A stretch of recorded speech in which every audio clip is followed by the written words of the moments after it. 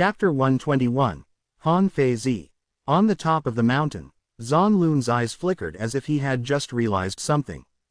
His pupils shrank. With the sudden increase to the power of his qi, He Feng suddenly became faster and dashed across the chain. He covered a dozen feet with every single step he took. Very soon, he neared the end of the first section of the chain. Judging by his speed, before long, he would reach the stone pillar at the end of it. He's not trying to cross the chains of Han Mountain. Zan Lun's expression changed, and a thought appeared in his head, one that made him feel as if things were going to go south. No, that's not it. He's using this to prove something, could it be? Zan Lun widened his eyes. The idea lurking in his head became clearer. As he saw that He Feng was almost to the first stone pillar, a venomous look surfaced in his eyes. He suddenly lifted his right hand and touched the center of his brows.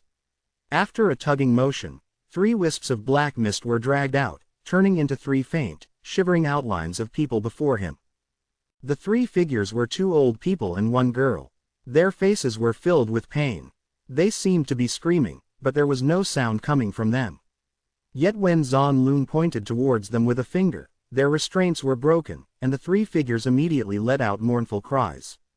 Their voices echoed in the surroundings. Feng big brother. The sudden appearance of the voices made those watching momentarily stunned. At the same time, He Feng, who had already given his all and was just a small distance away from the end of the first section of the chain, shuddered. He swiftly turned his head back and tears fell from his eyes as he looked at the 3 figures standing before Zan Lun. When he saw He Feng stopping, Zan Lun let out a sigh of relief in his heart. He then let out a cold harumph and squeezed the girl with his right hand with deliberate slowness, making sure that she let out shrill, pained cries, as if her whole body was being torn apart and swallowed bit by bit. Her screams echoed in the air, making all those watching feel their hearts tremble. When Su Ming saw this, he frowned and sighed. He had already guessed that this He Feng was a man with a sad past. He Feng trembled as he glared at Zan Lun, standing in the distance. The others could not see his expression, only seeing that he fell silent for a while before quickly turning around and continuing moving forward. However, his body shook more viciously with each step he took. Another shrill and pained scream traveled forth. It called out to He Feng with a voice that could tear open people's hearts. Feng save me. Once Zan Lun crushed the girl's black form, he started slowly squashing one of the 2 old people. When the cries turned weak, and the purple-clothed man saw He Feng trembling so fiercely he seemed like he could not continue onward and was about to fall, he turned to crush the final black form. As the pained cries that could tear people's hearts reverberated in the air, Su Ming saw He Feng cough out a mouthful of blood on the chains. He did not manage to land his foot properly and slipped, falling into the canyon that spanned hundreds and thousands of feet below him. When Su Ming saw this scene, he was reminded of his own tribe. He remembered the devastating things that had happened during their migration, and remembered Baitu's viciousness. If a wild beast is not strong enough, then it would only end up as food for others. If a person is not strong enough, then he can only be manipulated by more powerful people. Even if they resist, they can't do much. This is the survival of the fittest. If I want to change it, then I have to become powerful. There was no pity in Su Ming's eyes, only determination and resolution.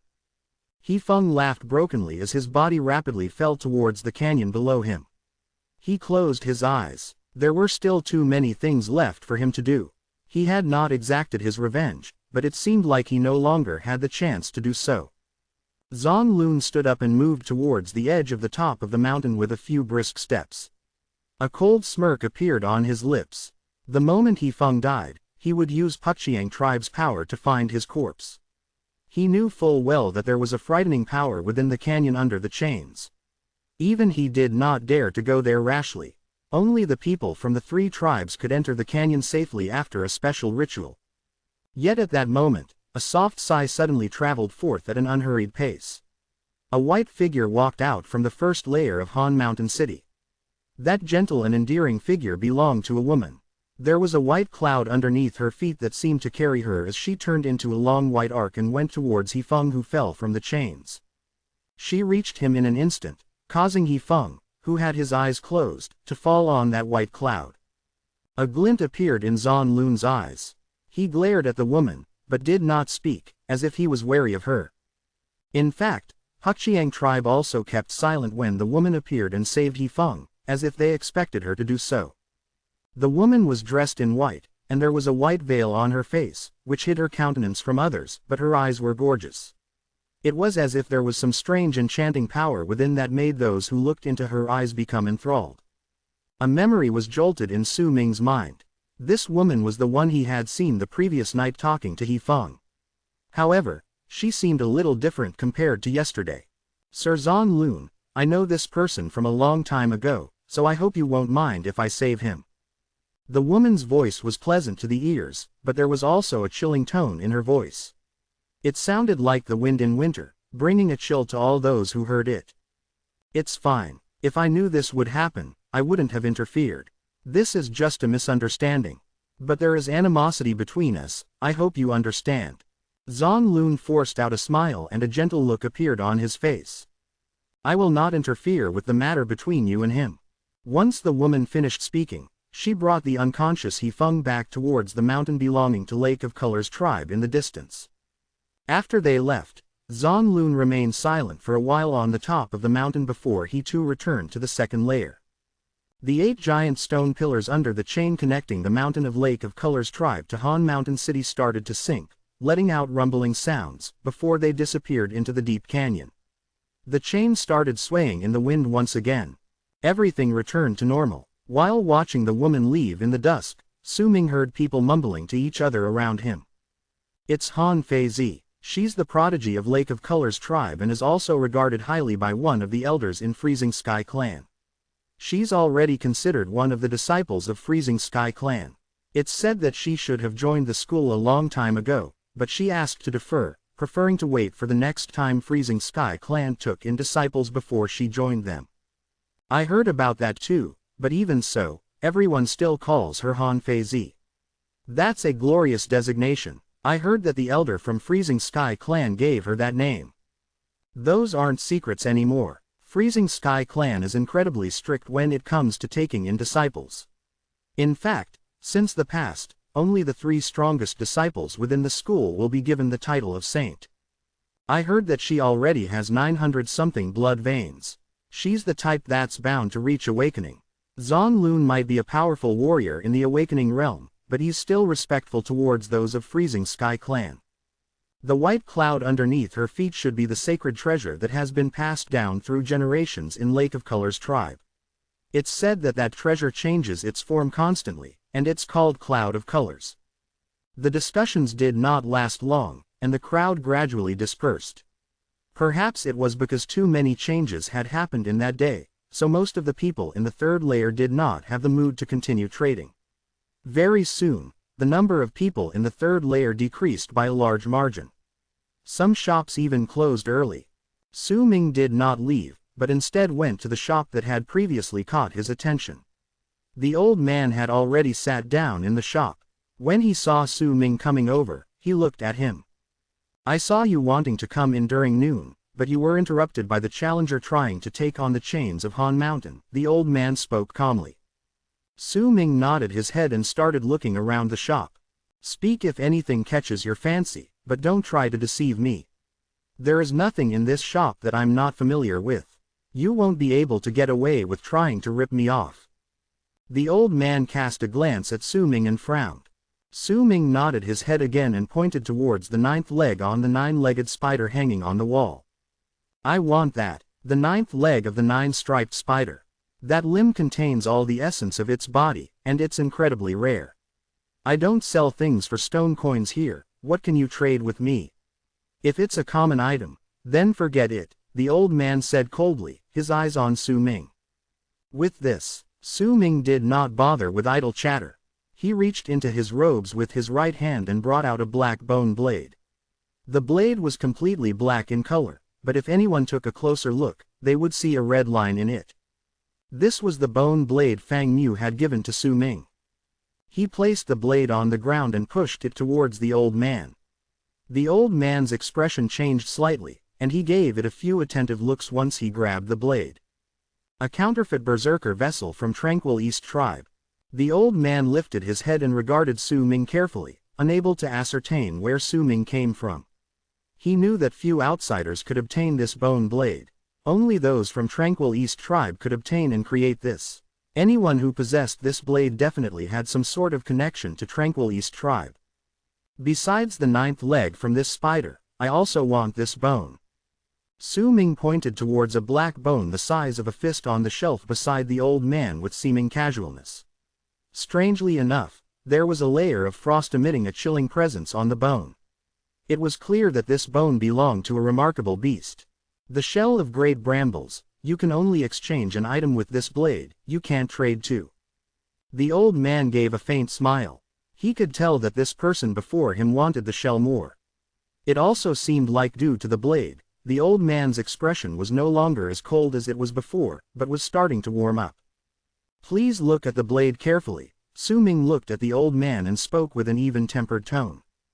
The old man was taken aback for a moment. Once he heard the words, he lowered his head and looked at the blade once more with his eyes slightly narrowed. He saw the red line in the blade. He held up the blade and gave it a swing. Immediately, a cold blast spread out, but within that cold air was a ball of heat. The cold and heat blended with each other as if they had fused together.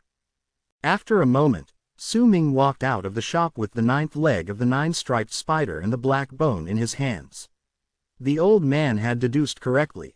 The bone was what Su Ming had wanted. More accurately speaking, Su Ming wanted both. One of them was an ingredient for the welcoming of deities, and the other was for him to plant the herbs required for spirit plunder. I didn't expect this shop to contain both items. I may not be able to use them for now, and I even used my only counterfeit berserker vessel in exchange for them, but... A flash passed through Su Ming's eyes as he remembered the number of black bells on the old man's right wrist. Chapter 122, Su Ming's Test. That person is from Tranquil East tribe. The tribe leader of Tranquil East tribe definitely knows that I'm treating Fang Mu. Su Ming continued moving forward quietly as he mulled this over in his head. He remembered that the elder had once told him to think whenever he encountered any problems. If he did not understand a particular problem, then he could choose to place himself in the other person's shoes and think in that person's position to attempt finding a new line of thought. If I was the tribe leader of Tranquil East tribe, I'd notice the changes in my son's health and behavior, and I'd follow him. But he hadn't showed up which means that the precautions I took by using fine control have worked. Similarly, if I was the tribe leader of Tranquil East tribe, I would have doubts and be unable to come to a conclusion about this person treating my son. When I'm in this state of uncertainty and hesitance, and see my son's injuries getting better, even if I wasn't completely sure, I wouldn't risk offending a berserker in the awakening realm whom I suspect by trying to verify his level of cultivation. This will not do any good to me. In this sort of situation, if I see the bone blade that my child gave away as a gift being brought back by my people, what would I think? Su Ming massaged the center of his brows.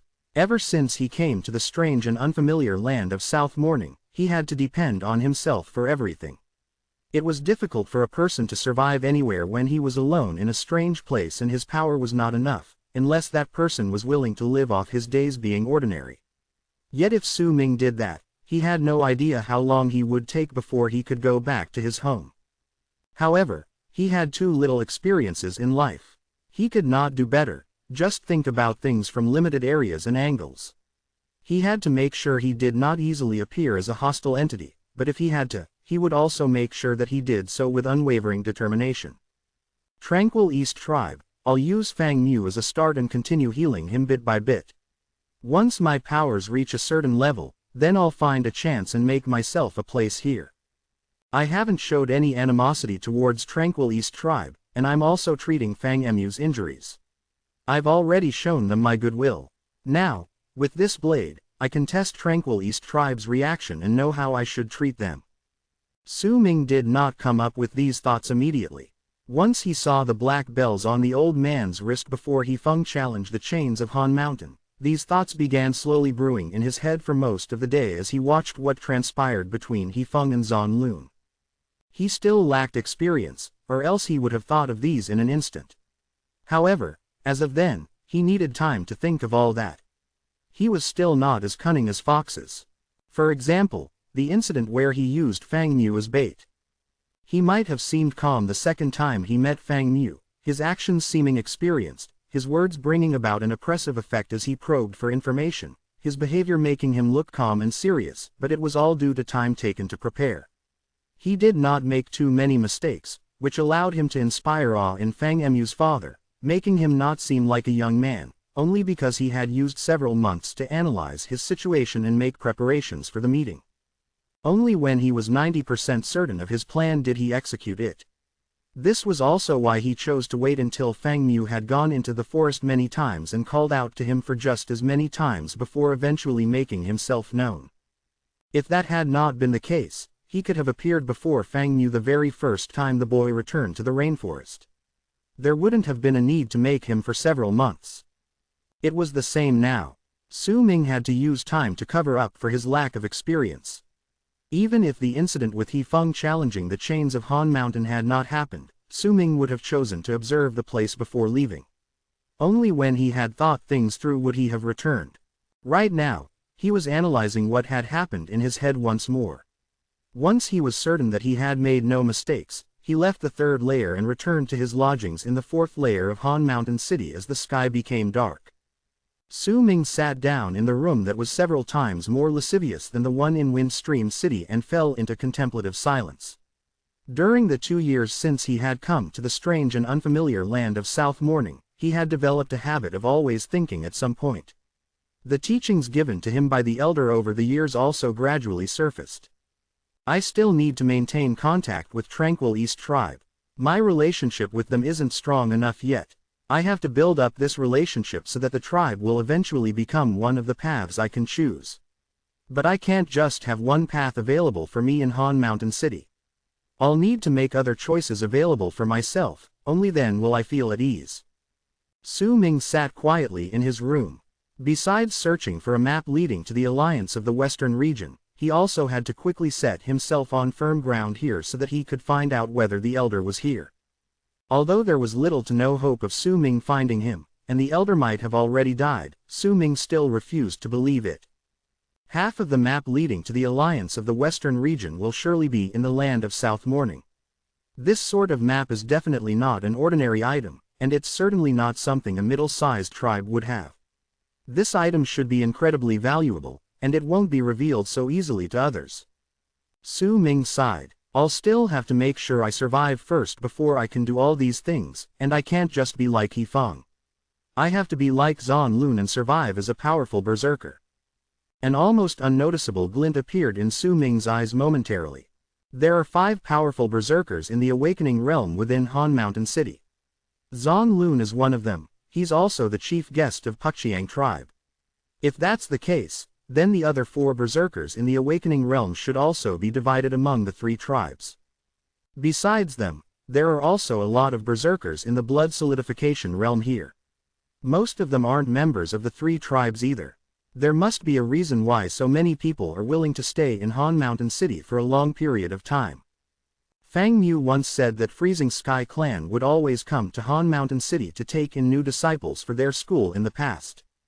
This may sound like a really enticing deal, but I still think there must be something hidden within Han Mountain City that attracts powerful berserkers like Zhan Lun to stay here. Currently, I have 243 blood veins and am at the 7th level of the blood solidification realm. In Han Mountain City, I can only be considered mid-tiered. With fine control, I can fight against those at the 8th level of the blood solidification realm. But I can only be barely considered to have reached the peak of the middle stage of the blood solidification realm. Su Ming remained silent, but the vague shadow of the blood-red moon flashed in his eyes. But I have the souls of the wings of the moon with me. If I activate all of them under moonlight at the cost of heavily injuring myself like when I was at Dark Mountain.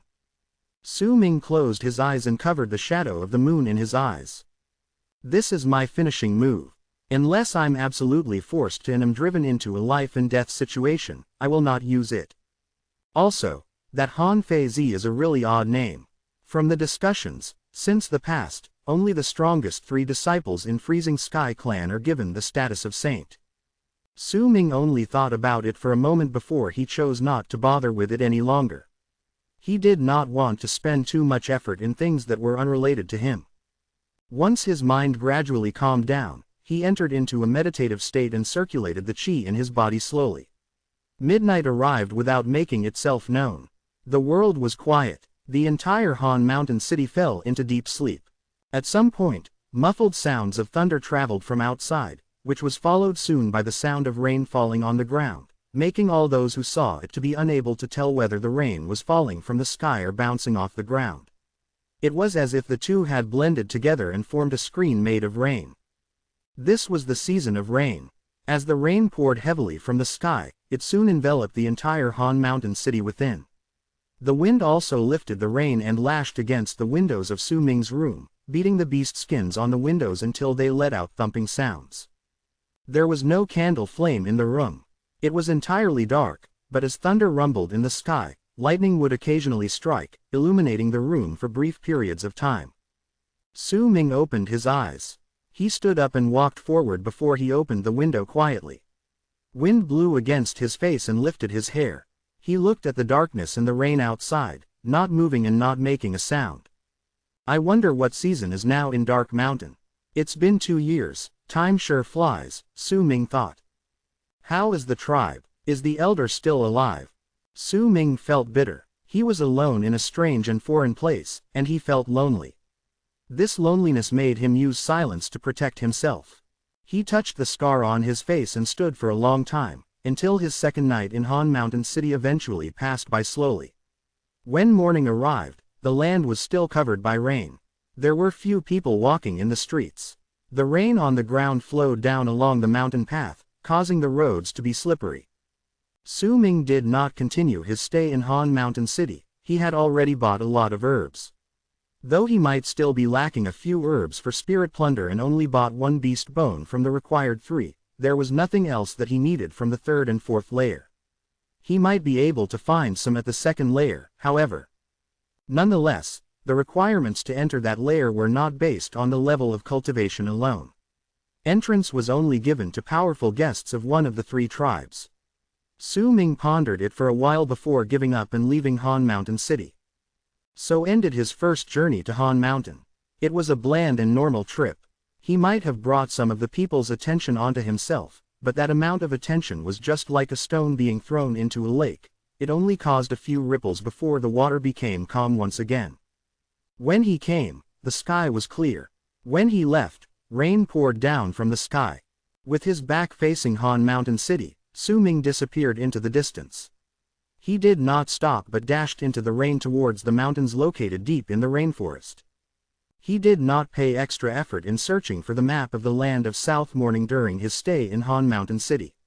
Yet even so, as he walked through the streets, he paid attention to maps in the shops but saw none.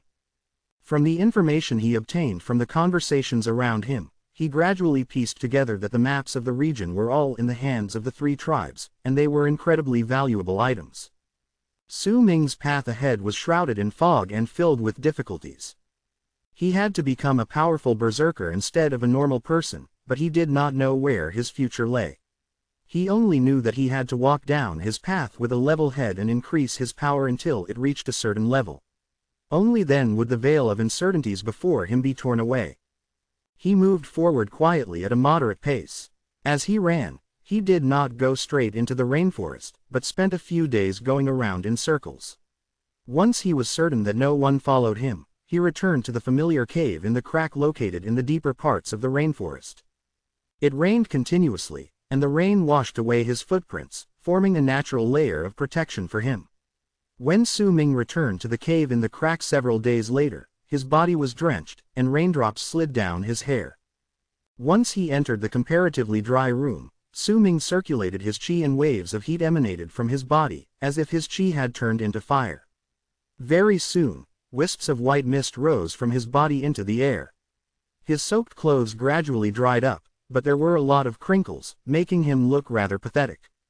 Chapter 123. The Gift from the Tribe Leader of Tranquil East Tribe. As white mist surrounded him, Su Ming surveyed the area of the cave, paying special attention to a few special places. He had placed some thin beast furs over those places before he left.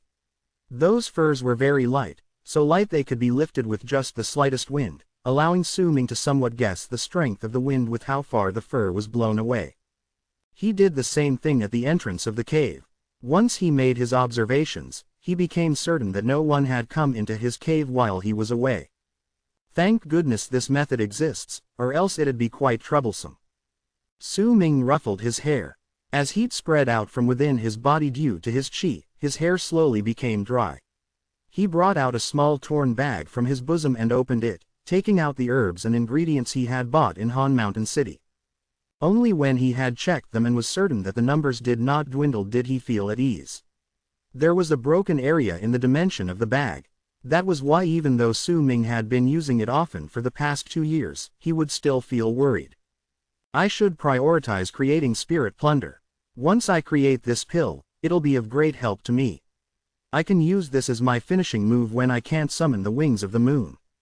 But the demands to create this pill are simply too high. The herbs are not the problem. I found some at the 3rd layer in Han Mountain City and now only have 3 left to get. Still, I only have 1 bone of a beast that has the power equivalent to a berserker of the awakening realm. Su Ming took the black piece of bone from among the ingredients on the ground. The chilling presence from this bone was very strong. It was freezing cold even if he just held it in his hand. Though it stated that I need the bones of wild beasts with power equivalent to a berserker of the awakening realm, no time requirement was given. I don't necessarily have to kill the wild beast and get the bone myself. If that's the case, then I should be able to buy them, even though there might not be a lot of these bones lying around. Besides these, I also need to look for a person near death. There might not have been any requirements set for the person's power, but since the ingredients for this pill are already so hard to find, then it's clear that the stronger the person is, the better the quality of the spirit plunder produced would be once the herbs are planted. I wonder how strong will spirit plunder be if I find a berserker at the awakening realm who is near death. Su Ming's eyes twinkled, but very soon, he sighed. He knew that he was indulging in wild fantasies. Such a thing was impossible. I can't use regular fire to create this pill either. I need the miasma of corpses to refine the herbs. I can already think of a source to obtain the miasma of corpses. Puxiang tribe trains using the aura of death, so they must have an incredible amount of miasma of corpses stored in their tribe to assist their training. Su Ming mulled over it for a little while longer before he set the matter aside. After all, there were still a lot of materials that he had not gathered to create spirit plunder. This was a matter that required careful thought over a long period of time. My power has recovered. I should use mountain spirit to increase my power now. Su Ming took a deep breath. It might still be raining outside, but there was a wave of heat spreading within the cave. The source of the heat came from Su Ming's right hand as the flames in his hand gradually burned herbs inside. It was a dull process of creating pills and swallowing them one after another.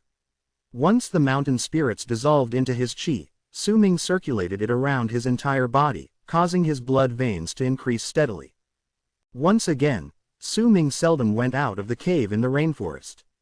He would spend entire days within, as if he had went into isolation. Half a month went by in the blink of an eye.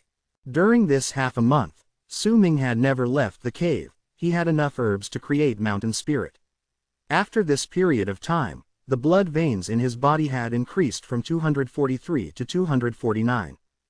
His training speed was moderate, but at the very least it was steady. Every single time an additional blood vein appeared, Su Ming would pause in his training. He would enter fine control with his mind and made sure his control over that new blood vein was complete before he continued with his training. That was why even though the number of blood veins did not increase exponentially, his power still increased as days went by. His periods of silence also increased. If anyone from Dark Mountain Tribe were to see him right now, they would be taken aback, because they would not be able to recognize him at first glance. His appearance was not the only thing that had changed. His presence itself had become vastly different from how he was before. This was a metamorphosis, a nourishing growth. There was a thin scar on his face parallel to his eyes, about 2 fingers away from his eyes. He could have healed that scar, but Su Ming did not want to. He always touched the scar on his face and silently looked into the darkness of the dark cave. On the day half a month later, Su Ming swallowed a mountain spirit and sat in the cave, circulating his qi. As the pill dissolved, and he absorbed it into his chi, he heard a familiar voice calling out to him from outside. Senior, Senior. Su Ming did not take action immediately. He waited until several hours had passed by. When the sky darkened, the moon shone in the sky, and the mountain spirit he had taken was completely absorbed into his body. Did he open his eyes languidly? His eyes were placid as he stood up and put on the beast skin shirt that covered his entire body before walking out of the cave at a leisurely pace. Rain continued falling from the sky, albeit in a lighter manner. The deeper parts of the rainforest were not too far away from where Fang Mu was calling out to Su Ming. The drizzling rain caused the area around them to be moist. Su Ming stood on the branch of a big tree and surveyed his surroundings. This was the place he had chosen for them to meet in this time. Being a careful person, besides the first time he had went forth to meet Fang Mu, Su Ming always chose a safe place for Fang Mu to come forth and meet him for their subsequent meetings. By doing so, he could guarantee himself some level of protection and avoid traps that may or may not exist. He averted his gaze and swung his right hand before him. Immediately, the formless souls of the wings of the moon spread out and surrounded the area, causing the moonlight in the sky to also seem to become brighter. Fang Mu, come here. Once he was done, Su Ming spoke slowly. His voice was not loud, but it held a penetrating force that allowed his voice to echo in the surroundings.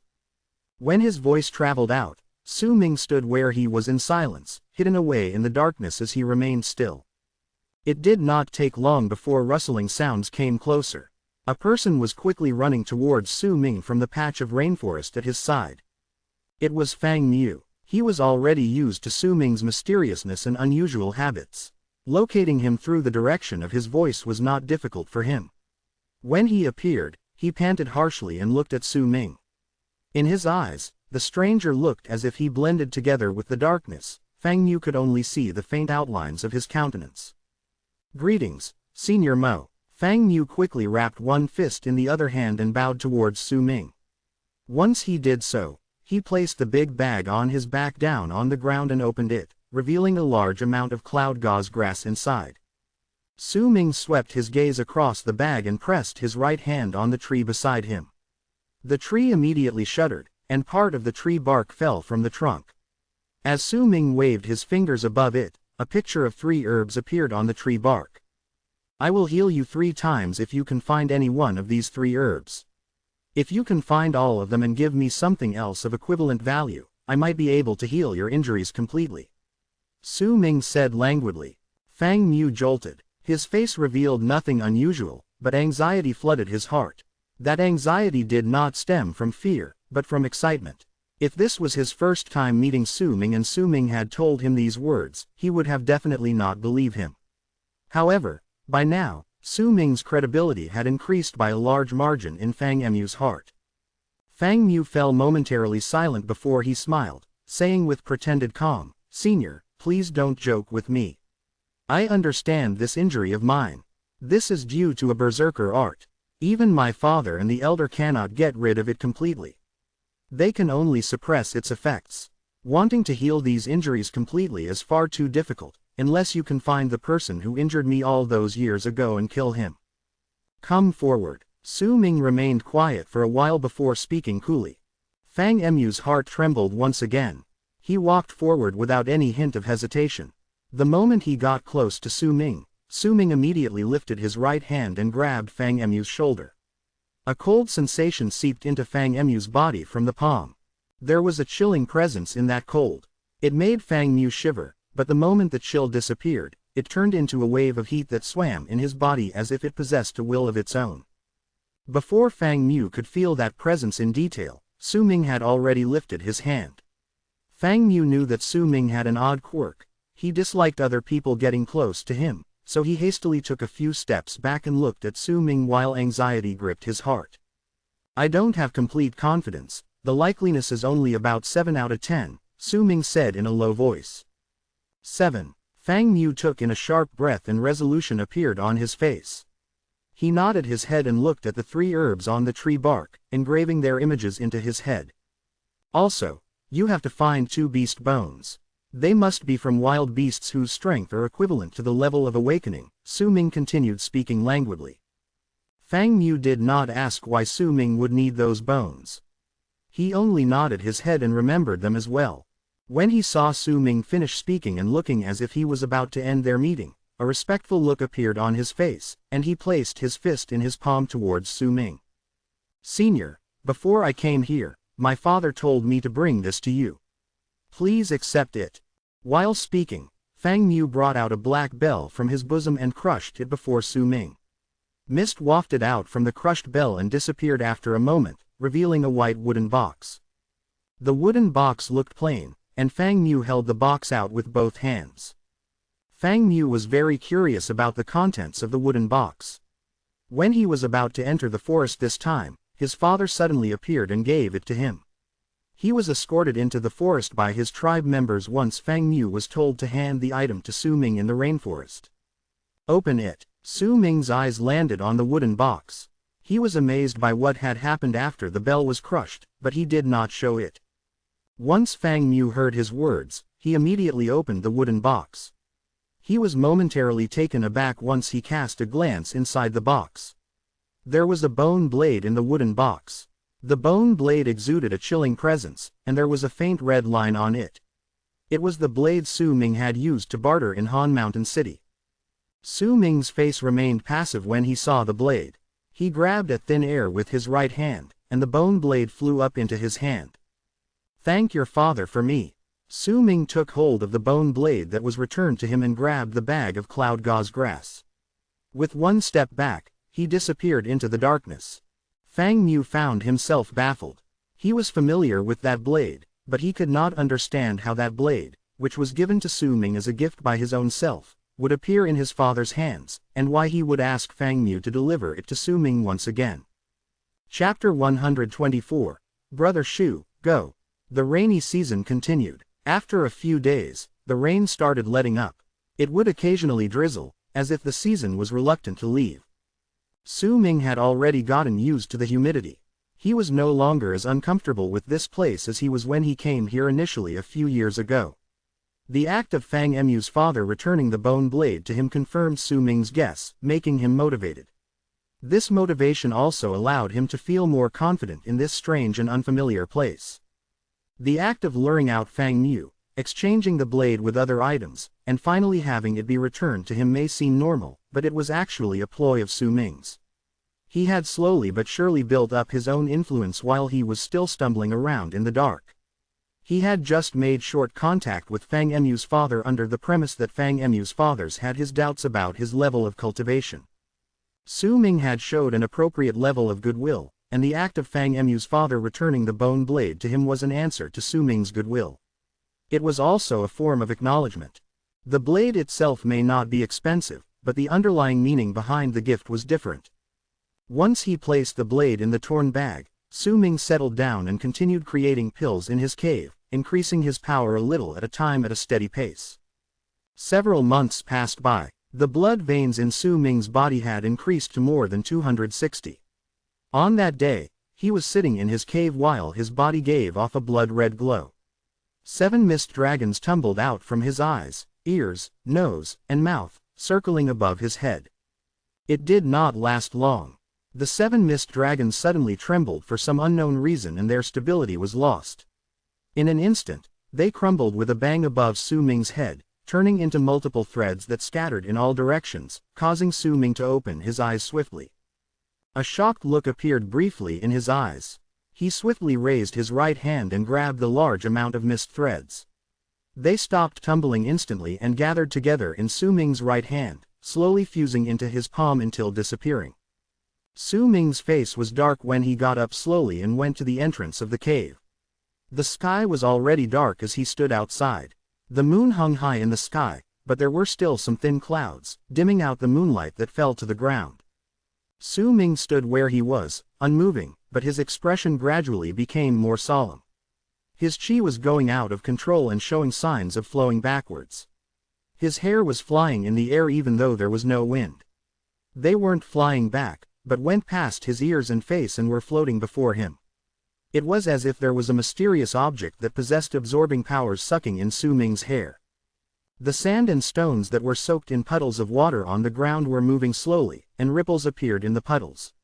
Rustling sounds came as they moved forward. Some rotten branches and leaves floated in the air, tumbling around strangely before rising into the air even though there was no wind. A brilliant light appeared in Su Ming's eyes. He entered fine control and spread the area of influence around his entire body, quelling the agitation of his chi. As he stared at the sky in the distance, a contemplative look appeared on his face. This is a berserker art cast by someone in the awakening realm. Whoever he is, he's not far away, or else I wouldn't be able to feel the effects so clearly. Su Ming was just mulling over it when a muffled rumble suddenly came from the sky in the distance. That rumbling sound was like a thunderbolt in the night, bringing forth waves of echoes in its surroundings. It was soon followed by a long arc breaking through the sky, charging into the forest located behind the mountains in the rainforest, which was located slightly further away from Su Ming. That direction belonged to the deep parts of the rainforest. Su Ming had went there once, but the humidity there was much stronger compared to the other parts of the forest.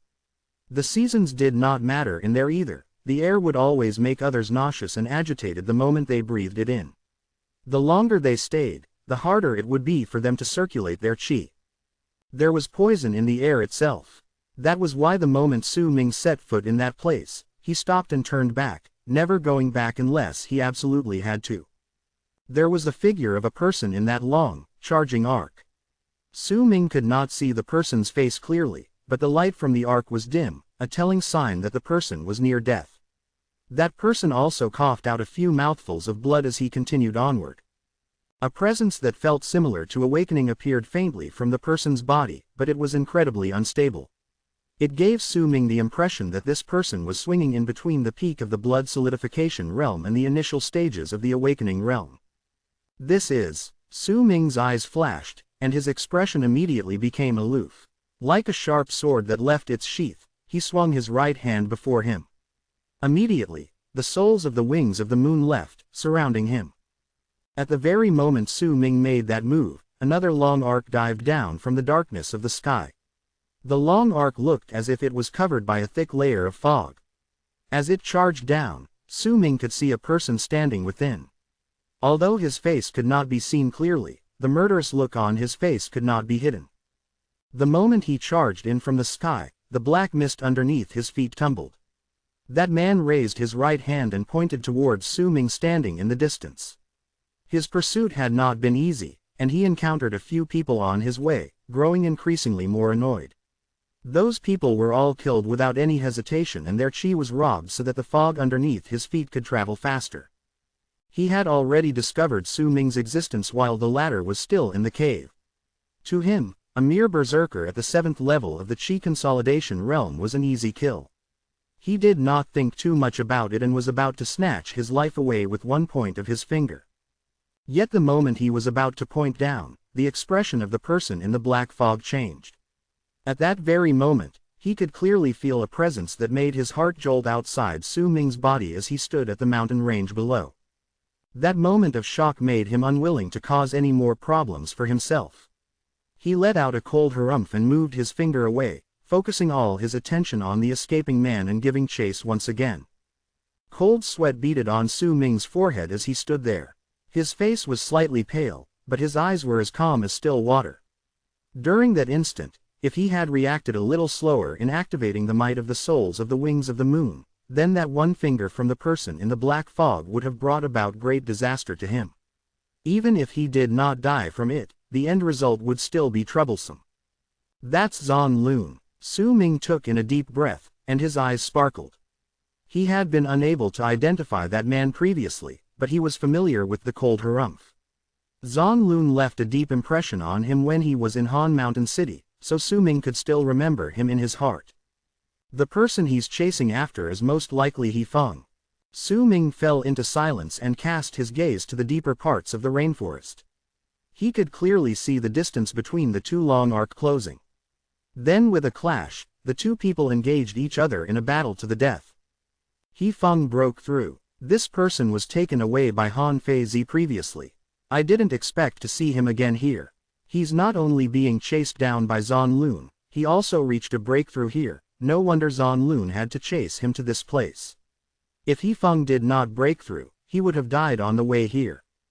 Su Ming's face was sullen. This thing originally had nothing to do with him. Yet the rainforest had turned into the place for the two of them to clash against each other. If Su Ming had not been fast enough, then with Zan Lun's ruthless behavior, he would have been dragged into their fight. Oh well, looks like I can't stay here anymore. Ha! Su Ming sighed. He quickly returned to his cave and put away all of his things into the torn bag, then dashed out of the cave before running into the rainforest located at the foot of the mountain. He Feng may have just broken through, but from the looks of it, he's still not Zan Lun's opponent. Once Zan Lun kills him, it'll be great if he just leaves, but if he comes back and tries to cause trouble for me, I can't risk it. Su Ming made his decision. He ran through the forest, opting to bring forth his plan to go to Tranquil East Tribe. Although this will throw my plans into disarray. Su Ming felt depressed. This had nothing to do with him, but he was still caught in it because he was at the wrong place at the wrong time. This rainforest was a natural shelter, and there were a lot of herbs in it. Su Ming was reluctant to leave the place behind. Once this is over, perhaps I can come back. As Su Ming ran, he quickly put a stop to that thought. He understood Zan Lun a little bit more from what had happened just now. It was clear that he was someone whose moods were erratic. While he ran, booming sounds reverberated from behind him, along with faint, shrill cries. This is a little odd. The rainforest is huge, and there are a lot of places to go. Why did He Feng specifically come here? Let's hope this is just a coincidence. A cold glint appeared briefly in Su Ming's eyes. If this isn't a coincidence, then it means He Feng lured Zan Lun here intentionally. Could it be that there's something here that could help him in his battle? Su Ming could not obtain an answer no matter how much he thought about it. His feet moved at a faster pace, and he was about to leave this troublesome place when a distressed voice traveled from the deeper parts of the rainforest behind him amidst the booming sounds. It was clear that the voice traveled forth with a special berserker art. It contained a penetrating force that could spread far into the distance, far enough that Su Ming could hear it even though he was already far away from the location of the battle. I'll hold Zan Lun back. Brother Shu, go. I have one request. Take the item I hid at that place as my token of gratitude. The voice echoed through the surroundings, but it did not spread too far away. It traveled straight towards where Su Ming was running. HMPH, how foolish. The moment Zan Lun heard the words while fighting against He Feng in the deeper parts of the forest, a flash passed through his eyes. He smirked coldly and continued fighting, but he lifted his right index finger and pointed towards Su Ming in the distance. The moment he pointed towards him, the black fog by his side twisted and turned into a ferocious face of a malicious spirit. It let out a roar and charged towards where Su Ming was.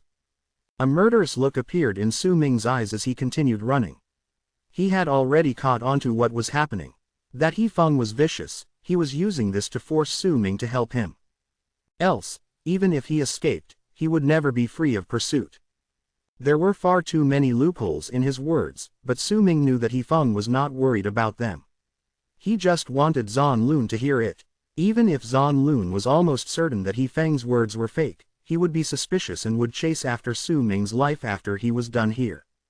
Bastard! Su Ming clenched his fists. Ever since he came to this unfamiliar place, everything had been going well for him. Yet no matter how careful and cautious he was still no match to the people who were well versed in scheming. He swiftly turned his head back. Behind him, the face of the malicious spirit created from the black fog was closing in on him with a sharp cry. It was not even 1,000 feet away from his position. Chapter 125. He Feng, I'm here. He Feng, what a sinister man. But how could he be certain that I'll help him because of this? I've only met him once, and that's only that particular midnight at the inn. How did he know that I was in the rainforest? He also knew that I would be lured out due to Zan Lun's personality. He must also have known that I would not participate in this. Either I would choose not to act, or choose to leave. The moment he realized that I was going to leave, he said those words. It's not that it's completely impossible that it was just a coincidence, but this is just way too coincidental. He's using me to distract Zan Lun. He knew that I would definitely fight back, and predicted that there would only be two choices for me.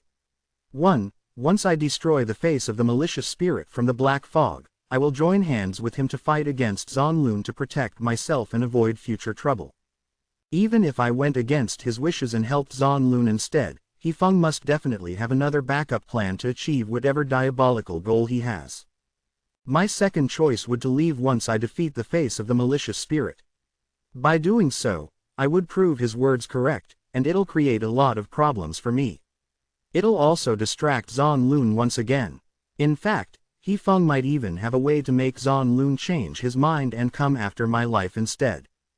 Besides, when Hefeng suddenly arrived in the rainforest and caught me off guard, I had to activate the might of the wings of the moon at the very moment Zonlun acted against me to deter him from the attack. Yet by doing so I pushed myself straight into Hefeng's plot. Now, even if I fake death, Zonlun won't believe me. This is a death trap. Hefeng, there is no grudge between us, and yet you pushed me into danger to protect yourself. No wonder the elder always told me that people are evil by nature. This was the first time Su Ming understood the meaning of the elder's words so clearly. He had thought that as long as he did not show any hostility, then he could avoid all trouble and protect himself. Yet now, Hefeng had used his actions to tell Su Ming that even if he did not show animosity, even if they were strangers, there were other reasons that could bring about his death. Compared to Hefeng, Su Ming was still a little wet behind the ears. He might be able to devise strategies against others in some sense, but he had only experienced the devastation of his tribe and Shan Hen's betrayal. He had never had first-hand experience of the sinister nature lying within people. Before this happened, Su Ming had even pitied Hefeng. All this happened because I was too weak. If I was stronger, then Hefeng would not dare to use such a sinister plan against me. These ideas appeared in his head the moment the face of the malicious spirit from the black fog closed in. In the face of danger, Su Ming was forced to think with everything he had. His power could do nothing to help him, only his quick thinking and reaction could save him from this trap. If I fight, then if I don't win, I'll be used. If I run and can't escape, I'll be killed. If I lose, unless I die, no one would believe that I'm dead. Hefeng, since you sealed all three paths from me, then I'll create the fourth path on my own. Su Ming's eyes flashed. The moment the face of the malicious spirit closed in on him with a sharp roar, he raised his right hand, and the bone blade appeared in his hand. He did not retreat but took a step forward. The moment he did so, the moon in the sky suddenly lit up and moonlight descended on Su Ming's body, turning into flames. It made him look like he was engulfed in flames as he moved forward, his body turning into a sea of fire. He swung the blade at the face of the malicious spirit, and the moment the blade went down, the souls of the wings of the moon appeared outside Su Ming and surrounded his body, causing Su Ming to stand on air. No one could see it, but there were souls of the wings of the moon underneath his feet, and there were many of their souls around him as well. Su Ming's blade and the face of the malicious spirit clashed with a bang. Su Ming coughed out blood and staggered backwards. The bone blade in his hands immediately shattered and turned into numerous shards that scattered into the air. The formless souls of the wings of the moon surrounding his body trembled, but did not dissipate. Instead, they all gathered tighter around him. When Su Ming coughed out blood and staggered backwards, the face of the malicious spirit let out a shrill cry, looking as if it was ripped apart into pieces by the wind, and turned into threads of mist that dissipated into the air. Brother Hefeng, run. I now understand the wrongs of my actions and am regretful. I will hold back Zonlun for you even at the cost of my life. Su Ming's voice traveled forth, and he charged forward. The wings of the moon surrounded him as he dashed towards where the battle was in the deep parts of the rainforest. When Hefeng, who was fighting against Zonlun, heard those words, he frowned, but he was in danger and did not have time to think. Right before his eyes, Zonlun laughed coldly and used an unknown skill, causing the black fog to split in half and charged towards Su Ming. Shrill, mournful cries came from the other half of the fog. It turned into strands of hair that looked like they belonged to a dead person. They surrounded Su Ming and spread out before him, covering him up as if they were about to strangle him to death. The threads of fog were as dense as rain, and due to the darkness, it was difficult to see them clearly. As the countless threads of fog covered the sky and earth, they contracted, enveloping Su Ming within. It looked somewhat similar to Baitu's verdant berserk chains. Booming sounds immediately echoed through the air, and the many threads of fog contracted, wrapping up Su Ming's body in its entirety. They continued condensing until they turned into an object that looked like a ball of hair. That object was dozens of feet in size. There was a countless number of threads encircling its surface, sealing it up so tightly that nothing within was revealed. Only faint, shrill cries could be heard from inside. That voice belonged to Su Ming. Fresh blood dripped down from underneath the ball of hair. It may not have been much, but the sight alone was horrifying. That scene shocked He Feng. He quickly withdrew, but Zan Lun continued closing in on him with a cold sneer. He raised his right hand and pointed towards the ball of hair. I don't care whether or not he's your companion. Once he's trapped in my hair like silk, he'll. Before Zan Lun had finished speaking, the floating ball of hair gradually dissipated due to the command given when he pointed with his finger. Yet Zan Lun was stunned. When the ball of hair opened up, Su Ming was not inside. The ball was empty and void of anyone. There were only some drops of blood inside, falling from a ball of fur. Even He Feng was stunned. Right before their eyes, Su Ming had disappeared without a trace, and neither of them had noticed it. It was as if he had vanished into thin air itself, a clear sign that he had used a unique method to escape from the ball. Because it had happened too suddenly, silence fell upon the two people who were fighting previously. He Feng's expression immediately changed. Inwardly, he lost judgment of the situation, but he quickly put on a smile as if he knew something and moved. He was just about to escape when Zan Lun turned around and chased after him, his anger reaching its peak. Booming sounds echoed in the air. After a long while, a wretched cry rang out. He Feng coughed out blood. His entire body was surrounded by red mist. His face was pale, a clear sign that he was near death. He fell to the ground with a crash. The moment his body landed, a bright flash suddenly appeared over his entire body. It was so bright that it made Zan Lun narrow his eyes as he chased after with obvious murderous intent. At that very instant, He Feng's chi seemed to burn amidst that piercing light, and he charged out, turning into a sun that kept giving out light in the darkness. His speed increased instantly by several fold, going so fast that it even made Zan Lun amazed as he dashed into the distance. Zan Lun's expression changed. He raised his right hand and jabbed at a few spots on his body before he quickly gave chase. Very soon, the two of them turned into two long arcs that went into the distance, disappearing from sight. Time trickled by slowly. 1 hour later, in the midst of silence, a hand shot out from the mud in the patch of rainforest shrouded by miasma. That hand was dried up like a dead person's hand. As it struggled, a person came out of the mud. This person did not have any hair, and his cheeks were gaunt. He looked like a skeleton, and his eyes were dull. Once he crawled out of the mud, he panted harshly as if he had just used up all his strength. As he continued panting, blood trickled down the corners of his lips. The blood was black, and there was a foul stench coming from it. Zan Lun, you did not know that I had a backup plan. I was already fully prepared for you coming after my life. I might have wasted one of the scapegoat puppets that not even Han Feizi knew I had. I may have sacrificed a large amount of my blood and life when I used this, but I'm still alive, and that's enough. You will definitely die in my hands. Father, mother, and all my people, I'll take revenge for all of you. That dried-up person was He Feng. He had not died. It's a pity that the mysterious young man used some sort of unknown method to escape, or else my plans would have been even more perfect, and I wouldn't be as weak as I'm now. I have to recover as soon as possible. With the scapegoat puppet's speed, Zan Lun will need several days before he can catch up to it. I won't have much time once he discovers that something is wrong and comes back. But I still got something out of this miserable situation. I managed to break through the blood solidification realm. The method Han Feizi spoke about really worked. Don't aim to make your blood veins as whole as possible and don't aim to manifest above 950 blood veins. Then when you let all your power burst forth under danger and put yourself near death, you may have a chance to awaken. As long as I have a chance to recover my power, then I'll be a powerful berserker in the awakening realm and draw out my own berserker mark. With Han Feizi's help, I will finally obtain the right to be around the 16 Dark Souls sect. He Feng took a deep breath. He could not move his body much at that moment and was stuck in an incredibly weakened state.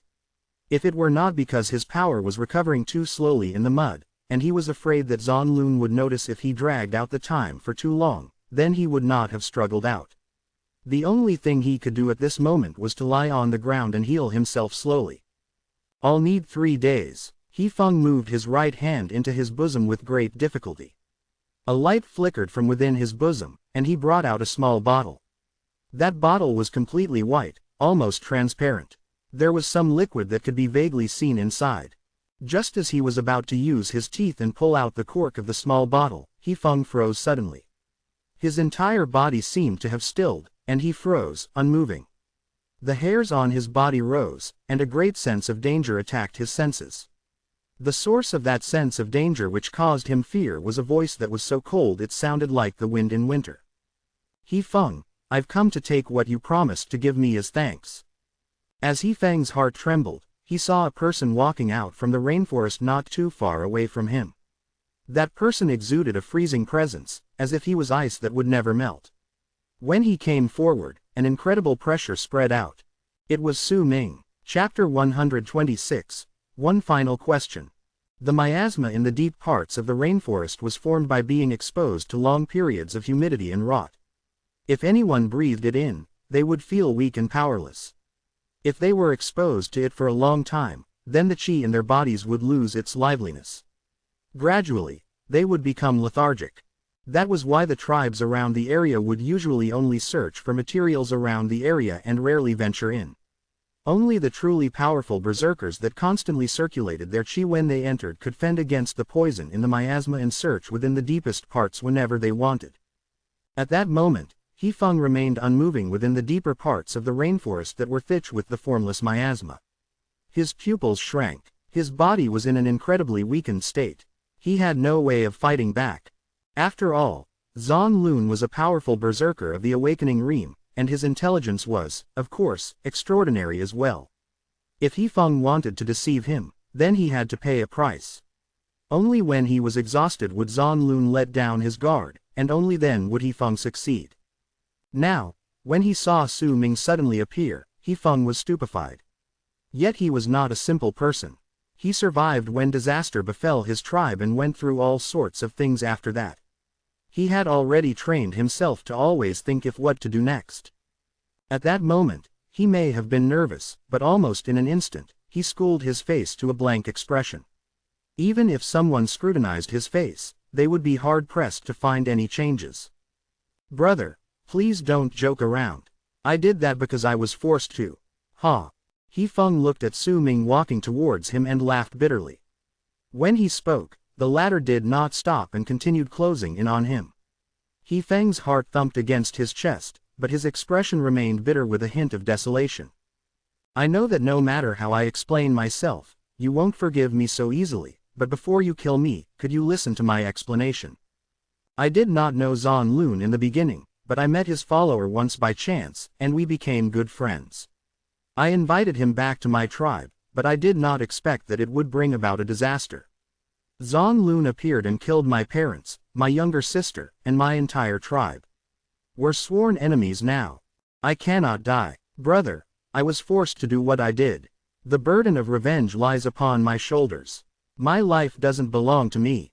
Within my body lies the deceased spirits of all my tribe members. They're with me waiting for me to take revenge for them. Brother, I know that what I did before was despicable, but I had no choice. If I had any other choice, I would not have dragged you into this." He Feng laughed brokenly, and his expression was filled with desolation and a burning hate towards Zan Lun.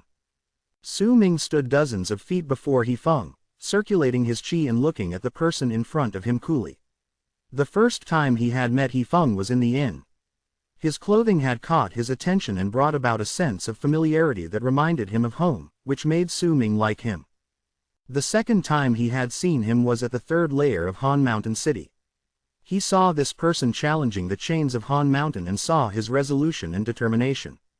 He also saw Zan Lun crushing the souls of this person's parents, and him coughing out a mouthful of blood in his sorrow and grief.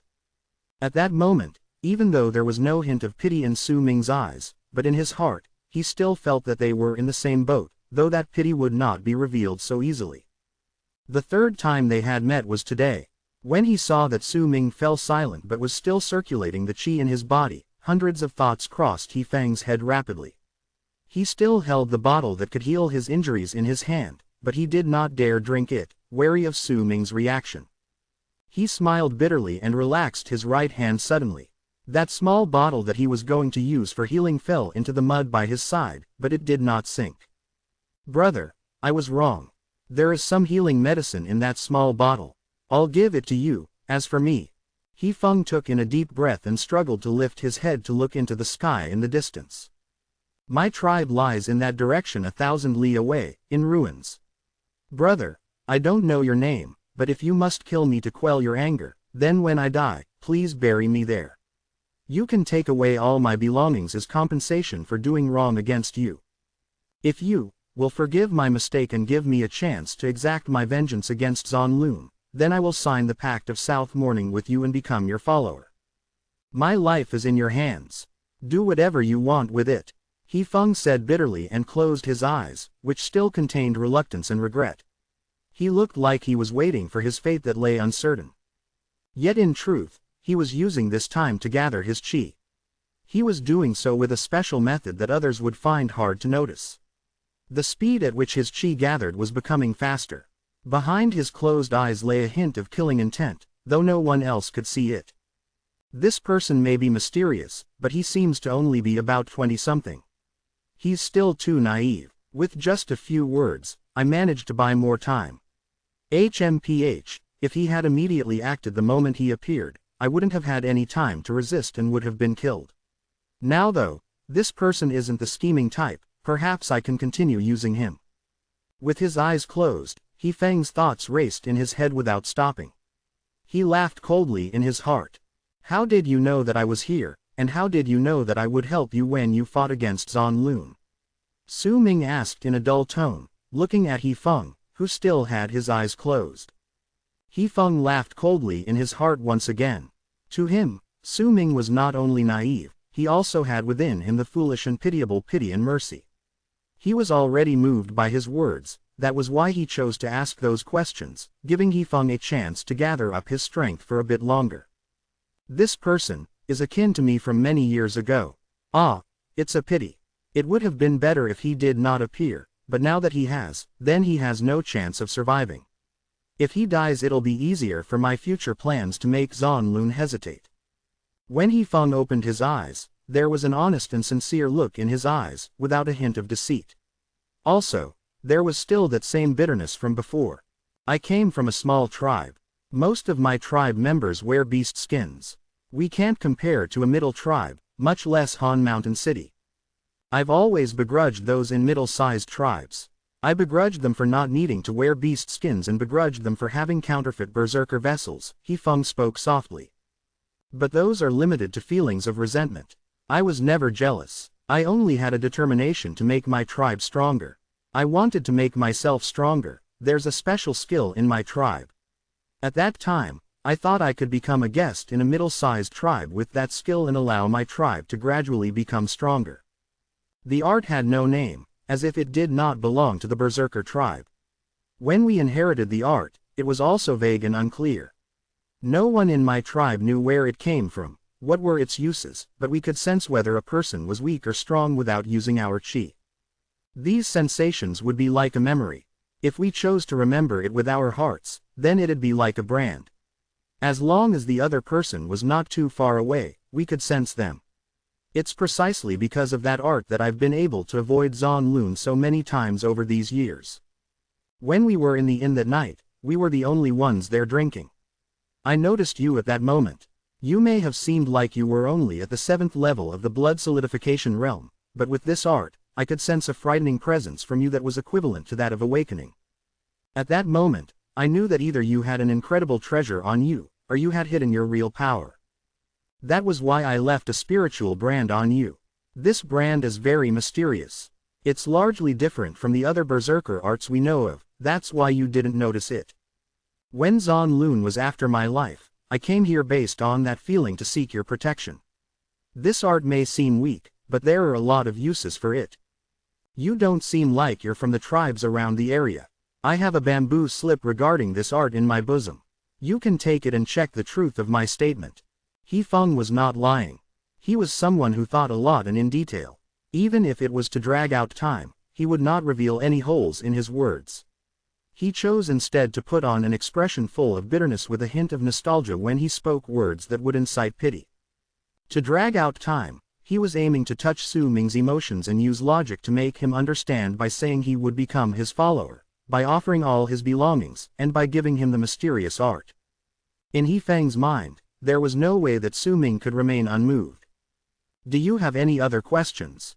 If I know the answers to them, I'll definitely tell you. He Feng put on a sincere expression and looked at Su Ming, speaking weakly. However, he was accumulating light within his body, and it was becoming stronger. The reason why he had the confidence to kill Su Ming with one move was because he had originally thought Su Ming would run far away after he escaped from Zan Lun's attack, but instead the other still lurked around the place. From this, he could deduce that Su Ming was not hiding his real power, but had with him a powerful enchanted vessel.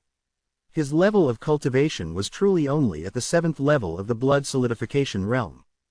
If they were far from each other, He Feng would hesitate on acting, but if they were so close, he had the confidence that he could kill this person before he had the time to activate his enchanted vessel.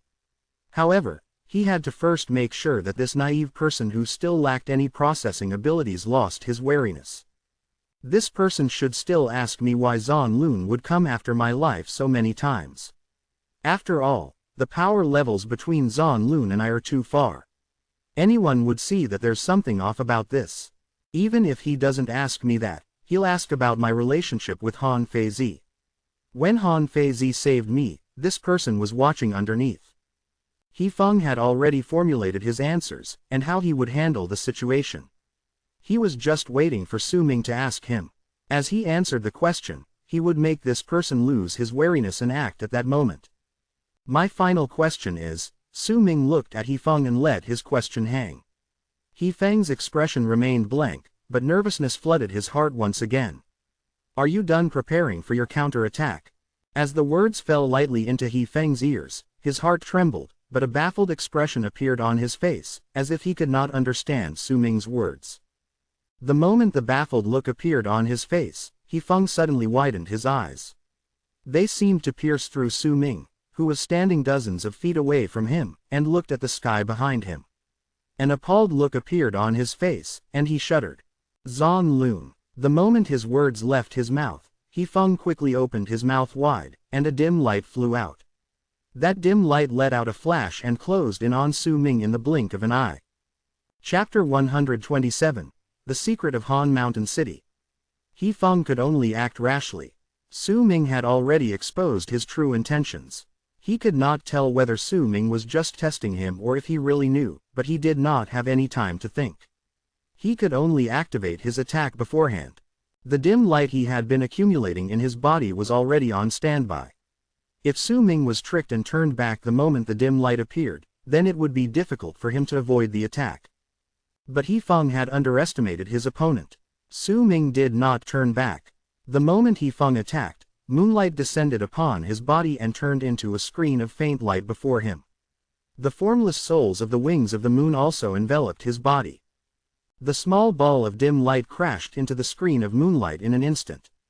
It let out a bright flash, and its speed decreased slightly. Yet the dim light was He Feng's desperate attack. Sign he had reached awakening. The power of his final attack was still powerful even though he was currently incredibly weakened. The screen of light shattered. The dim light pierced through and landed on Su Ming's body, but strangely, it passed through him and went into the rainforest in the distance. There was no sound, but hundreds of feet away, the rainforest was turned into ashes and disappeared into thin air. As the dim light pierced through Su Ming's body, his figure shimmered slightly. Another Su Ming appeared by its side, and as it appeared, the figure that was pierced through turned into an apparition and disappeared. All this happened in an instant, and anyone who saw it would think their eyes were playing tricks on them.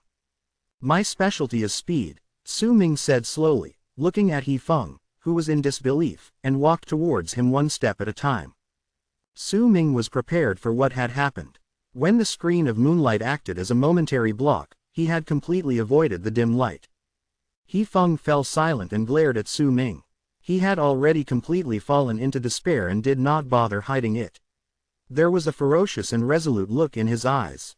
If you had seen through my attack a long time ago, why did you give me the chance? He Feng asked with a sullen voice as he laid down on the ground. Because I need you to be near death, Su Ming answered, walking closer to He Feng. Me, near death? You grew up really quickly after getting caught in the trap, but you're still naive. He Feng's pupils shrank, and he let out a vicious bark of laughter. He knew that he would definitely die this day, but if he had to die, he would drag the person who had killed him along to hell. The only thing he regretted then would be that he could not kill Zan Lun with his own hands. What he had to do was to trigger his blood veins to explode without any care for consequences. He might be weakened, but no matter how weakened he was, he had already reached the awakening realm. His chi may be dull, but it was still lively. As long as his chi still had energy left, then if he threw everything out, he could still self-destruct. Yet the moment he was about to self-destruct, He Feng's expression changed. A thing like this had never occurred before Su Ming's eyes. This change meant that He Feng's beliefs were shattered. He stammered out his words. This, how could this? He Feng's face was pale.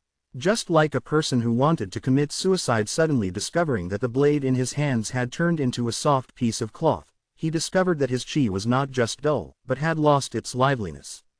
It was like dead water now. He had no way of making his blood veins burst and explode. Su Ming crouched down and looked at He Feng, who had a baffled expression on his face, before he let out a sigh. In terms of intelligence, I can't compare to you. From the very first moment we met each other, you've been plotting against me right until now. Yet you forgot one thing, the miasma within the rainforest. I let you drag out the time because I was worried that if I drove you into a corner, you would choose to self-destruct. If that was the case, then I wouldn't obtain anything. The more you speak and think in this miasma, your heart will beat faster and your breathing will become quicker, and you'll breathe in more of this miasma. If you had been circulating your chi for a long period of time, then it would have been fine. You could have counteracted the miasma which you've been ignoring when you were at peak condition. Even if you healed yourself here, as long as you circulated your chi, then you wouldn't be injured by this miasma. Yet you did not dare do that before because you were too careful. Even if you had accumulated that dim light for a counterattack, you still breathed in too much of the miasma, which will cause your chi to lose its liveliness, making it hard for you to trigger self-destruction. Su Ming looked at He Feng and spoke calmly. Ever since the beginning, he had been circulating his chi within his body. He Feng noticed this a long time ago, but had simply thought that Su Ming was being cautious. He did not expect that it was due to the miasma. He Feng laughed bitterly. This time it was real. He looked at Su Ming. His vision had begun to become blurry, but he was forcing himself not to fall unconscious. Looking at Su Ming still reminded him of his past self, but it was clear that this young man was much calmer compared to himself. I have no regrets dying in your hands. It's a pity that I can't exact my vengeance. I don't know your name, so I'll just call you Brother Shu. Brother Shu. He Feng panted harshly. His consciousness was beginning to fade away. He struggled to bite his tongue, forcing himself to remain conscious. Brother Shu, please help me kill Zan Lun, then bring his head back to my tribe and offer it to the deceased spirits of my people. I will promise you everything you ask. Wanting me in a near-death state means that you want to create a puppet. If I'm doing this willingly, it'll be better for you. If you promise me to help me kill Zan Lun, then I'll let you do whatever you want to me. I don't ask that you kill him now, but when your power is strong enough, please help me fulfill my request. He Feng's breathing became even more rapid. As he panted harshly, he looked at Su Ming expectantly. I won't let you do this without any rewards. I have a valuable treasure to give you. Zan Lun destroyed my tribe, then kept coming after my blood, and Han Feizi saved me for this treasure as well. I hid this treasure in a secret location, not daring to keep it on my person. Due to my tribe's branding art, even Han Feizi will find it hard to probe into my memories with berserker arts. Zan Lun and her also seem to not want more people knowing about this. Only I know about its location in this world, that's why I cowed move around so freely. Because they're stronger than I am, one of them showed kindness to me and the other came after my life, thinking that they could control me, but they underestimated me. I had long since seen that they were not as they seemed. The two had collaborated with each other and were just putting on a farce. Yet there was also conflict and suspicion between them. They're both hiding things from each other, and it created a chance for me. I only needed to challenge the chains of Han Mountain once to see through their relationship. Their acting was far too fake. One of them has Lake of Colors tribe behind them, and the other is from Pukchiang tribe. These two tribes were once slave tribes. Do they think I'm dumb? They were plotting against me, but I was also using them. If it weren't because I needed Han Feizi's help to join the 16 Dark Souls sect and become a member in their outlying group, I could have obtained more benefits in Han Mountain City. He Feng's vision had already become clouded. He had hidden these words in his heart for a long time. Now, in his despair, it was as if he had obtained an outlet, and in his dizzy state, he told Su Ming everything. Brother Shu, I came from a small tribe. We didn't even number to 200 people. Very few know about this, but my tribe was a branch of the Han Mountain tribe that ruled over Han Mountain City hundreds of years ago. Han Mountain tribe was massacred by the 3 slave tribes, but we survived. But now, I am the only one left. The legends passed down in Han Mountain tribe told us that our ancestor from Han Mountain tribe was not originally one of the Berserker tribe. His background was incredibly mysterious. He settled down here, and thousands of years later, Han Mountain tribe was formed. That was why I had an art that was different from Berserker arts, one that allowed me to sense your presence. This is a technique left behind by our ancestor, who also left behind some great treasures for us, his descendants. But 3 of them were snatched away by the 3 slave tribes in the past. There's one left, and that's the great treasure I'm talking about. Su Ming looked at He Feng, whose speech was beginning to muddle up. He listened to his words, who was gradually exposing the secret surrounding Han Mountain City. Han Mountain City belongs to Han Mountain tribe. It was built by my ancestor, who founded my tribe. There's also a place hidden in the deep canyons under the chains of Han Mountain in Han Mountain City. It is a place the 3 small slave tribes dream about going. That place is where the ancestor of Han Mountain City died. He Feng mumbled, and as he looked at Su Ming, the expectant look in his eyes became stronger. I don't hate the 3 slave tribes. Tribes come and go, and the law of nature depicts survival of the fittest. I don't hate Han Feizi either. She may be aiming for the treasure, but she was kind to me. I had originally intended that if I could not make it, then I would give the treasure to her. The only one I hate is Zan Lun. He killed my family and slaughtered my people. Kill him, promise me. Help me, kill him. Su Ming fell into silence. There was no need for him to listen to the request of a person who was near death for him to create spirit plunder. In fact, if that person had a grudge, the effects would be even better, but at that moment, Su Ming looked at He Feng and nodded. If my power becomes strong enough to kill him, then I promise you, I'll take revenge for you. Brother Shu, thank you. He Feng closed his eyes and mumbled out a sentence that only Su Ming could hear. Those words revealed the location where He Feng hid the treasure. There's something else in my bosom. There were originally 3 of these.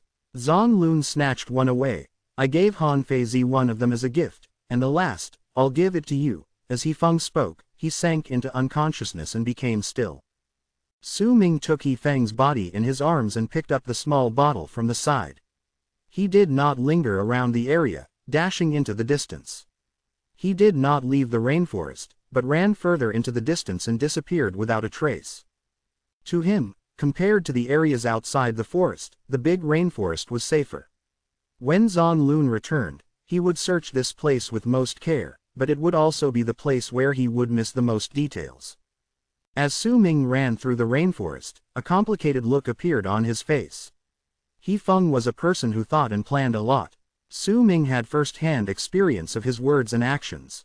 The secret hidden in Han Mountain City also proved Su Ming's previous theory of why powerful berserkers gathered in Han Mountain City and why the 3 tribes kept taking in guests. He Feng. Su Ming sighed. This person's plots left Su Ming with no choice. The only thing he could do was to walk down the path laid out for him. If he had not entered the dimension in the black piece of debris when he was in danger, who knew what would have happened to him then? Chapter 128. A Great Reward. Time was short. Zan Lun could come back at any moment. All sorts of accidents could happen no matter how much Su Ming theorized and analyzed the situation. After what happened with He Feng, he had to admit that there was still a big difference between his intelligence compared to those who have been plotting and scheming for a long time. Sometimes, the world did not work the way you wanted it to. He carried the unconscious He Feng and ran into the miasma of the rainforest as he continued circulating his qi. As the sky gradually lit up, he used his speed and went deeper into the rainforest. The forest in these parts was very dense. The branches and leaves here were wide and big. Due to the density, even if it was daylight, the sunlight would be scattered by the leaves and branches, causing the rainforest to remain mostly in darkness. When Su Ming reached the deeper parts of the forest, the humidity also increased along with the miasma, causing some of the stranger beasts and bugs to increase. Su Ming saw centipedes the size of pythons swimming in the mud. Sight of them alone was terrifying. There were also a lot of strange plants that let out nice fragrances, but if he breathed in too much of the scent, he would feel as if he wanted to throw up his internal organs. That sweet and nice fragrance was uncanny. The sun was bright outside. It was already noon. Su Ming ran through the rainforest and heard singing voices that could not be described with words. The singing voice had a beautiful melody that sounded as if a young girl was humming, making Su Ming become enthralled by the sound. If he had not remained in constant alert and continued circulating his qi so that he quickly woke up from the trance, then the consequences would have been grave. When he snapped out, he saw that he had unknowingly walked towards a big rotten tree dozens of feet away from him. There was a white bird on one of the branches, and the 5 colors, yellow, green, white, red, and black, were shining brilliantly behind it. Yet there was an eerie big mouth looming under the 5 lights. Su Ming was alarmed. While traveling deeper and deeper, he saw a lot of things he had never seen before.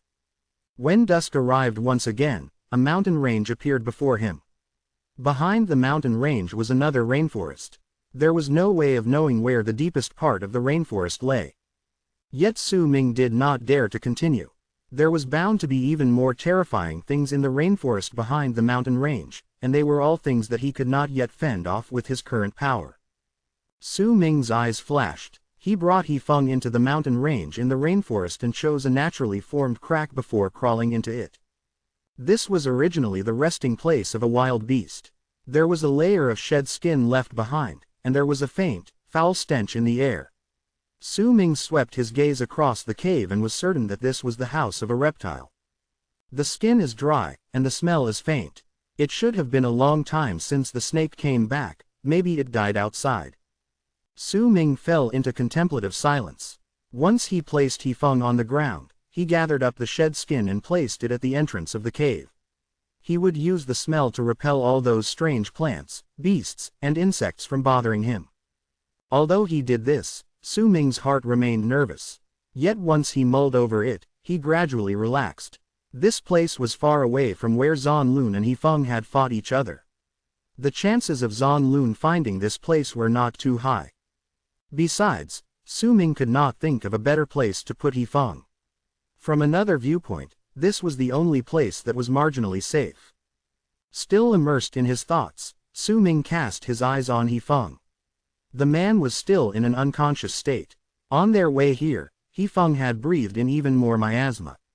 If it were not for his incredible power and having awakened, then he would have died a long time ago due to his grave injuries.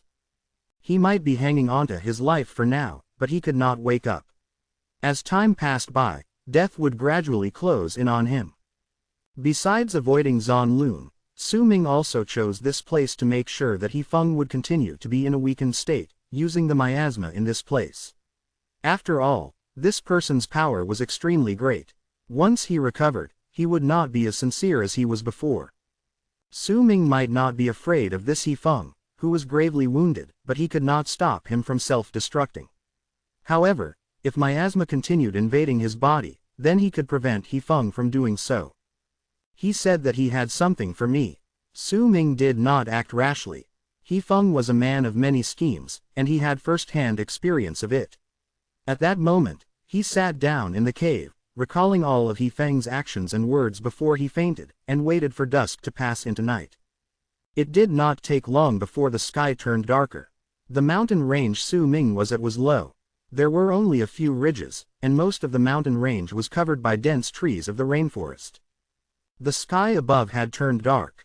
The moon hung high in the sky, but the moonlight was just like the sunlight during the day. The light was scattered as it fell upon the rainforest. Even so, Su Ming could still feel that his condition reached its peak during night.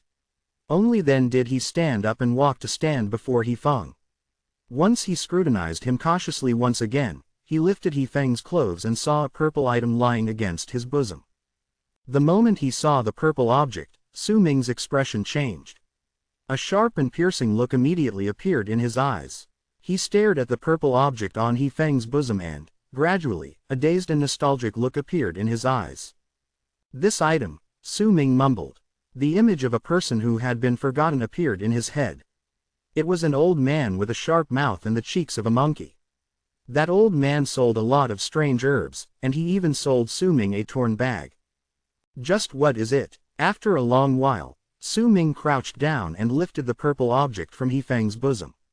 He placed it before his eyes and saw that besides the color, this purple object was practically identical to the torn bag Su Ming had. However, there were no torn parts on the purple bag, and it was in incomplete shape. Su Ming's bag could not hope to compare with this bag. The same bags, Zan Feng snatched one away. One was given to Han Feizi, the ancestor of Han Mountain tribe, left behind 4 great treasures. Lake of Colors, Pukchiang, and Tranquil East snatched one away each. There's one treasure left, and it was hidden away by He Feng. In the canyons under Han Mountain City lies the greatest secret of the city. That place is where the ancestor of Han Mountain tribe died. If that's the case, then does it mean that these are all the inheritances left behind by the ancestor of Han Mountain City? Su Ming's eyes became even more clouded. He had a feeling that there was a bigger secret lying within that purple bag. He looked at the purple bag in his hands silently. If it was anything else that he had never seen before, he would need to ponder over it for some time before opening it slowly, but there was no need for him to do so with this bag. Su Ming's eyes flashed. He lifted his left hand and patted the bag. The moment he did so, a rebounding force immediately came from the bag. Su Ming was stunned. He had never encountered this before. However, the rebounding force was extremely weak. As he circulated his chi under fine control, the rebounding force dissipated in the span of a few breaths, allowing Su Ming's left hand to land on the surface of the bag. His mind shook, and an image of a dimension of hundreds of feet appeared in his head. Su Ming closed his eyes, opening them only after a long time had passed by. There was a look of pleasant surprise that was difficult to conceal in his eyes. As he lifted his left hand, a bright light flashed in his hand, and a bamboo slip appeared in his palm. It looked like an ancient artifact. It may not be broken, but there was an aged feeling coming from it. This was the item He Feng said contained the art that was completely different from berserker arts. It could allow Su Ming to have a clear grasp of another person's power and turn it into a brand. As long as he was not too far away from the branded person, then he could lock onto him. He placed the item aside, and another flash appeared in his left hand. In his palm lay a white bone. That bone was completely white, and when it appeared, there was a mirage above the bone, causing the person who saw it for the first time to be caught in a daze. Su Ming could even hear piercing and mourning cries echoing in his ears. Yet when he snapped out of his daze, all of these dissipated away. I don't know where this bone came from. Did this bone belong to a man or a beast? But since such a strange thing happened because of it, then perhaps I can use it to plant herbs. Su Ming stared at the bone in his hands before grabbing the purple bag with his right hand and turning it upside down by his side. With a crash, a large amount of items tumbled out of the purple bag, glittering on the ground. The light in the cave may have been lacking, but Su Ming could still see clearly. Most of the items were stone coins. There were not many white coins, and most of them were low-ranked ones tainted with other colors. Still, the large amount was shocking. This is worth at least tens of thousands. Su Ming took a deep breath. This was the largest amount of money he had ever seen in his life. Yet very soon, his eyes landed on the 2 red stones lying among the stone coins. The red hue of the stones was striking. Although the cave was dark, it was still difficult to dim out the light coming from the 2 red stone coins. Besides these, Su Ming also found several small bottles. There were different liquids contained within them. Some had a nice fragrance, some were odorless, some stank, and some let out a refreshing fragrance.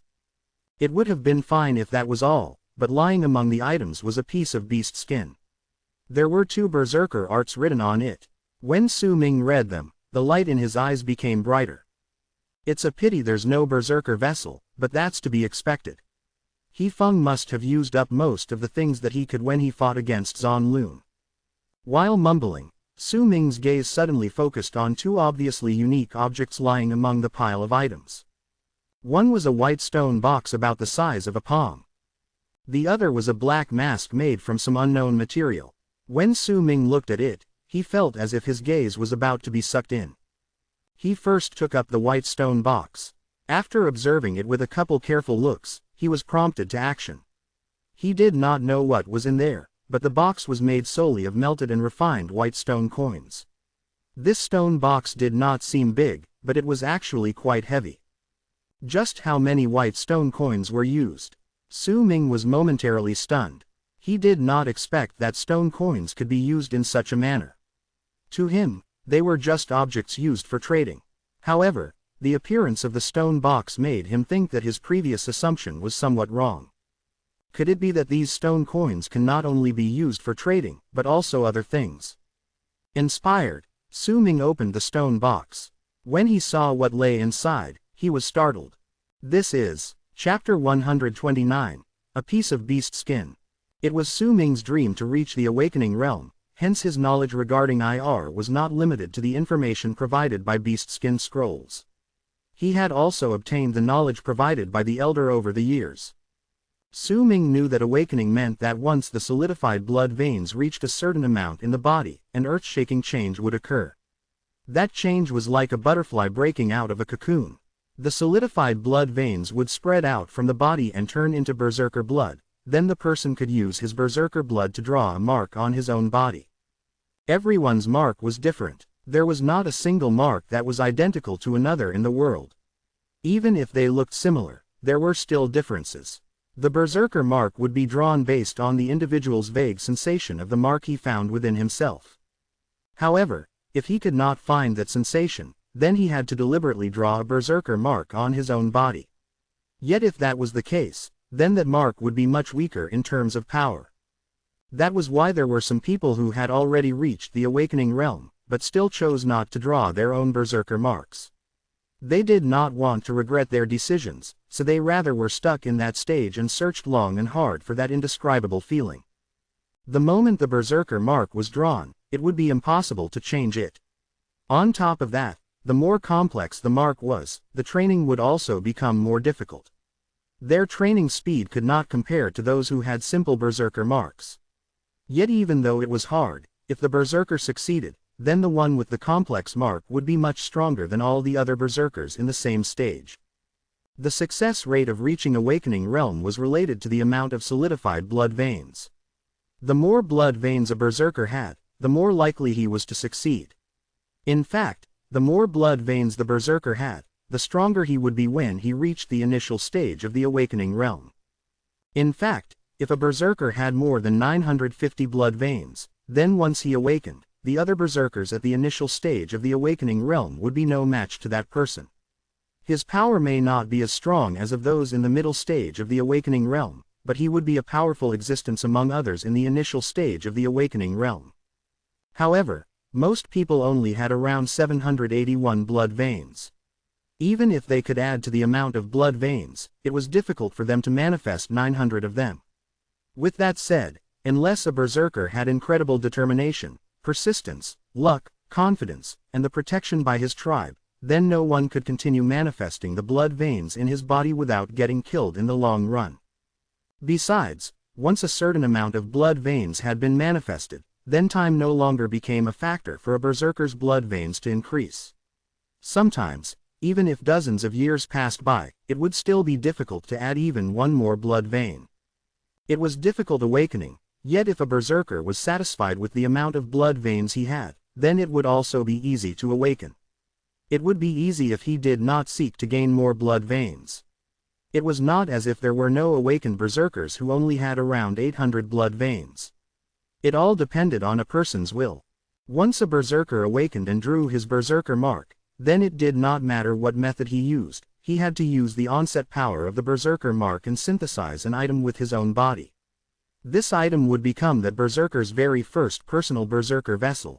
Berserker vessels were incredibly important to all those who reached the awakening realm.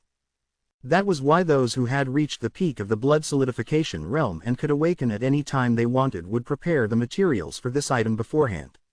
This was to prevent the situation where they could not synthesize their vessel once they awakened, which would serve to cause a lot of hindrances and regret later on. Unless, of course, that person was a prodigy that belonged to a strong tribe. Those prodigies had no need to prepare materials. There would be adults who would help them receive everything they needed beforehand. After all, awakening was a big event for all middle-sized tribes. Su Ming had once heard from the elder that if a berserker wanted to prevent the item from denying him during the synthesis, then he would need to gather one drop of blood and place it on the item. This would have to be repeated every once in a while. Only then would a connection be formed between the item and the berserker's chi so that accidents could be prevented in the future when the berserker awakened. There was a white diamond-shaped leaf lying in the white stone box in Su Ming's hand at the moment. The leaf's shape may have been odd, but the veins on it were very distinct, making it clear that it was indeed a leaf. There was a drop of blood on the leaf, though there was not much left. About a third of the veins of the leaf had turned red. This is the item He Feng had prepared for synthesis during awakening. Su Ming looked at the white leaf in the box, and his eyes sparkled. The value of this item far exceeded the stone coins. In fact, it would not be an exaggeration to say that its value could not be determined. To those who had already made preparations for awakening, this was not important. Yet for those who had not made adequate preparations, the value of this thing could make them empty all the coins in their possession. Since He Feng had placed this item in this obviously expensive stone box, then it was clear that this was not an ordinary item. After all, he was once a member of Han Mountain Tribe. Even if Han Mountain Tribe was destroyed, if he could have that purple bag and a great treasure, then it was certain that he could also have an extraordinary item for synthesis during awakening. Su Ming stared at the leaf in the stone box, then lifted his right hand to flick at it lightly. It trembled when his chi crashed into it, and the stained blood on the leaf immediately flew out, turning into a ball of fire in midair until it burned away into nothingness. He Feng's blood may no longer be on the leaf, but some of it had still seeped into the leaf's veins. Su Ming could not force it out in a short period of time, but he had patience. Then he turned his attention to the black mask that seemed to attract his gaze. He lifted the mask and stared at it, but he could not find any clues about it. In his silence, he lowered his head and looked at He Feng, who remained unconscious. He got up and walked towards He Feng before slowly placing the mask on the man's face. His actions were cautious and slow. When the mask covered He Feng's face, he kept an eye open for any changes that could happen on his body, but right until the mask covered the whole face, nothing happened. The mask was completely black. When it covered He Feng, it made him look as if he'd changed into another person. It was especially so since the mask only had two holes where the eyes should be without any other features that a face should have, causing his face to seem rather ghastly. Su Ming frowned. He was about to take the mask off when his expression changed. Right before his eyes, He Feng's body started fading out as if he was becoming indistinct. The only thing that could be seen clearly was that mask. Su Ming let out a small gasp and took the mask away from He Feng's face. He examined He Feng's body and his chi carefully. Once he was certain that nothing had changed within He Feng, he relaxed and took a few steps backward. He was just about to try on the mask when he hesitated. He did not put the mask on his face, but chose to take a few more looks at it before returning it into the purple bag. He Feng is a man of way too many schemes. I have to be careful. Su Ming fell into pensive silence. Among these items, he was the most skeptical about the mask, but he had no way to be sure. Once he placed everything back into the bag, he looked at He Feng's unconscious body and brought out all the herbs needed to create spirit plunder before jabbing bloody holes into He Feng's body and placing the herbs one by one in him, according to the method of creating the pill in his head. Su Ming could not tell what was so special about these herbs. Yet the moment they were placed in He Feng's body, they withered right before his eyes and rapidly disappeared into the bloody holes.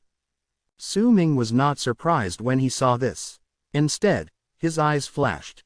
What happened was described in the procedures to create spirit plunder in his head. This meant that He Feng's body was suitable for creating this pill. It could even be said that it was a very good vessel for the herbs to grow. These herbs may have seemed to wither, but in truth, they had left seeds in He Feng's body, which would then use his body as a cauldron to slowly grow. Once they had grown to a certain level, they could be used to create the pill. Once he planted all the seeds, Su Ming sat down by the side and brought out the black bone he had bought in Han Mountain City along with the white bone from He Feng's bag. He compared them and brought out 2 herbs from his bag. Then with the method to plant the herbs on the bones, he placed the herbs on them. He would not be able to find any clues on whether they worked in the near future. Hence, Su Ming placed the 2 bones beside He Feng. If that white bone can be used, then I'll only need 3 more herbs and 1 beast bone to create spirit plunder. I wonder if Fang Mu can find those 3 herbs. Su Ming thought about it, then decided to leave it aside. He took out the beast skin and bamboo slip from He Feng's bag instead and started reading them in the quiet cave. There's no hurry for me to go to the place that contains the treasure He Feng told me about. Once it's completely safe for me, then I can go get it. I wonder what sort of treasure it is though. Su Ming read the bamboo slip and thought at the same time. 2 days passed by quickly. During these 2 days, Su Ming would occasionally observe his medicinal cauldron, and on other occasions, he would look at the herbs planted on the bones. He would also keep an eye on any possible changes outside. All his remaining time was spent learning the branding art written on the bamboo slip. The art was just as He Feng had said. It was very mysterious, but learning it was not difficult. However, this branding art did not require the use of qi. Even if Su Ming had already understood it, he could not grasp the gist of it, that was why he could not cast it. He raised his right hand and made a gesture stiffly, as if he was pinching his fingers, then he pushed forward a few times, but he felt nothing. Just what is this art? He scratched his head and looked at the still unconscious He Feng. He abandoned the idea of waking him up. The man's body was shuddering even though he was unconscious as if he was in great pain. If Su Ming woke He Feng up, then problems might arise again, especially since Zan Lun might have already returned. Su Ming put away the bamboo slip and shifted his attention to the beast skin from He Feng's bag. There were 2 berserker arts recorded on it. Su Ming had briefly read them a few days ago, and now, he used his full attention to examining them more thoroughly. Yet very soon, doubt appeared on his face. I only need 20 blood veins to practice these berserker arts. And with 99 blood veins, I can already bring about their full potential. There's nothing of use to me on this beast skin. Unless this is something from the tribal, and He Feng's keeping it around as a memento, there should be no need for him to carry it around. Su Ming looked at the beast skin again before he placed it by his side. With a frown, he looked at the unconscious He Feng. This person is extraordinarily intelligent. It's understandable if he was just bringing a memento around in remembrance of his tribe, but I feel that something is wrong. Su Ming grabbed the beast skin by his side and cast his gaze on it again. Yet he still could not discover anything. Did I make a wrong guess? A sparkle appeared in Su Ming's eyes. He placed the beast skin under his nose, and the moment he sniffed it, his eyes lit up brightly. Yet at that very moment, a muffled boom suddenly traveled from outside. The roars of wild beasts were mixed in that booming sound. Something had happened in the rainforest. Su Ming immediately put away the beast skin and a wary look appeared on his face. His heart pounded against his chest, and he went to the side of the entrance of the cave before looking out cautiously. Chapter 130. Red Meadow. It was not dark outside. Yet even so, the rainforest remained engulfed in darkness. Muffled booming sounds traveled from far away, mixed with the roars and cries of beasts and birds. It was as if a huge change had occurred in the rainforest in the distance. Su Ming stood at the side of the entrance to the cave and trained his gaze towards the location with a cool expression. Time trickled by. The booming sound continued traveling out, and it sounded as if it was coming from very close to him. As it became clearer, It made Su Ming think that there was someone closing in on him at a terrifying speed. He clenched his right fist, and a cold look appeared in his eyes, but he remained unmoving. It was as if he had turned into a statue at the entrance of the cave. After a long while, once the booming sound was not far from where he was, it started quieting down. Yet the moment it started fading away, a huge bang far stronger than the previous sound rang out suddenly. Su Ming's eyes fell upon the gaps between the countless wide leaves, and he saw a figure skidding through the sky. That figure was still far away from where Su Ming was, so he could only see him faintly. That figure roared at the skies. His roar contained an indescribable fury, and he turned into a long arc that sped into the distance. Very soon, he disappeared. That person was Zan Lun. When the person left, Su Ming felt his body relax. The cold look in his eyes disappeared. He had also doubted his decision to stay in the rainforest, but while the rainforest was the most dangerous place for him to stay, it was also the easiest place for him to be overlooked. Besides, this place was too big. Even powerful berserkers of the awakening realm would find it difficult to search the entire forest. It was also highly feasible that it was not a possible feat. Su Ming watched Zan Lun leave, but he did not act rashly. He chose instead to return to the cave without making a sound. He had already made up his mind to not leave the cave unless it was completely safe. In his silence, Su Ming sat down. He looked at the unconscious He Feng with a complicated gaze. Once he went through the incident with him, Su Ming had a deeper understanding of the sinister nature of the human heart. Su Ming rubbed the center of his brows and fatigue appeared on his face as he sat in the dark and quiet cave. That fatigue did not stem from his body, but his heart. After a while, he made himself focus and took up the beast skin which had borne him rewards during his observations just moments ago. He placed it under his nose and sniffed it once again. A stench of blood wafted into his nose. It's natural for beast skins to still contain the stench of blood, but as time passes by, this smell will grow fainter until it disappears. This beast skin has clearly been around for a long time. It's impossible for it to have such a thick stench of blood. Su Ming's eyes sparkled and he mumbled under his breath as he looked at the beast skin in his hands. But if the owner of the beast skin always sprays fresh blood on it, then the smell will stay for a long time. If he is just keeping the beast skin as a memento for his tribe, he wouldn't need to do this. Su Ming lifted his head and cast a glance at He Feng as a contemplative look appeared in his eyes. Perhaps my guess is wrong, but if I'm right, then this item is definitely not as simple as it looks. Su Ming stood up and went beside He Feng with the beast skin. There was a brief period of hesitation, but very soon, he jabbed He Feng's arm with one finger resolutely and opened up a wound, squeezing out a little of the small amount of blood remaining in the body. He hesitated for a moment and decided not to use all of it. He only took a little and spread it on the beast skin before withdrawing a few steps and focusing his gaze on it. The moment He Feng's blood was spread on the beast skin, it was immediately absorbed. When Su Ming backed away to look at it, the beast skin had already completely absorbed He Feng's blood. Bubbles appeared on its surface, and wisps of black mist spread out. It seemed to be covered by bubbles that quickly spread to all parts of the beast skin, and the black mist also increased as the bubbles increased. Su Ming immediately let go and threw the beast skin on the ground, his eyes sparkling. Right in front of him, the black mist became incredibly thick and enveloped the entire beast skin within. Su Ming circulated his qi and remained alert, but as time passed by, the black mist did not seem to have sufficient energy to grow thicker. It gradually spread out and became smaller before it eventually dissipated, revealing an unchanged beast skin on the ground. Su Ming frowned and swept his gaze across the beast skin. With just one glance, he saw that the drop of blood he spread on the skin moments ago had disappeared. Was the blood not enough? He cast a glance at the unconscious He Feng and recalled the sight of the black mist on the beast skin. This time, he did not hesitate.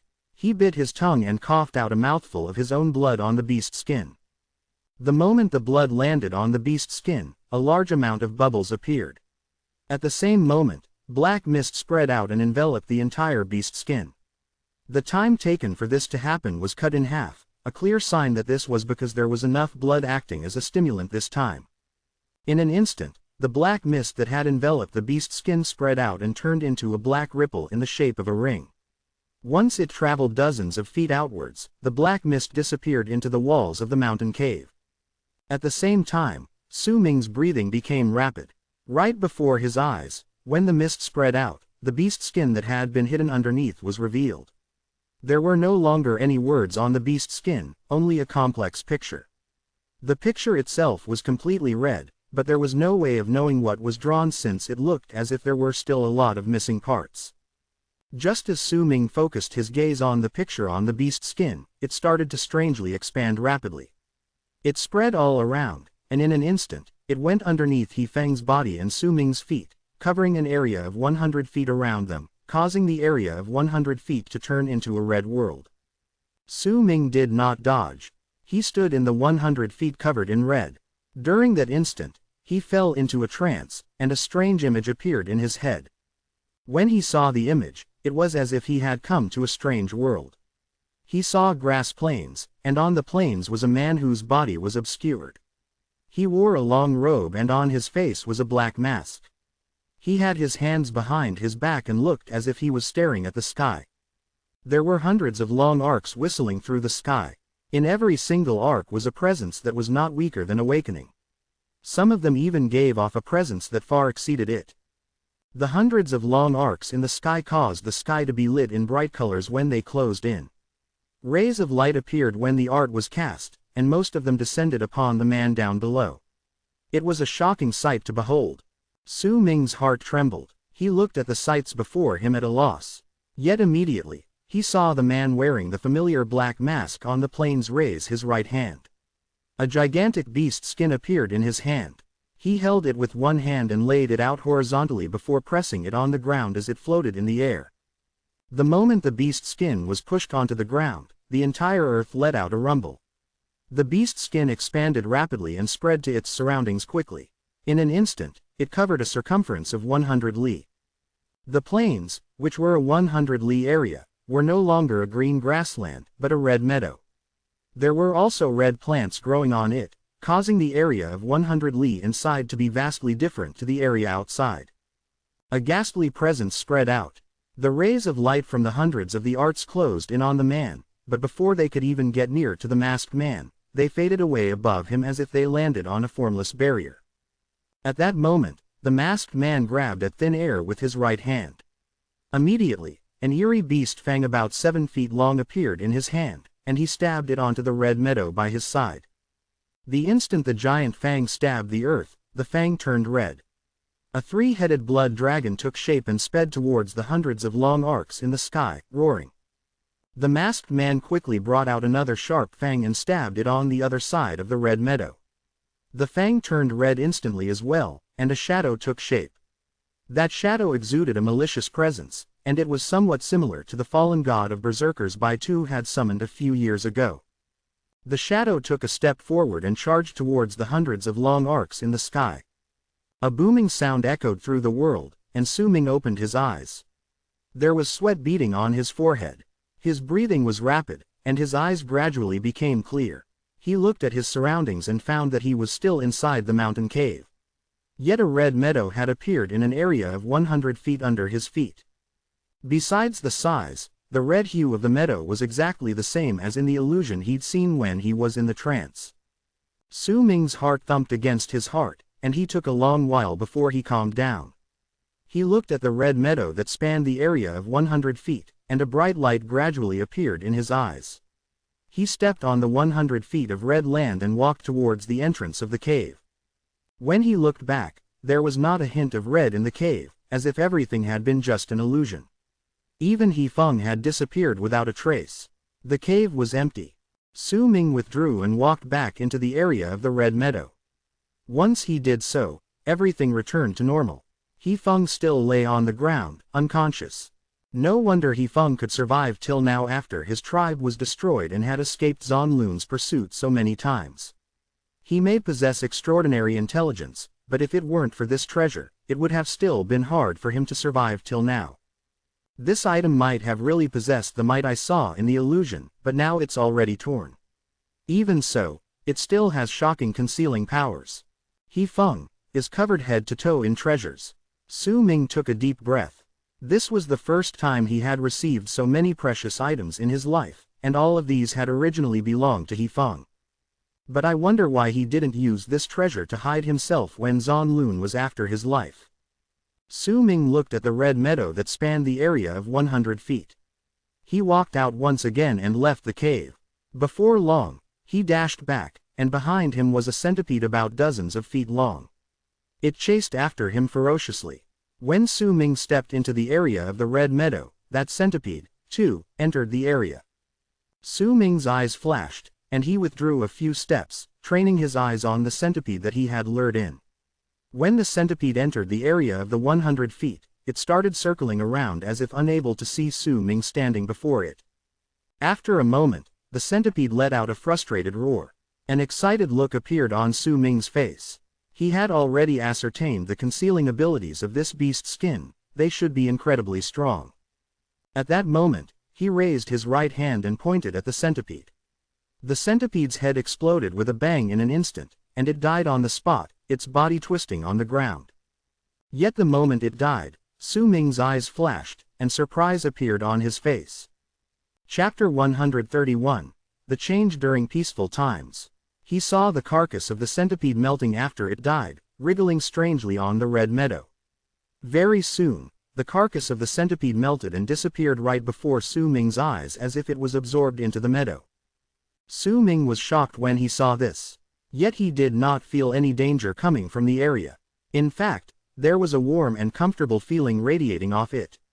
He even had the feeling that this area of 100 feet completely belonged to him. That feeling was not distinct, but it made Su Ming feel very safe. He fell into silence and sat down cross-legged. His eyes fell on the unconscious He Feng. That person may be on the meadow, but there were no signs of him melting. Could it be that it only melts dead beings? Su Ming stroked his chin and the image of the masked man appeared in his mind. The mask he wore is the same as the mask in He Feng's bag, but I have a feeling that there's still a difference between them. He Feng mentioned before that the ancestor of Han Mountain tribe was not from the Berserker tribe. His origins were a mystery. Two of the things he used were on He Feng himself. Could it be that the masked man is He Feng's direct ancestor? Su Ming thought about it, but since there were no clues, he gradually stopped pondering over it. He sat in the cave calmly instead and brought out mountain spirits, swallowing them and silently increasing the power of his qi. In the blink of an eye, 3 months passed by. During these 3 months, Su Ming felt the world outside trembling 4 times, a telling sign that Zan Lun was still suspicious of the place and searched through the rainforest. Yet these 4 trembles all happened during the first 2 months. During the last month, the world outside was quiet. Perhaps it was related to the danger brought by Zan Lun, but during these 3 months, Su Ming's training speed increased by quite a bit. He had now 291 blood veins in his body. The requirement for the 8th level of the blood solidification realm was 399. He only had to manifest 100-something more blood veins to attain that level. Yet during this time, Su Ming noticed a flaw in Mountain Spirit. Since he had been taking those pills for a prolonged period of time, the effects of the pill were gradually becoming weaker. Before long, it might completely lose its effects. Su Ming could do nothing towards this, but he also understood why it happened. If its effects did not decrease, then if he continued taking those pills, he could attain as many blood veins as he wanted as long as he had enough time. From the rate of Mountain Spirit weakening, this pill should completely lose its effects once I reach the 8th level of the blood solidification realm. Su Ming sat within the area of the red meadow and mumbled under his breath as he sensed the circulation within his blood veins. Thank goodness the effects of South Asunder remain and I can use it to heal my injuries. As for my training, it's not as if I can't continue training without Mountain Spirit. Resolution appeared on Su Ming's face. I still have 2 drops of Berserker blood. Apart from that, I could also cast the art of burning my blood. The moment he thought of the burning of blood, Su Ming took a deep breath. Practicing that art was incredibly difficult and the process was painful. It was hard for a person to endure through it. The power provided when I performed the 4th burning of blood that year stirred up all the wings of the moon to appear, but my blood veins did not increase. If I want to perform the 5th burning of blood, I'll have to be careful since I'm in the land of South Morning. There are a lot of powerful berserkers around here. If I'm discovered, it'll be troublesome. Su Ming lifted his head and looked towards the entrance of the cave. A chilling look appeared on his face. Zan Lun, I don't know whether you've left this place or you're waiting patiently outside the rainforest. I don't care whether you're still around, I'm going to stay here. Su Ming stood up and went to He Feng's side. During these 3 months, He Feng remained unconscious. Even if he showed signs of awakening, Su Ming would disrupt his qi once every few days and guide a large amount of miasma to surround He Feng's body, making him continuously absorb it. Once he did that, it would cause He Feng's injuries to never recover, yet because Su Ming healed him as well, he could not die. There were no longer any injuries on his body, but the herbs Su Ming had planted in He Feng's body were getting nourishment from his flesh and blood. They had already taken root within his body and were growing healthily inside. 2 shoots had also sprouted out of the black and white bones beside He Feng. The white bone proved to be suitable for the herbs.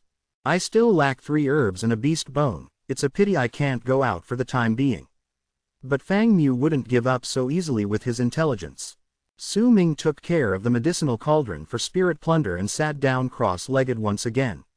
He made an odd sign with his right hand and pushed forward a few times, but was left disappointed.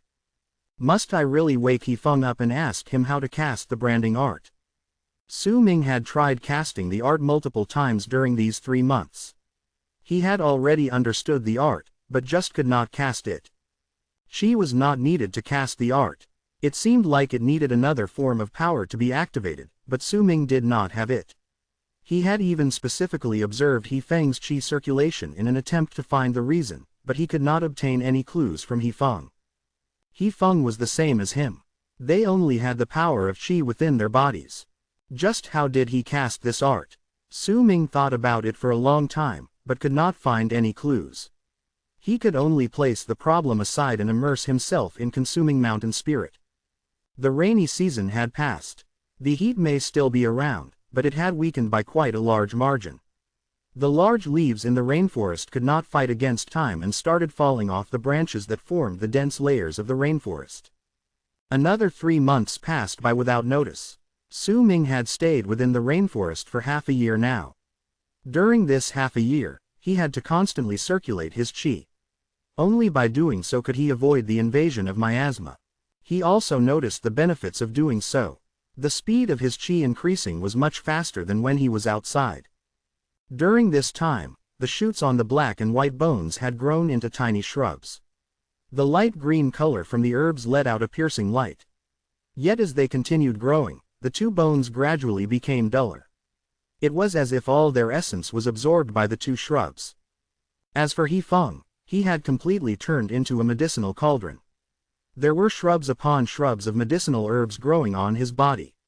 The herbs had broken through his skin a few months ago like they had just sprouted out of the soil. They were growing healthily. He Feng's body was in a withered state to begin with. Now, it was even more obvious. He had been unconscious for half a year. Even if he had regained consciousness, his mind would remain in a muddled state. Besides, Su Ming did not allow him to have any chances of awakening. The invasion of miasma and healing that happened once every few days caused He Feng to become a living dead person. Su Ming felt guilty, but when he thought about He Feng's sinister plans and the things that happened half a year ago, if he had not entered the strange dimension inside that piece of debris when he was in danger, then even if Su Ming was not dead, he would also be in a terrible state. Su Ming gradually hardened his heart. In his eyes, He Feng was no longer a person, but a medicinal cauldron.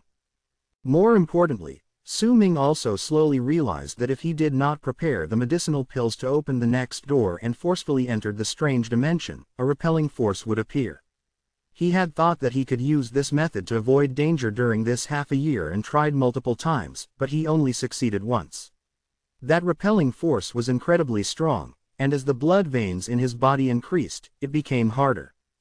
During these 3 months, the blood veins in his body increased to 337. The effects of mountain spirit had also become much weaker. Sometimes, he would need to take in a few pills before he could produce the original effects of 1 pill. Fortunately, Su Ming had enough herbs. By using the fire in his body to create the pills, he never ran out of them.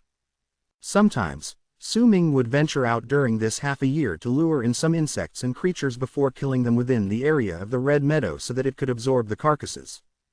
Besides wanting to see what would happen when the meadow reached its limit and could no longer absorb any more carcasses, there was another reason why he did so.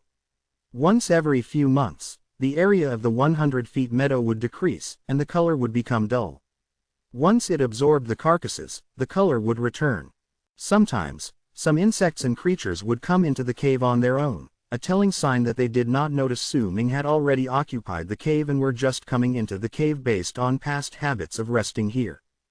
Besides doing all these, Su Ming also spent his remaining time on the branding art.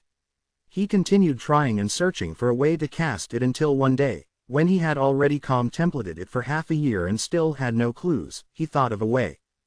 He remembered there was a large amount of stone coins in He Fang's bag. There was also the stone box that contained the leaf that would be used for synthesis during awakening, which was created using a large number of white stone coins. He had been uncertain and took a guess that stone coins could be used for purposes other than trading. Once he remembered it, an idea formed in his head. Could it be that external materials are needed for He Fang's branding art? Su Ming took out the purple bag and brought out one white stone coin. The coin was round, and when he held it in his hand, there was some warmth coming from it. Su Ming never paid too much attention to it, but now that he scrutinized it, he gradually realized the difference in the stone coin compared to other stones. This type of stone is used among all berserker tribes, and yet there has never been any previous record of a fake coin existing. It must be because there is a secret that people don't know about. I've always overlooked this. Su Ming's eyes flashed. Once he held the stone in his hand, he made the strange sign with his right hand with one well-practiced motion, then pushed forward lightly, just like how he did the previous hundreds of times he practiced this method. The moment he pushed forward, something changed in Su Ming's mind. He could clearly feel his body absorbing a foreign sensation from the white stone coin. That sensation charged into his right hand through a path completely different from the path taken when his chi circulated in his body.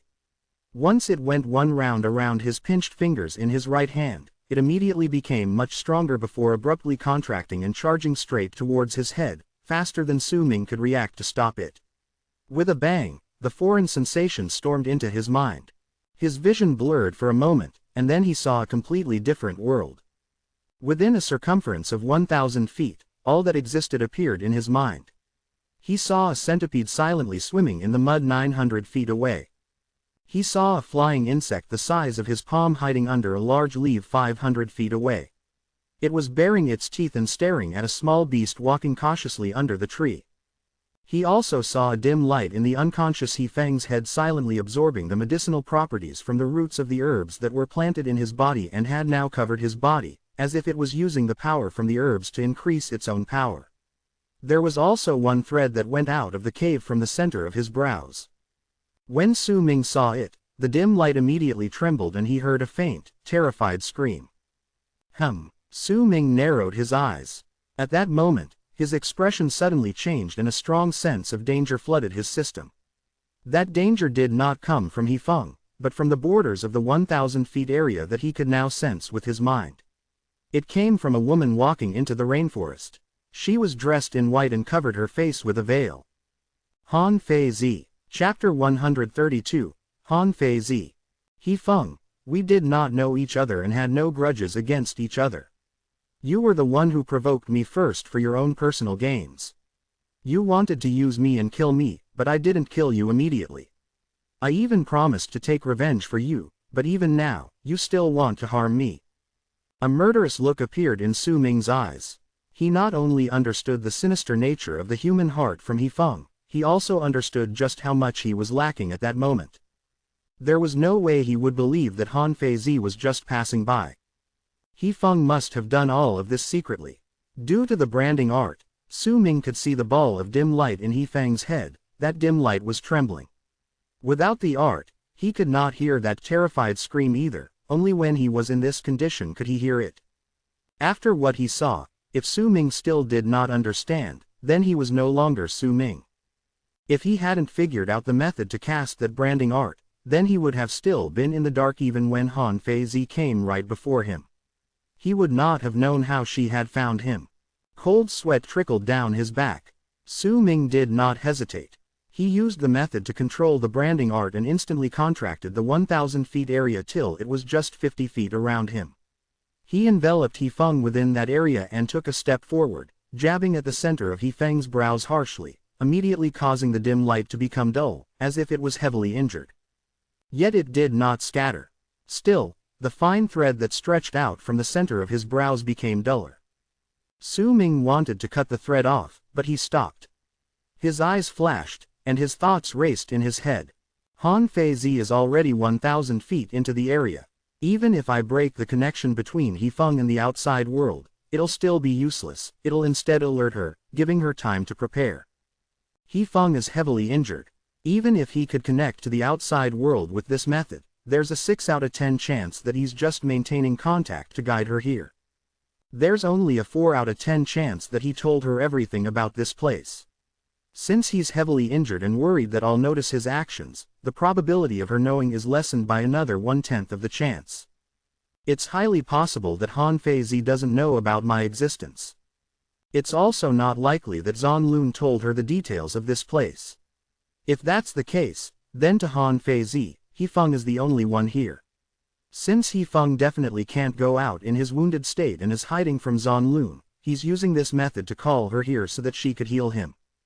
If that's the case, then Han Feizi should not have told anyone about this. She might very likely be alone. From her expression when she entered the area within the 1,000 feet, she's not too cautious about this place. If that's the case, then that's another 1/10 chance less that she knows I'm here. So I have an 1/8 of a chance that my analysis is correct. An 1/8. That's enough. Su Ming was forced by the situation. In the span of a few breaths, he focused his mind to quickly analyze his circumstances until his head started hurting mildly, but he did not have time to dally. He immediately lifted He Feng and moved his feet so that he was sitting cross-legged. Su Ming then crouched down, hiding behind He Feng. He was originally smaller and thinner than a normal member of the Berserker tribe to begin with, so now that he hid himself, no one could see him from the front. At the same time, Su Ming commanded with his mind the red meadow under his feet to quickly contract.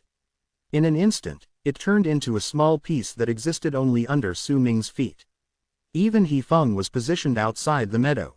Su Ming then quickly contracted the area of branding, but besides wrapping his own body inside its area of influence, he also enveloped He Feng. That was to prevent him from alerting Han Feizi. If He Feng tried to alert her, then with the branding, Su Ming could stop him immediately. Once he was done, Su Ming took a deep breath.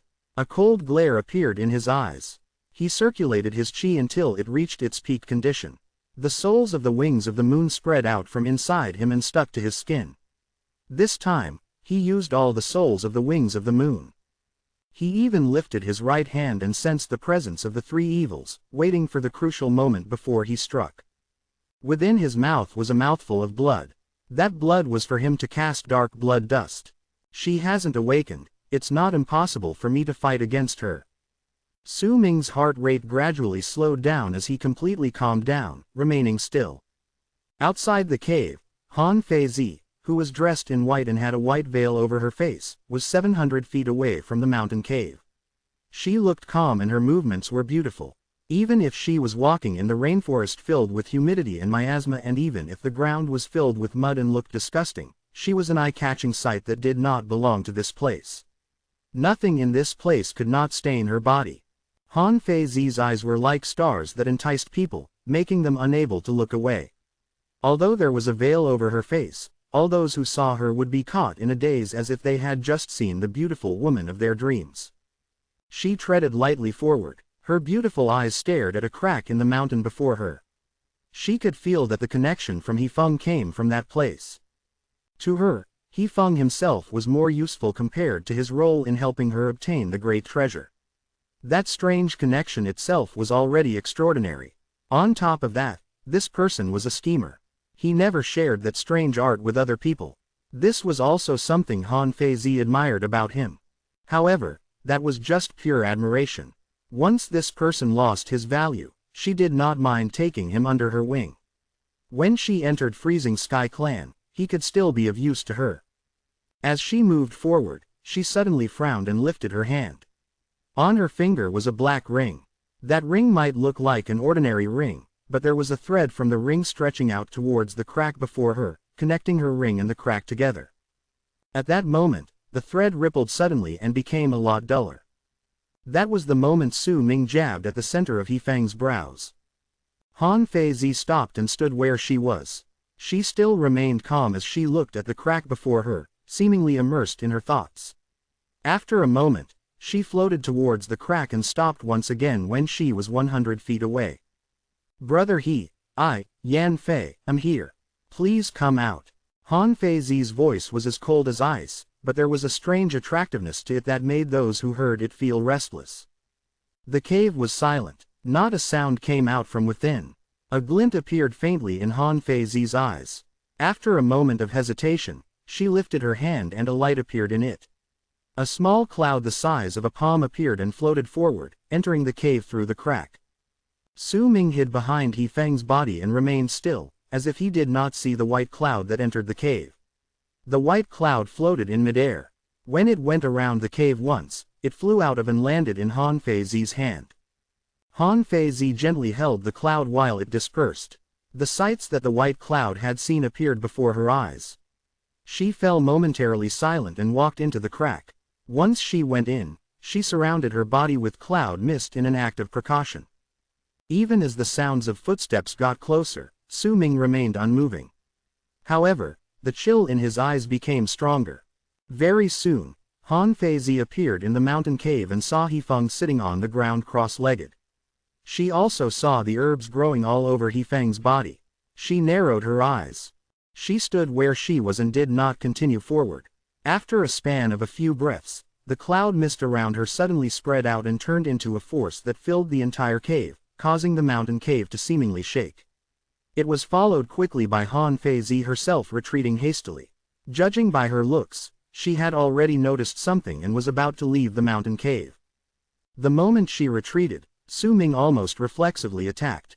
When Han Feizi entered the cave, he had focused all of his attention on her. She might have been standing there for a few breaths, but she stood at a location that did not allow Su Ming to have the best position to attack her. If she got closer, he would have a higher chance. Her act of retreating seemingly drew out his chi, causing Su Ming to almost attack due to his natural reflex, but he subdued his impulse. Sweat beaded on his forehead. Han Feizi is like He Feng. They're both schemers. She had already used the white cloud to investigate the cave beforehand. There's no way she did not know that He Feng was covered in herbs. There's no reason for her to be surprised when she entered the cave. Her retreat was a test.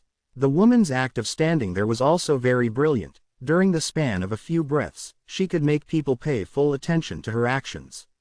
Once they did so and she retreated suddenly, she could make the person attack on instinct. You can do this as a test. Lesson learned. The reason why Su Ming did not fall into the trap was largely due to his experience during the Battle of Dark Mountain Tribe. That devastating battle made his conviction stronger. He had already decided to wait until the crucial moment before he attacked. There was no way he would change that plan easily. That was why he could subdue his impulse, and not because he got an inkling of what she was planning. Han Feizi retreated a few steps and her eyes flashed. When she saw that nothing happened, she relaxed marginally and stopped before moving forward again. This time, her distance between He Feng gradually closed down. Looks like He Feng was attacked by some unknown berserker Art Zan Lun had casted. His life is almost gone. He must have managed to escape after a lot of difficulty but could only hide here. Before he fell unconscious, he contacted me so that I could save him, Han Feizi thought as she looked at He Feng sitting cross-legged in the cave. She took another few steps forward, wanting to take a closer look. In her eyes, the space behind He Feng was empty. There was no one there. As she continued onward and was only 10 feet away from He Feng, a thought struck her head and she widened her eyes suddenly before quickly withdrawing. That can't be right. This crack is right in the deeper parts of the rainforest. The miasma should be thick here. He Feng is obviously unconscious and cannot get rid of the miasma, but the miasma here is thin. The cracks in the rainforest are usually the resting places for insects and beasts, but there's nothing here. He Feng is unconscious, how could those insects and beasts not dare to come forward? This place is a trap. Han Feizi's heart trembled, knowing that she was not in a good situation. She was just about to retreat when Su Ming's eyes glinted where he hid behind He Feng. The moment Han Feizi retreated, the red meadow under his feet spread out abruptly. Attack. Chapter 133, Learning Deceit. Both things happened almost at the same moment. When Han Feizi retreated, the red meadow under Su Ming's feet spread out rapidly. In the blink of an eye, it went past Han Feizi and covered the ground past her feet, covering the area of 100 feet within the mountain cave. Han Feizi was within those 100 feet. She felt her vision blur for a moment. Everything before her instantly changed. No one could know what she saw, but from the shocked look in her eyes, it was easy to guess that she must certainly be stunned. Su Ming could remain still if he did not attack, but once he did, his strike was akin to a bolt of lightning.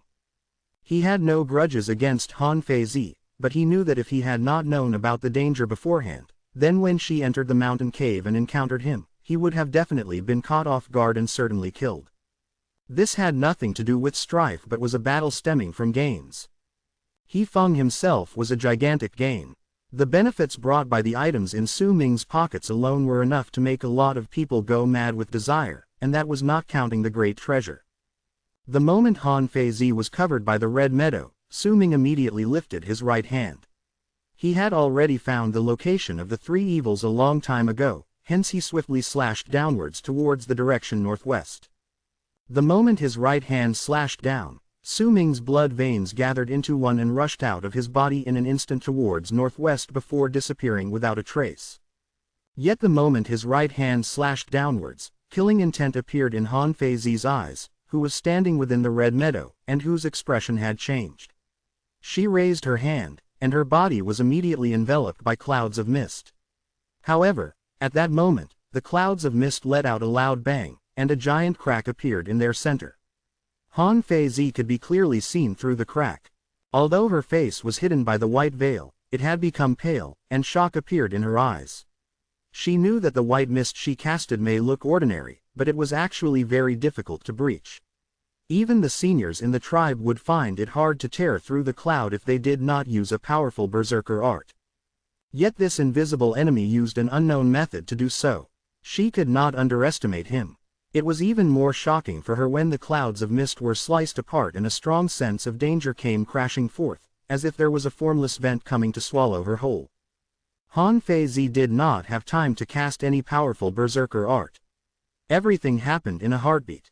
During the moment of danger, she bit her tongue and coughed out a mouthful of blood, which turned into a blood-red statue of the god of berserkers before her. More accurately speaking, that statue was in the form of a woman. Her face could not be seen clearly, but the moment it appeared, a piercing light erupted forth from her body. As the light collided with Su Ming's execution of the three evils, a huge crash rang in the air.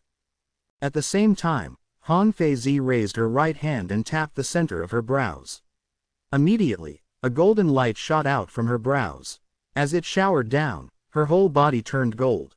When the golden color appeared, she quickly retreated. With one step, she seemingly stepped on air and moved out of the 100 feet area of the red meadow that Su Ming had spread out. However, it was clear that using the golden light to move out created a great burden on Han Feizi.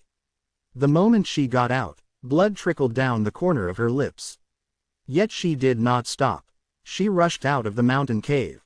She had already made her decision. As long as she could leave the trap laid down by her opponent in the mountain cave and regain her breathing outside, then she would definitely tear apart that person who had dared to ambush her. But there was no chance that Su Ming would let her leave so easily. The red meadow could not lock her in, and the execution of the three evils was dispersed by the female statue of the god of berserkers, but Su Ming's attack continued. The instant Han Feizi was only dozens of feet away from the entrance of the cave, about to rush out, Su Ming took one step forward and closed in on her at an incredible speed. His eyes were cold, and as he moved forward, he pointed towards Han Feizi with his right hand. The moment he did so, the souls of the wings of the moon that surrounded him let out a howl that normal people could not hear and rushed out. They gathered together and formed a gigantic fist. This fist was invisible, but Han Feizi could sense it clearly. Her eyes flashed, and she quickly drew a circle before herself with her right hand. Immediately, clouds of mist appeared out of nowhere and formed a circle that was about to clash into the fist formed by the souls of the wings of the moon. However, at that moment, a cold smirk appeared on the corners of Su Ming's lips. As he rushed out, he quickly spread the branding art outwards. When the circumference of 1,000 feet appeared in his mind, he contracted that area towards Han Feizi. This was the only attack recorded in the branding art, though Su Ming could not tell what its effects were. It may be his first time using it, but he had no choice but to use it at that moment. The speed with which the branded 1,000 feet area shrank was so quick that it was done in the blink of an eye. The moment it completely covered Han Feizi's body, she trembled and a pained look appeared on her face. She felt as if there were needles stabbing into her head, and due to that sudden appearance of the pain, the cloud ring before her showed signs of dissipating. Before she could forcefully stabilize it, the fist formed by the souls of the wings of the moon crashed into it. A muffled bang rang in the air, and the cloud ring crumbled. The fist formed by the wings of the moon blasted through and crashed into Han Feizi's chest. The golden light shone on Han Feizi's body once again. Blood trickled out of the corner of her lips, but the cold glare in her eyes became stronger. She tumbled backwards and used that force to escape from the cave. The moment she managed that, Su Ming rushed out along with her. His figure was a blur in Han Feizi's eyes. This was connected to Su Ming's speed, but more importantly, it was also due to his branding art that was focused on her body right now. The only form of attack of this art was very powerful. It continuously stabbed into Han Feizi's head and caused her pain as well as made her vision cloudy. Her face was twisted by great pain. These two people rushed out of the crack one after the other, but Su Ming's speed was greater. Once he caught up to her, he did not say a single word, but swiftly spat out the mouthful of blood that he had kept within his mouth. That mouthful of blood was for Su Ming's berserker art, dark blood dust. The moment he spat it out, the blood immediately turned into a large veil of red mist that covered the area before him. With a shocking scream and piercing strength, the mist charged towards Han Feizi. Han Feizi's expression changed.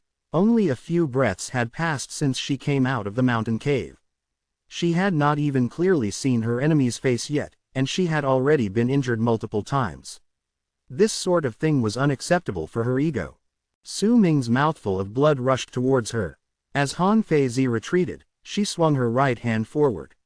As long as she could block this for even a moment, then she could turn the tides of the battle and wrestle back a sliver of initiative instead of remaining defensive in the battle.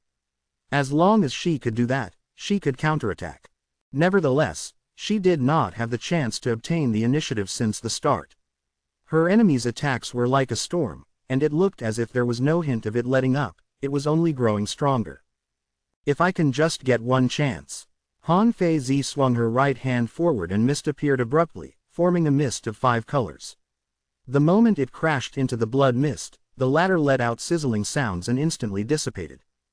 Han Feizi was about to counterattack, but Su Ming had gone to great trouble to create this battlefield so that he could have complete initiative. He would not let her have the chance. When he coughed out the mouthful of blood earlier, he spread out his hands and the surrounding souls of the wings of the moon gathered around him, enveloping him. It may have seemed like he was alone, but he rose into the sky as if he was stepping on air. He then clenched his fist and, without making a sound, threw a punch towards Han Feizi, who was behind the mist formed by the dark blood dust. Not only did that punch contain all the power of Su Ming's chi, but the formless souls of the wings of the moon outside his body had also turned into a giant fist that came down along with it. That punch crushed Han Feizi's chance to counterattack, forcing her to defend once again. Her entire body was surrounded by clouds when Su Ming's fist collided with her. Booming sounds echoed continuously in the air. Su Ming's body was unclear in the sky. Each of his fists thrown was faster than the last as they rushed towards Han Feizi, who was completely forced into the defensive. As she resisted each attack, she retreated. The cold glare in her eyes could practically freeze the sky, but she had to withdraw. She could feel that each punch thrown by the enemy contained 2 forces. One was the power of chi, which could be ignored, but the other was a power that was both strange and terrifying. That power did not attack her body but her soul. It caused Han Feizi, who was in constant pain due to the branding art, have the feeling as if her soul was about to be scattered. At that moment, Su Ming threw a punch out, and the souls of the wings of the moon in his body moved together outward, forcing Han Feizi to once again retreat hundreds of feet away. Once he did so, he spoke for the first time, and his voice, which was ghastly and hoarse, echoed around them. He Feng, you were the one who lured her here, and you're still not attacking. How long are you going to wait? If He Feng could hear his words, then he would definitely call him a despicable person, but the man could not hear him. When Han Feizi heard those words, panic and anger appeared on her face. She had suspected that before, and now, without any hesitation, she retreated quickly on instinct, turning into a ray of golden light to charge out. She was of high status and did not want to take risks. The mysterious enemy that was at the level of awakening already made her lose her initiative and forced her into the defensive. If He Feng attacked as well, then unless she gave up on attaining completion for her blood veins and immediately chose to awaken, she would find herself hard-pressed to win. Su Ming did not chase after her. His face was pale and blood trickled out of his mouth. He might have obtained the initiative during this battle, but every single time his attack landed on Han Feizi, the golden light outside her body would absorb and reflect his attacks with a strange force, causing Su Ming to continuously be injured. That woman was in constant pain due to the branding art, and she was also shaken by the souls of the wings of the moon. If adding the fact that she fell into the trap and was forced into defending only, she was thrown into disarray. She retreated due to that and the shock of hearing those words I spoke regarding He Feng. But she's definitely not a simple person. She'll soon realize that it was a lie. Su Ming charged back to the cave and put away the two bones into his bag before grabbing He Feng's body and rushing out. He dashed deeper into the rainforest. After the time it takes for one incense stick to burn down, a cloud of mist whistled through the sky. Han Feizi's face was as cold as ice on the cloud. She landed where the battle had taken place and glared into the deepness of the rainforest. A ferocious look appeared in her eyes. Ever since she was young, she had never suffered such a great loss. This was also the first time she had been forced to retreat, and she did not even manage to see her enemy's face. It was unacceptable for her pride. This person's power wasn't great, but his attacks were very strange. The level of his attacks could compare with that of awakening. He's also very intelligent, but no matter who you are, as long as you're around Han Mountain City, then I'll definitely find you. Han Feizi's expression gradually calmed down, but the anger she felt towards Su Ming remained in her eyes, and it did not leave even after a long time. Chapter 134. It's called a storage bag. It's called a storage bag. Su Ming held He Feng and ran through the rainforest at full speed. As he continued running, he consumed South asunder to heal his wounds. He continued moving for an entire day before slowing down. The deeper he was in the rainforest, the more danger he was exposed to. Once he was there, Su Ming saw numerous plants and wild beasts that made his skin crawl. Fortunately, he was extremely fast, which was why he could avoid them from the distance. Su Ming no longer looked for small mountains in the seemingly endless rainforest. There were mountain caves for him to rest, but there were a lot thick of tree stumps too. Some of those stumps were so thick that 10 people would need to hold hands, stretching out their arms, before it could be completely surrounded. Su Ming searched for a big tree like this, then emptied out its inside, forming a place where he could stay. Once he spread out the red meadow to protect himself, he placed He Feng by the side and sat down cross-legged with his eyes closed to heal his wounds. Yet as he healed his injuries, he held a stone coin in his hand and kept the branding art active in an area of 1,000 feet around himself, constantly remaining alert of his surroundings. When the sky darkened and the world outside was enveloped in darkness, Su Ming opened his eyes and glared darkly at the unconscious He Feng. The man was entirely covered in herbs. If he was placed in the rainforest, he would look like a plant. Even if people passed him by, it would be difficult for them to recognize him as a living dead person. Su Ming stared at He Feng for a moment before he jabbed at the center of He Feng's brows. Immediately, a dull ball of light floated out from the center of his brows. Without the branding art, Su Ming would not be able to see that dim light. Yet now, right before his eyes, he could clearly see a small person in that dim light. That small person was obviously He Feng. However, He Feng's face was filled with terror. He trembled as he continuously prostrated himself before Su Ming, his acts of begging for mercy clear as day. I originally intended for you not to feel any pain. Once I was done creating the pills, I would have let you die, and I would have taken revenge for you, but now, I changed my mind, Su Ming spoke slowly. The small person trembled even harder. With a look of terror, he opened his mouth, and He Feng's weak voice appeared in Su Ming's head. Brother Shu, please have mercy. I was wrong, I really did wrong this time. Brother Shu, please give me a chance. Please give me a chance. He Feng's voice was weak, but the pleading tone in his voice was very strong.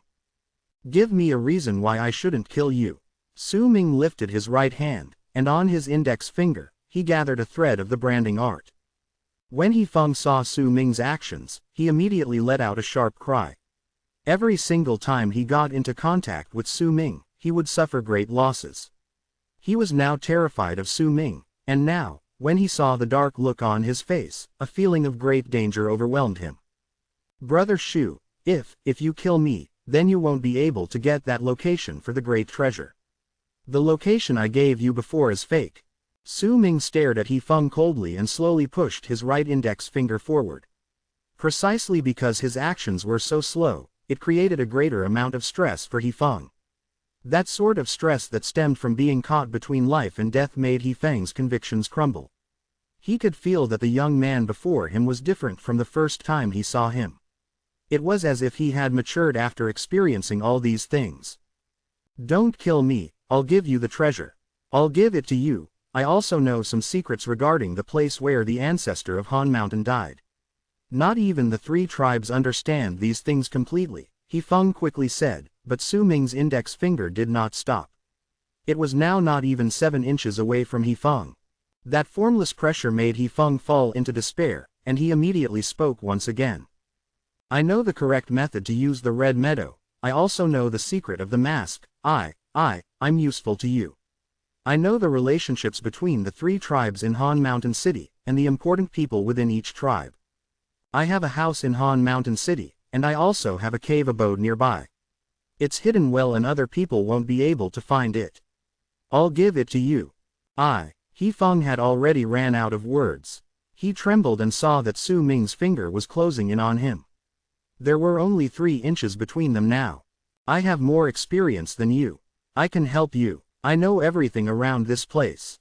With my help, you can be like a fish in. He Feng was shouting by the end, his eyes closed in despair. Su Ming's finger stopped when it was only 1 inch away from him. I don't trust you, Su Ming said languidly. He Feng immediately opened his eyes, and the desire to live was evident in his eyes. It was as if Su Ming's words were the final straw he could cling onto before his death. He could not let go. You can believe me. I can acknowledge you as my master. This is very easy. You can gather the branding art into one mark and imprint it on my body. Once it fuses with me, I will become a part of your branding art. You will only need one single thought to kill me, and I will be unable to resist. Besides, I'm about to reach awakening. I'll be of great help to you. We can kill Zan Lun together and you can use his body as a puppet. Before He Feng could finish speaking, Su Ming pressed his finger onto the center of the brows of the small person formed from the dim light. He Feng let out a shrill, pained cry, and right before Su Ming's eyes, quickly faded away. In the span of a few breaths, the light would completely dissipate. Once it dissipated, He Feng would truly die. Even if his physical body had signs of life left, there would no longer be a person called He Feng left in this world. Up till now, you still want to harm me, Su Ming growled. I did not, I truly did not. As He Feng cried out, his voice became weaker. Half of the dim light had already disappeared. A bitter expression appeared on his face, and he slowly closed his eyes. The moment the small person formed from the dim light almost completely dissipated, a light appeared in Su Ming's eyes, and he formed a small mark with the branding art, fusing it with the dim light. He Feng immediately started stabilizing from his dissipating state. There was pain on his face, but the joy and desire to live was evident in his opened eyes. He did not struggle and let the light fuse into him. After the time it takes for an incense stick to burn, his small form transfigured from dissipation stabilized, and he knelt down before Su Ming with a respectful face. At the same time, a new line of thought arose in Su Ming's mind. That thought seemed to be connected to He Feng. With one thought, Su Ming could completely destroy it. I know that you do not want to resign yourself to this. Su Ming looked at He Feng's small form and spoke unhurriedly. I wouldn't dare. He Feng smiled wanly and looked at Su Ming before lowering his head once again. I'll give you a chance. If you assist me with a sincere heart, then after 100 years, I'll return you your freedom, Su Ming said coolly as he looked at He Feng. When He Feng heard those words, he immediately lifted his head and looked at Su Ming. Do you mean it? There is no deep enmity between us. You were the one who had been scheming against me, and I was only resisting. Why should I lie to you?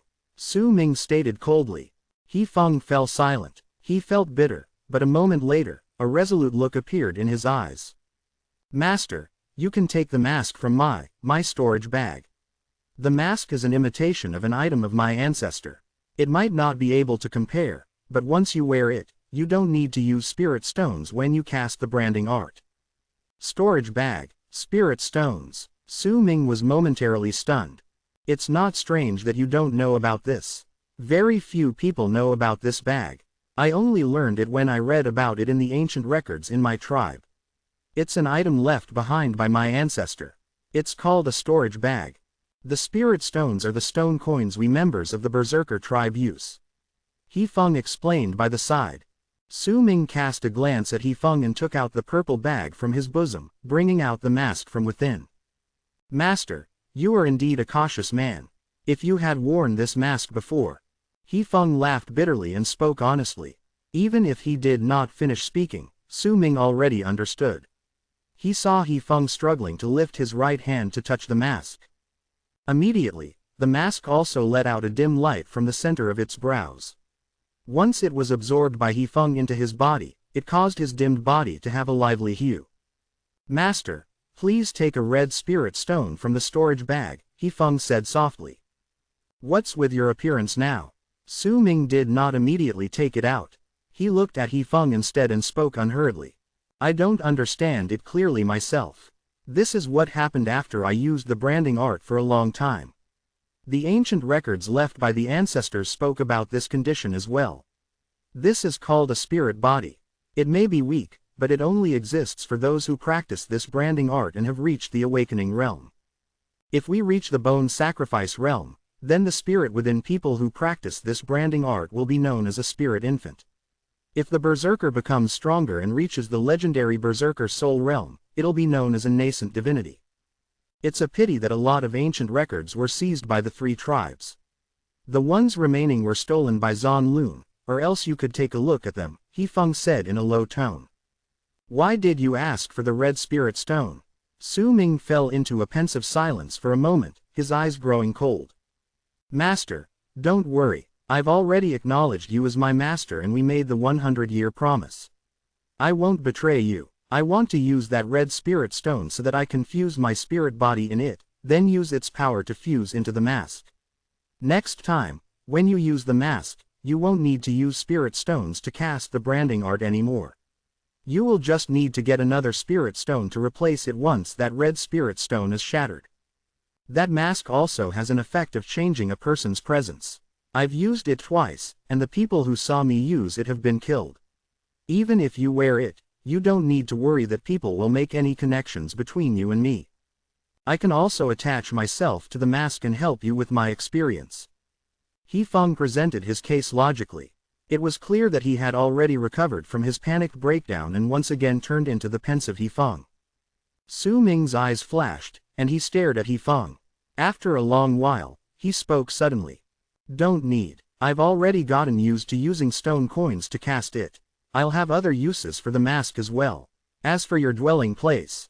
Su Ming swung his right hand in the air and a large amount of souls of the wings of the moon appeared immediately. No outsider could see the souls of the wings of the moon, but the moment He Feng saw them, his expression immediately changed. Yet he did not dare resist. He let the souls of the wings of the moon charge towards him with ferocious expressions. They entangled him and formed a tight seal before pulling back into Su Ming's body. With the large amount of souls of the wings of the moon, Su Ming was not afraid that He Feng would cause any trouble.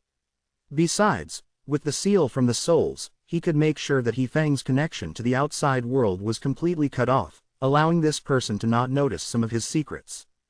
Once he was done, fatigue appeared on Su Ming's face. All the things that had happened with He Feng during the past few months tired Su Ming out. Not just his body, but his heart was exhausted, too. Chapter 135, The Eighth Level of the Blood Solidification Realm. It should be safe here, Su Ming mumbled and put away the black mask. He closed his eyes and immersed himself in his meditation. Several days passed by. With the help of a large number of South Asunder, the injuries in Su Ming's body were healed.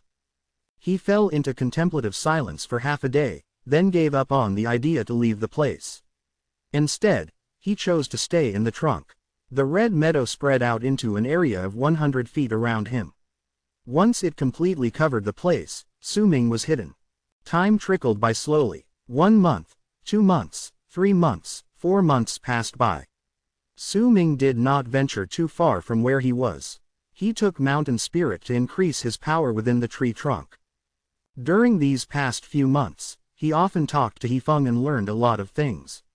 He also heard about He Feng's deeds in the past few years, things which made the man proud of himself. The red meadow remained an area of 100 feet. He Feng may have told Su Ming that the meadow would increase its area once it absorbed enough flesh and blood, but he also told him that the meadow would absorb the controller's chi rapidly once it was spread out. That frightening absorption rate was not something a normal person could endure, and the bigger the area, the more astounding the absorption rate would be. He Feng could not withstand it, that was why he rarely used it. He also told Su Ming that the meadow that was transfigured from the beast skin originally stretched out to a circumference of 10 li. Yet at that time, besides the elder and a few other people in Han Mountain tribe, no one else could withstand its chi absorption rate. They would practically die in an instant because all their chi was absorbed. Even the elder and the others could not use the red meadow for a long period of time. As time passed by, the red meadow formed from the beast skin started withering, and more people from Han Mountain tribe gradually started to use it. However, as the area of the red meadow became smaller, its use was also reduced to merely defense and could not be used for anything else anymore. That made Su Ming curious. He had already used the red meadow for a year without stopping once, but not once had he encountered the situation where the red meadow would absorb his chi. Still, Su Ming was only curious about that in his heart. He did not ask He Feng. Su Ming also learned about the origins of the red meadow formed from the beast skin. As expected, that thing was one of the items left behind by the ancestor of Han Mountain tribe. But because few people could withstand the horrifying rate of absorption, it was slowly forgotten over time. Su Ming also discovered something he did not understand through a series of seemingly thrown-out questions. The illusion that appeared in his head during the instant he spread out the red meadow formed by the beast skin was never experienced by He Feng or by anyone else who had used the red meadow before him. It was the same for generations upon generations of people from Han Mountain tribe. They were all like He Feng, otherwise it would be impossible for there to be no clues left behind. Either He Feng is hiding it from me, or I'm somehow connected to the red meadow formed by the beast skin. Su Ming could not understand the cause of it, and could only find 2 reasons as to why it had happened. However, he remained cautious. He did not find creatures to expand the area of the meadow, but his interest towards the ancestor who had died in the canyon under Han Mountain City was piqued. During these months, the blood veins in Su Ming's body increased by quite a large margin. The reasons for that were not only related to the dangers lurking outside, but also due to the increasingly more thick miasma in the deeper parts of the rainforest, which affected Su Ming's chi circulation. Due to the constant circulation, the blood veins in his body had increased to 370-something blood veins. He had gotten closer to reaching the 399 blood veins required for the 8th level of the blood solidification realm. Nonetheless, the effects of mountain spirit had become extremely weak.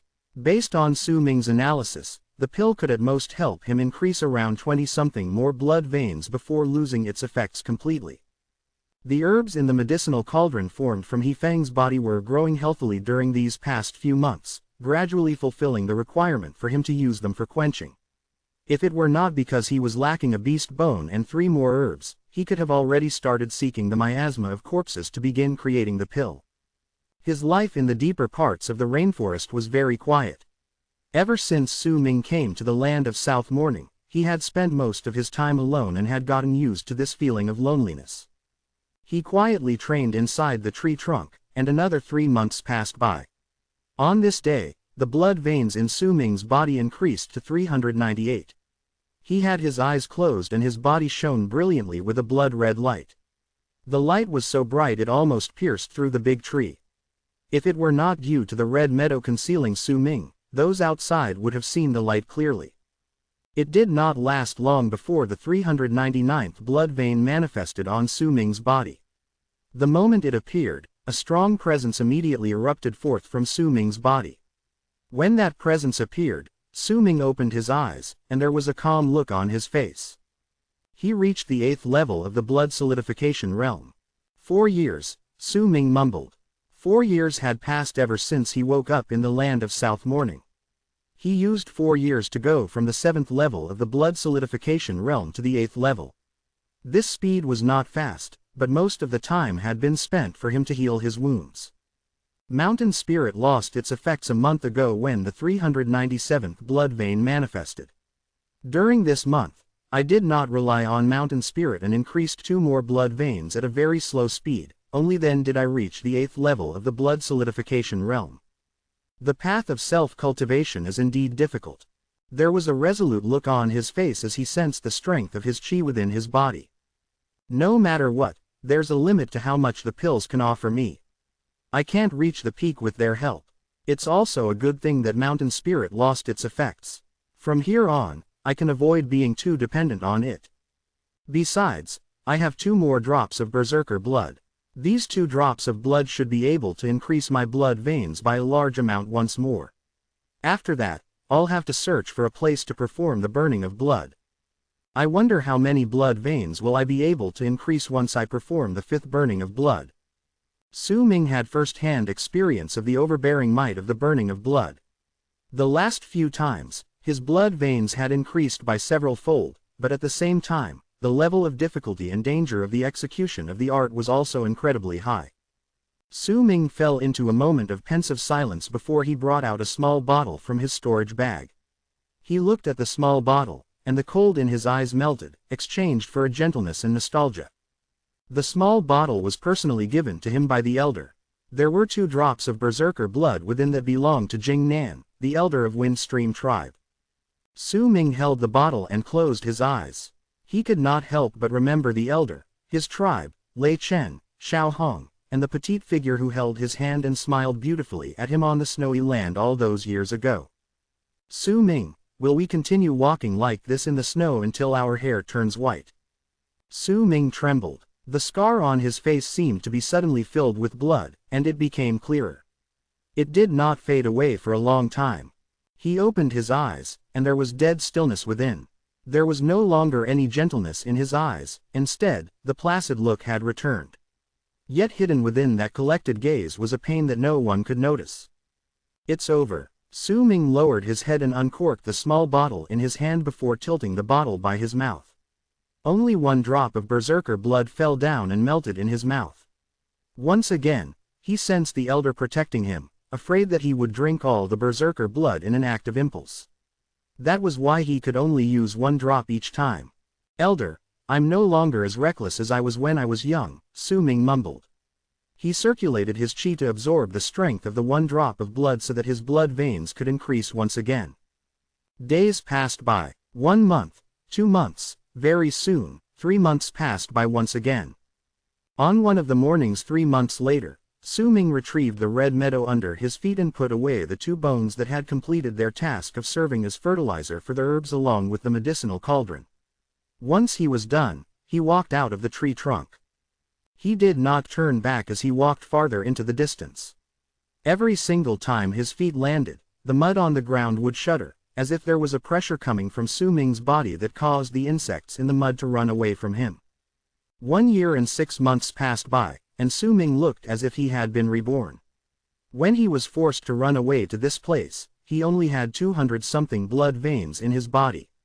However, with the help of Mountain Spirit, his blood veins had increased to 399. When Mountain Spirit had lost its effects, he completely absorbed the 2 drops of Berserker blood in the past 3 months. As of now, his blood veins. He Feng, how far is the location where you hid the treasure? Every single step Su Ming took in the rainforest was about dozens of feet long. He wore a long blue robe, and as he walked, the strange insects on the ground avoided him. Some of the odd plants and creatures around him also did not dare approach him due to the pressure he exuded. Master, if you continue in this direction, then in half a month, you'll arrive at a cave abode of mine. But that place is well hidden. It'll be hard for people to find the place. He Feng's voice echoed in his mind in a respectful tone. Besides respect, there was also shock and bafflement in his voice, as if he was surprised by the change in power within Su Ming. Su Ming's expression remained indifferent. He did not say another word on the way and walked silently for a few days before eventually walking out of the deeper parts of the rainforest. As he walked out, the miasma also became thinner until it completely disappeared by the end. He could see the mountain cave in which he had settled down to cure his wounds a few years ago. Zhang Lun was not here. Han Feizi was also not here. The rainforest was very big, and there were multiple paths that could be used to exit the forest. Few people could completely monitor the forest. More importantly, once He Feng was assimilated into Su Ming's brand, Su Ming could also feel the brands that He Feng had previously left on Zhang Lun and Han Feizi. If the 2 of them got closer to him, he would notice them beforehand. If He Feng had not listened to Han Feizi's words and plotted to use danger to awaken, he would not have been chased down by Zhang Lun and fallen into this state. Su Ming was about to walk out of the rainforest and head to the place where He Feng hid the treasure when his footsteps suddenly faltered. He thought for a moment before leaping up a big tree and sitting down cross-legged on the branch. He closed his eyes and spread out the branded area around him before starting to meditate. He Feng could see what Su Ming was doing, and he could not understand it, but he did not bother him. He had been very careful during this past half a year, but he was still gradually beginning to be unable to guess what was on Su Ming's mind. The sun rose and set, and days passed by. Su Ming continued sitting cross-legged, unmoving. It was as if he was waiting for something. He Feng became increasingly curious, and there were a few times where he was tempted to ask, but when he remembered Su Ming's morose attitude during this half a year, he withheld his question. Half a month later, a voice traveled from a distance in the rainforest. Su Ming opened his eyes and a smile appeared on the corners of his lips. Senior, Chapter 136, The Great Treasure of Han Mountain. Fang Mu felt dejected. He did not know why, but the mysterious Senior Mo had been ignoring him for more than a year now. He had been calling out to him multiple times every time he came to the forest, but every single time, he would return dispirited. He did not know where he went wrong, and kept recalling every single thing that had happened the last time he met the man. No matter how many times he analyzed it, he still thought that it was related to the bone blade. He had brought this up to his father half a year ago, and his father fell silent. He did not speak, but several days later, his father told him that the man had already left the rainforest in a hurry, as if an accident had happened. When Fang Mu heard those words, he fell silent for a long time. He had thought about giving up, but the probability of 7 Su Ming had spoken about during the last time they had met made Fang Mu reluctant to give up his chance to get cured completely. Even if his father had told him clearly that the man had left, Fang Mu still went there every month and called out to him for several days, hoping that one day he would get a response. Not once did he stop coming into the forest during the past year. He had a feeling that this was his only chance. Fang Mu knew that his father was aware of his actions. He knew about it since his father still ordered the powerful berserkers in the tribe to accompany him to the rainforest and wait outside, just like every single time Fang Mu had come to the rainforest in the past. He recalled everything that had happened in his head, and Fang Mu let out a long sigh. He went into the rainforest alone and called out as per usual. Senior. Fang Mu went to the last place he had met Su Ming and looked around. A dejected look appeared on his face. Have you prepared the herbs I asked of you? A calm voice traveled languidly from behind him. The voice may have appeared suddenly, but it sounded as if it had existed in the rainforest from the start. It sounded as if it had blended into the place. Fang Mu was momentarily stunned. He turned around swiftly and saw the familiar figure standing in the same place as the previous year. Say, Senior. A shudder traveled through Fang Mu's body and extreme joy filled his eyes. His breathing became rapid, and there was disbelief on his face. I've prepared the beast bones that are equivalent to the power of awakening, but... Fang Mu looked at Su Ming. He was afraid that the man would disappear once again. When he finally appeared, Fang Mu immediately explained anxiously. But the 3 herbs are rare items. My father searched for a long time for me, and only managed to obtain 2. The last is an herb named Sky Flute Branch. It has gone extinct in the land of South Morning for a long time. Besides a few special places, it's difficult to find this herb elsewhere. As Fang Mu spoke, he immediately brought out a black bell from his bosom and crushed it before Su Ming. Black mist scattered out and 2 purple beast bones appeared before Fang Mu, as well as 2 herbs that glowed brilliantly. Most of Su Ming's body was hidden in the darkness. He looked at Fang Mu, the beast bones, the herbs, and then fell silent. Senior, please give me some more time. Fang Mu's heart thundered against his chest. Nervousness flooded his body. I asked you to search for these herbs to create a medicinal concoction. That medicinal concoction is very useful to me, and it'll also allow me to get rid of the injuries in your body caused by the berserker art, Su Ming said unhurriedly. If I lack even one of them, then it'll be difficult for me to create that medicinal concoction.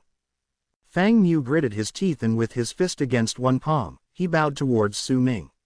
When he lifted his head, his expression was grave. Senior, my father once said that it's not impossible to obtain Sky Flute Branch. There are 3 hidden locations in the canyon under Han Mountain City. Decades ago, including the people of my tribe, the 3 tribes entered those places before and obtained a Sky Flute Branch from there, but that herb was taken by Lake of Colors tribe. I heard that it has already been used for another medicine. But according to my father's analysis, there should be other Sky Flute branches in the canyon. It'll be the day of eternal creation half a year later, and it'll also be the day of the great fog of Han Mountain that only happens once a decade. Every single time during this day, the people of the 3 tribes will open the tunnel leading to the underground of Han Mountain, and the 3 tribes will send representatives of their tribes and their guests to go into the tunnel. My father will use that time to send some tribe members to go and search for a Sky Flute Branch. I ask of you, please wait for another half a year. Oh, Su Ming's expression remained blank, but in his mind he was asking Yifeng about it. Master, the boy is right. There is a powerful seal on the grave of Han Mountain tribe's ancestor. It's not just the tribes, even I cannot enter the place during other times. Only during the day of eternal creation that happens once a decade will the entire land of South Morning be covered in fog. During that time, the seal on my ancestor's grave will be weakened by an unseen force, and only then can other people enter.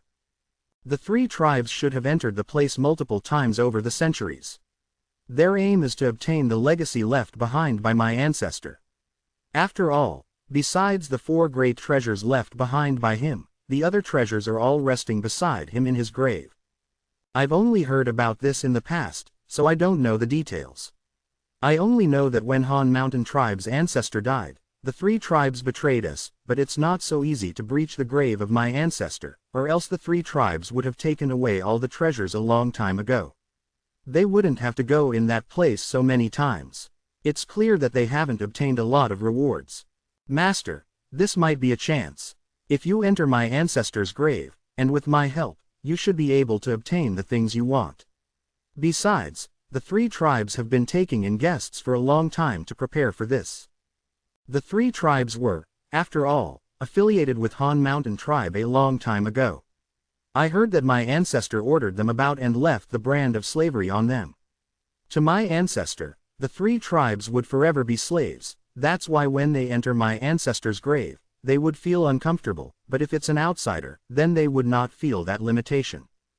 Yifeng's mood was slightly down as he explained. Even so, why would the 3 tribes destroy Han Mountain tribe in the past? Su Ming projected his thought in his mind. It's not just you, even my tribe members and I have been wondering about it for a long time. But it's something that happened centuries ago. There are few people left who know about the details of what had happened that year, but my guess is that there were outsiders who participated that year. He Feng fell silent for a moment before he whispered. A contemplative look appeared in Su Ming's eyes. He was not too interested in the grave of Han Mountain Tribe's ancestor, but the mystery of the Red Meadow and the difference of its effects towards him and others not only made him amazed but also allowed him to form some theories regarding Han Mountain Tribe's ancestor. I'll wait for you for half a year. If you can bring me the Sky Flute branch half a year later, then I'll fulfill my end of the promise. Su Ming looked at Fang Mu and spoke coolly. Before you go to the 3 hidden locations, you can come here. I have some things to ask of you. Su Ming took one step forward and Fang Mu's vision clouded for a moment. He could not see Su Ming clearly, but he could feel a cold sensation in his mouth, as if a foreign object melted in his mouth and spread throughout his body. Once he reacted to the situation, all was quiet around him. Su Ming had already left, and the beast bones and herbs on the ground were gone. Su Ming turned into a long arc, but he did not travel in the sky, he was dashing through the rainforest instead. Master, why didn't you ask to enter the canyon? He Feng could no longer hold it in and asked. You want me to go? Su Ming moved forward with big steps at an incredible speed as he asked in his mind, seemingly casual. Master, you misunderstand. I did not mean that. He Feng shuddered and quickly shut his mouth. He Feng no longer spoke about the matter on the way but provided directions and told Su Ming the location where he had hidden the great treasure. Half a month later, Su Ming stood at one of the summits of a long and continuous stretch of mountain range located far away from Han Mountain City, and looked down. This was a desolate area. There was no one around. The place was secluded, so few people came here. The wind was great, and as it blew against his body, Su Ming's long hair floated in the air. His robes let out ceaseless flapping sounds. Before him were various valleys formed by mountain ridges. There were a lot of valleys that were covered by plants and trees. This might not be a rainforest, but it was still a remote mountain. Master, my cave abode is the 7th valley from the front. He Feng's voice echoed in Su Ming's head. Su Ming's eyes flashed, and after a momentary silence, he lifted his feet and ran towards the 7th small valley. The 7th valley looked sunken in the distance, and there were a lot of plants within, along with a large number of birds and beasts. Su Ming carefully went into the valley and surveyed his surroundings. His surroundings were quiet, and there were a lot of cracks on the mountain stones. Plants had made their home within those cracks. He swept his gaze across the valley and a white stone coin appeared in his hand. Once he held it in his right hand, he made a sign, and all within the circumference of 1,000 feet appeared in his mind in an instant. All the movements of the wind blowing against the grass and the traces of the creatures in the valley appeared profoundly in his head. Very soon, he focused his gaze on the middle section of the mountain stone towards his right. There was a crack that was not too big. A brief sparkle appeared in his eyes. Su Ming saw 2 big eagles inside the crack. It was clear that the birds treated the place as their abode. You hid this place well. Is this the cave abode you spoke about? Su Ming asked flatly. It's easy for people to find the resting places of birds and beasts, but it's also very easy for them to overlook them, especially in a secluded remote mountain like this. There are a lot of eagles like these here. He Feng's voice appeared with a cautious tone in Su Ming's head. Su Ming focused his entire branding art on the crack. After careful observation, he noticed nothing out of place. Only then did he charge into the crack. In an instant, he entered the crack, startling the 2 eagles inside. They flew up and were about to screech when Su Ming used the branding art to stab their heads. They struggled out of the crack and fell into the valley unconscious. Su Ming went to the right side of the cave and crouched down. He looked at the ground and smacked his right hand down. The moment he struck, the ground trembled and cracked open. There was a jade box the size of a palm hidden within. There was nothing unusual about the jade box, only some decorative patterns were carved on the box. Su Ming did not pick it up immediately, but chose to observe it for a few moments. However, his expression gradually became more serious with each passing moment. The box was also created from stone coins. The great treasure left behind by Han Mountain tribe's ancestor, just what is it? Su Ming sat down and looked at the box. He had asked He Feng about the treasure before. However, He Feng's answer was rather ambiguous. He had opened it once, but only saw a ray of fluorescent light. Once the fluorescent light disappeared, the box also closed up on its own. After that, no matter how much he tried opening it, he could not. He was also worried that he would die because he did not have the power to control the treasure. That was why, after careful consideration, he hid the treasure over here, thinking that he would try opening it once again after he awakened. Chapter 137, A Difference in Treatment. Su Ming calmed his breathing and looked at the seemingly normal stone box before him with sparkling eyes. He sat down in the cave abode that once belonged to He Feng, feeling nervous. He was looking forward to the item inside the stone box. He wanted to know what caused Lake of Colors tribe, Puxiang tribe, and Tranquil East tribe to rebel all those years ago. He wanted to know what was the last of the 4 great treasures wrested by the tribes. The 4 great treasures had made the 3 tribes massacre a tribe. Now, the last of these treasures was desired by Zan Lun and wanted by Han Feizi. They did not even dare spread the news out. This made Su Ming even more nervous. This thing originally wouldn't have fallen into my hands, Su Ming thought in his heart. He only came here due to a strange coincidence.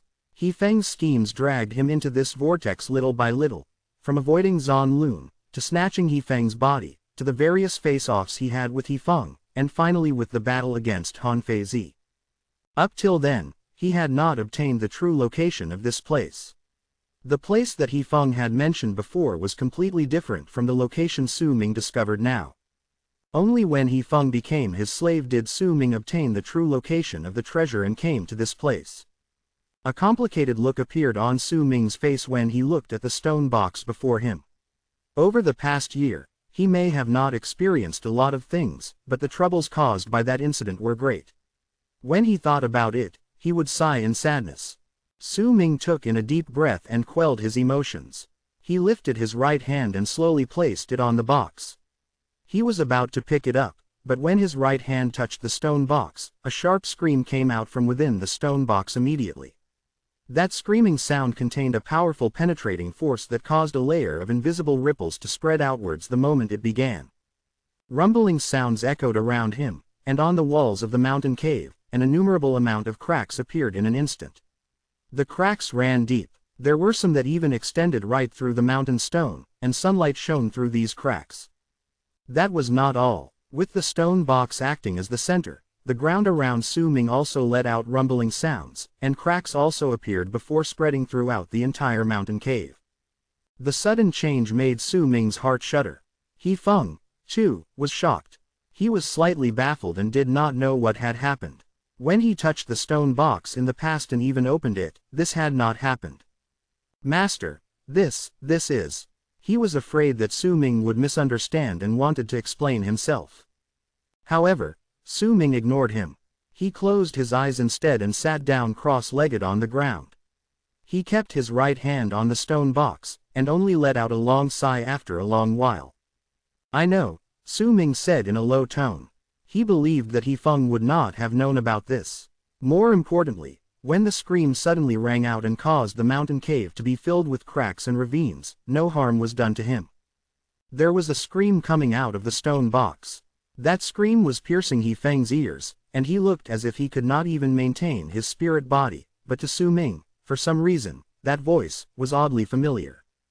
That screaming voice seemed as if it was cheering in excitement, as if after the centuries of being sealed in waiting, the person who could finally awaken it had arrived. This was a strange feeling, but Su Ming could feel it clearly in his heart. He could feel that the item inside the stone box was calling out to him. His heart raced against his chest, and with each heartbeat, it would cause the item within the stone box to scream even louder until the stone box eventually started trembling. Banging sounds came from within, as if the treasure inside the box wanted to rush out. Fluorescent light shone through the slit connecting the stone box and the lid, causing Su Ming's face to be illuminated by it. He Feng went slack-jawed in disbelief when he saw this. The moment Su Ming touched the box with his hand, the treasure that belonged to Han Mountain tribe seemed to gain intelligence and acted in this manner. It made his mind blank and threw him into bewilderment. He even started to feel a little hurt. That feeling was as if the treasure that his people had been worshipping for centuries had chosen to ignore him, but when an outsider suddenly appeared, the treasure became so excited it was like it had found its owner. That absurd feeling made He Feng completely stunned. As the fluorescent light from the box shone, the screams became stronger, as if they were anxiously urging Su Ming to open the box so that whatever was inside could come out. Su Ming could feel that the sound was calling out to him more and more strongly.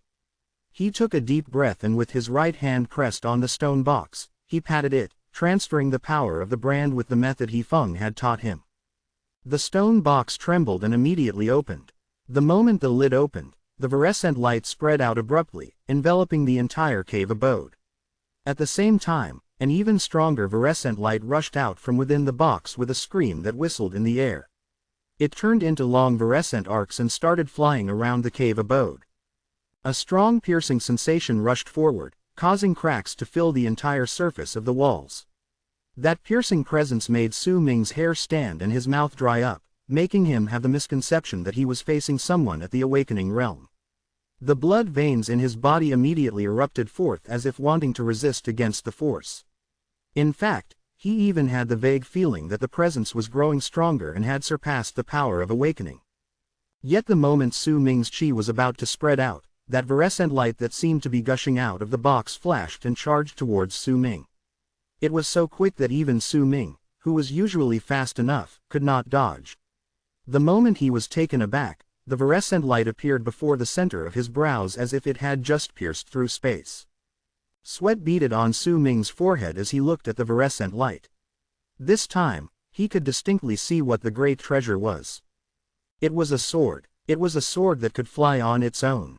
It was a completely fluorescent sword that had a complex picture engraved on it that Su Ming had never seen before. The sword was only about 7 inches long and could be held in his hand. It looked cold and frightening, and a piercing presence came from it. The blade was incredibly sharp and looked as if it could pierce through the center of Su Ming's brows like a leaf, with just one small move.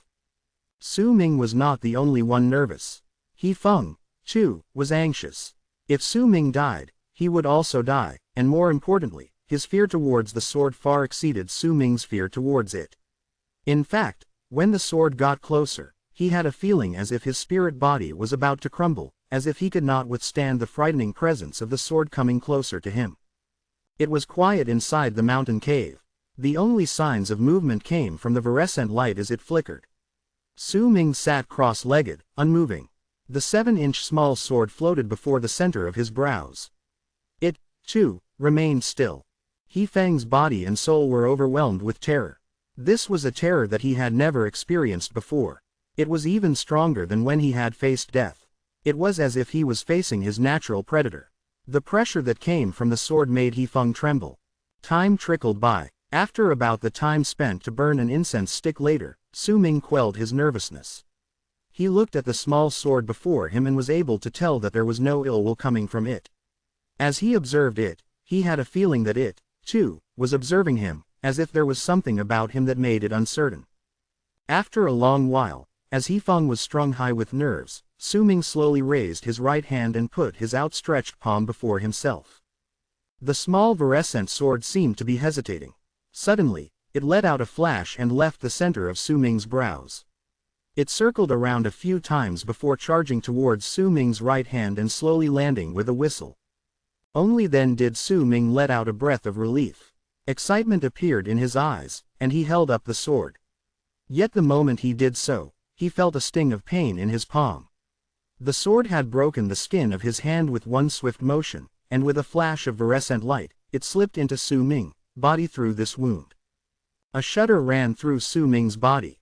When the small fluorescent sword entered his body, the fluorescent light scattered and turned into a force that swiftly spread through Su Ming's body.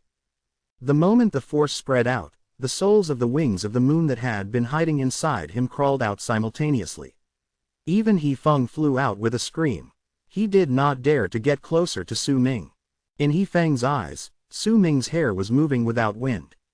His robes were floating on his body while he remained sitting. His expression may have been still, but there was a terrifying presence that seemed to be awakening within him. It was as if that presence should have belonged to Su Ming right from the start but had been lying dormant.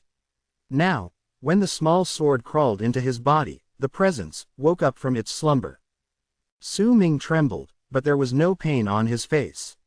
There was only a frown, as if he was not used to the feeling. He could clearly feel that the sword was weaving through his body as if searching for something. Fluorescent light shone out from his body, causing Su Ming to look as if he was enveloped in green. Yet at that very moment, violent shudders suddenly shook his body. An indescribable pain suddenly rose up inside him like a tidal wave, possibly due to the little sword having found its place. It let out a sword aura as if ready to pierce through Su Ming's body. That sword aura traveled through him and forcefully opened a path of blood and flesh inside him. A course seemed to originally have existed for that path, but it was blocked in Su Ming's body. Perhaps it would have never been cleared, but now, as the sword aura moved through the path, it also forcefully broke past the originally sealed path inside him. A bang resounded through Su Ming's head. As he trembled, blood flowed out of his skin. A line of blood veins that should not exist in the body of a berserker appeared on him. The line surrounded his entire body, starting from his abdomen and ending on his head. The small fluorescent sword swam through the line several times before it finally appeared on Su Ming's head. Su Ming could feel its presence, but there was no pain. Instead, as the line was cleared, a warm, comfortable feeling spread through his entire body.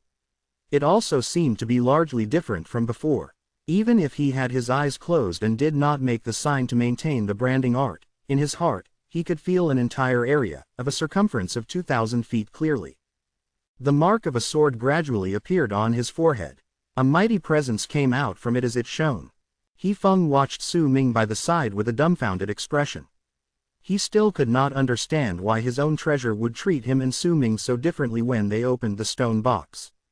Thankfully, he was now a spirit body, or else he might have possibly coughed out a mouthful of blood under a fit of distress caused by incomprehension and disgruntlement. Chapter 138, The Later Stage of the Blood Solidification Realm. Su Ming opened his eyes. For the first time, his eyes shone with a profoundness that looked as clear as ancient stars. He might be sitting inside the cave abode, but it made He Feng feel as if Su Ming had blended together with his surroundings. He could see Su Ming, but he could barely sense him. Su Ming's eyes especially made He Feng's heart shudder. He had never even seen those eyes on Zan Lun. Only a prodigy like Han Feizi could obtain this sort of feeling that made people feel as if they were drawn in when they looked into their eyes.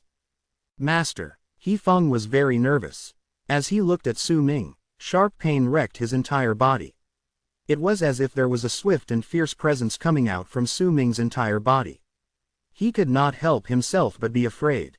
Su Ming turned his head and looked at He Feng. The moment his gaze met with He Feng's, tremors suddenly shook the latter's body. He floated dozens of feet away instinctively, as if his body was about to crumble. He even felt as if a sharp arrow pierced through his heart. All his thoughts were exposed the moment Su Ming looked at him, and he could hide nothing. Master. Su Ming smiled faintly. The pressure coming from his body immediately dissipated, his eyes also calmed down and returned to normal. He moved his body, standing up and letting out a long breath. Let's go. Su Ming lifted his right hand and grabbed He Feng's spirit body. Immediately, He Feng was absorbed into Su Ming's body along with the cheering souls of Wings of the Moon.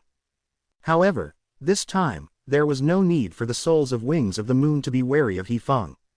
He Feng was docile, remaining still inside Su Ming's body. He once again felt the small sword and its pressure. Amidst his fear, he grew to be respectful towards Su Ming. This sort of respect stemmed from Su Ming's mysteriousness. Up till now, He Feng still could not understand why his people's treasure would act as if it met its long-lost owner the moment it saw Su Ming. He Feng could not even predict Su Ming's level of cultivation. He did not know how many blood veins Su Ming had, but he could vaguely guess that with the shining fluorescent small sword, even if he met Zan Lun, he could still fight against him without losing. Su Ming walked out of the mountain cave. It was already noon. The sun was bright and felt warm against his skin. He stood outside. As he looked at the blue sky and the white clouds, a sparkle appeared in his eyes. Chances are hidden within danger. This time, to obtain this sword, I had to face danger. But it's all worth it. Su Ming lifted his right hand and touched the center of his brows. The mark of the sword was still flashing on the center of his brows, but as Su Ming touched it, the flashes became slower, and then disappeared altogether a moment later. This sword gives me an intimate feeling. It doesn't reject me either. Also, that red meadow absorbs other people's chi, making it hard for them to maintain it, but not for me.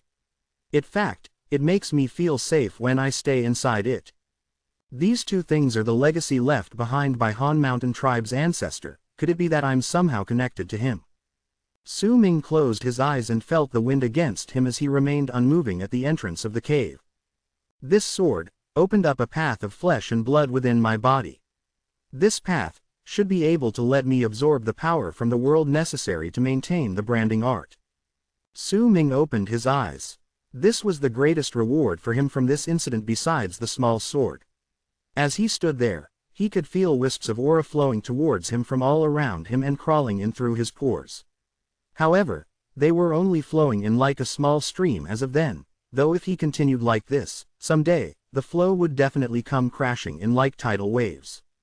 This is a practice different from the practice of Qi. I trained to gather my blood to turn it into the power of blood veins so that my body would become stronger and I would obtain incredible physical strength. That is what is meant by blood solidification. This practice is obviously not of blood veins, but one that is connected to the aura that exists in the world. If that's the case, then I'll call this practice aura convergence. Blood solidification allows me to have endless power and use my blood to cast various berserker arts. There may only be two uses for aura convergence now, but it's really strong. Su Ming did not make any signs, neither did he hold any stone coins, but with just one thought, everything that existed within the circumference of 2,000 feet appeared in his mind. At the same time, the mark of the sword that had dissipated flashed once again at the center of Su Ming's brows. The moment the virescent light appeared, the small sword charged out of Su Ming's brows like a bolt of lightning to the distance. It traveled so quickly it could not be seen with the naked eye. Virescent arcs surrounded Su Ming in an area of 2,000 feet. They continued moving but were limited to that area of 2,000 feet. Once they left the area, the virescent light would become dull, as if no longer able to fly in a stable condition. Yet to Su Ming, those 2,000 feet were enough. However, using that small sword was not an easy task. In the span of just a few breaths, he began to feel his head hurting and his vision blur. The aura that accumulated after much difficulty in the path that was just cleared inside his body instantly emptied out, causing the area of 2,000 feet to continuously shrink in his head, a telling sign that it was due to large drainage. 5 breaths is just right for me.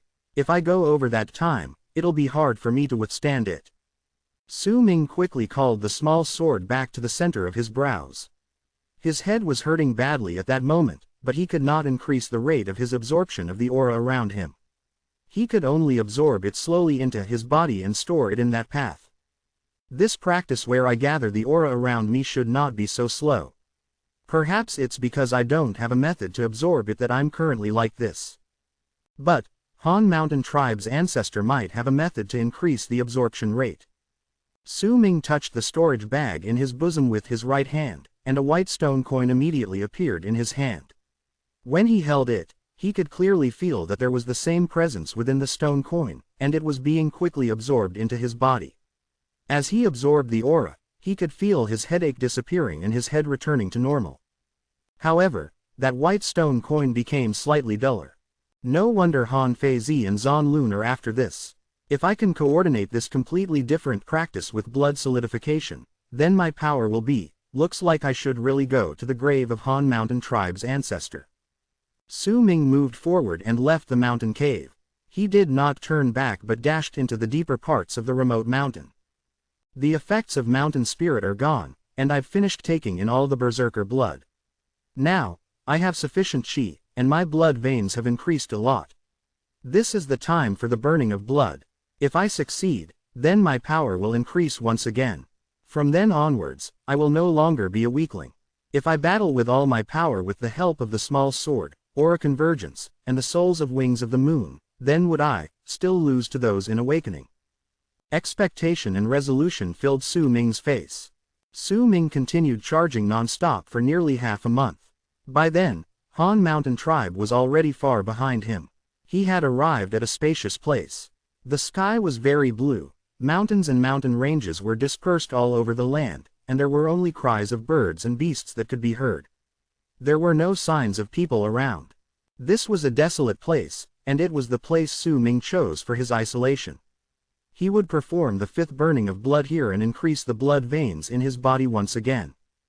During the burning of blood, a change would fall upon the sky and earth, but at this place where few people traveled, the possibility of people noticing that change would be largely reduced. Su Ming sat on one of the peaks of the mountain ranges for 7 days. During these 7 days, he did not move. He simply immersed himself in the circulation of his chi while he waited for the full moon. Another 3 days passed by. When night fell, the sky was dark, but in the sky was the moon, and the moon was not in a crescent shape but round. The moment the full moon arrived, Su Ming, who had been sitting at the place for 10 days, opened his eyes. He Feng had already been covered by the brand inside Su Ming's body. He could not see what was happening outside. Su Ming did not want anyone to know about his secret. The shadow of the moon was reflected in his eyes. He lifted his head and looked at the full moon in the sky. Taking in a deep breath, he circulated his chi abruptly. Banging sounds reverberated through his surroundings. This was the first time Su Ming let out all of his chi after absorbing all the berserker blood. 400 blood veins instantly covered Su Ming's body. Red light flashed brilliantly and dyed the summit in red. Su Ming's expression was grave. As the shadow of the moon became clearer in his eyes, more blood veins appeared from within his body once again. The number of blood veins increased from 400 to 460. They covered his entire body densely, causing the blood red light around him to become stronger. But this was not yet Su Ming at his peak. He took a deep breath and red filled the whites of his eyes instantly. That red was not due to anger or excitement, but because Su Ming's chi had reached its peak. As he circulated his chi, it caused his eyes to be filled with blood, which was why his eyes were bloodshot. This was followed suit by more blood veins appearing on his body once again. 470, 480, 490, and when the number reached 510, a mighty presence erupted forth from Su Ming's body. This was his peak after absorbing all the berserker blood. Originally, the berserker blood would not have created such a huge effect. But the reason why Su Ming could increase such a large amount of blood veins was due to the large amount of mountain spirit that he had consumed over the years. Even if mountain spirit had lost its effects, the residue lying dormant in his body still contained some effects. Under the incentive provided by the berserker blood, his body seemed to have been cleansed, and his potential was largely developed. That was why there was such a shocking effect. After the 8th stage of the blood solidification realm, there was no longer a set amount of blood veins required to reach the 9th, 10th, and 11th levels. However, any berserker that manifested more than 500 veins could be said to have reached the later stage of the blood solidification realm. Even if the designation given to them was the same, there was still a difference in every person in reality. 500 blood veins were considered the later stage of the blood solidification realm. 781 blood veins were also considered the later stage of the blood solidification realm, and 900 blood veins were still considered the later stage of the blood solidification realm. Even if a berserker manifested 949 blood veins, he would still be known as having reached the later stage of the blood solidification realm. Only those who manifested more than 950 blood veins would be known to have reached completion of the blood solidification realm. However, these people were rare. And those who could manifest more than 980 blood veins, they would be given the legendary title of Great Completion of the blood solidification realm, but these people were rare even in big tribes. All of Su Ming's chi appeared. He looked at the moon in the sky. There was fire within his eyes, and his entire body seemed to be burning. From the distance, he looked like a man of fire. His expression was calm as he lifted his right hand slowly. Once he bit his finger and blood flowed out. He placed his finger on his left eye with one swift motion. That blood touched the fire and ignited Su Ming's convictions of a powerful berserker. The burning of blood began at this moment. Chapter 139. Egress. The sun rose and set. Clouds came and went. 5 months passed by in the blink of an eye. During these 5 months, drastic changes happened multiple times in these remote mountains. Sometimes, the land would shake, and numerous birds and beasts would scatter far away, as if the place had turned into a forbidden land. There were also a large number of trees that suddenly turned white and withered away as if they had lost all their life, becoming dried husks. The area where the trees were affected was white as well, covering almost a spherical area of dozens of li.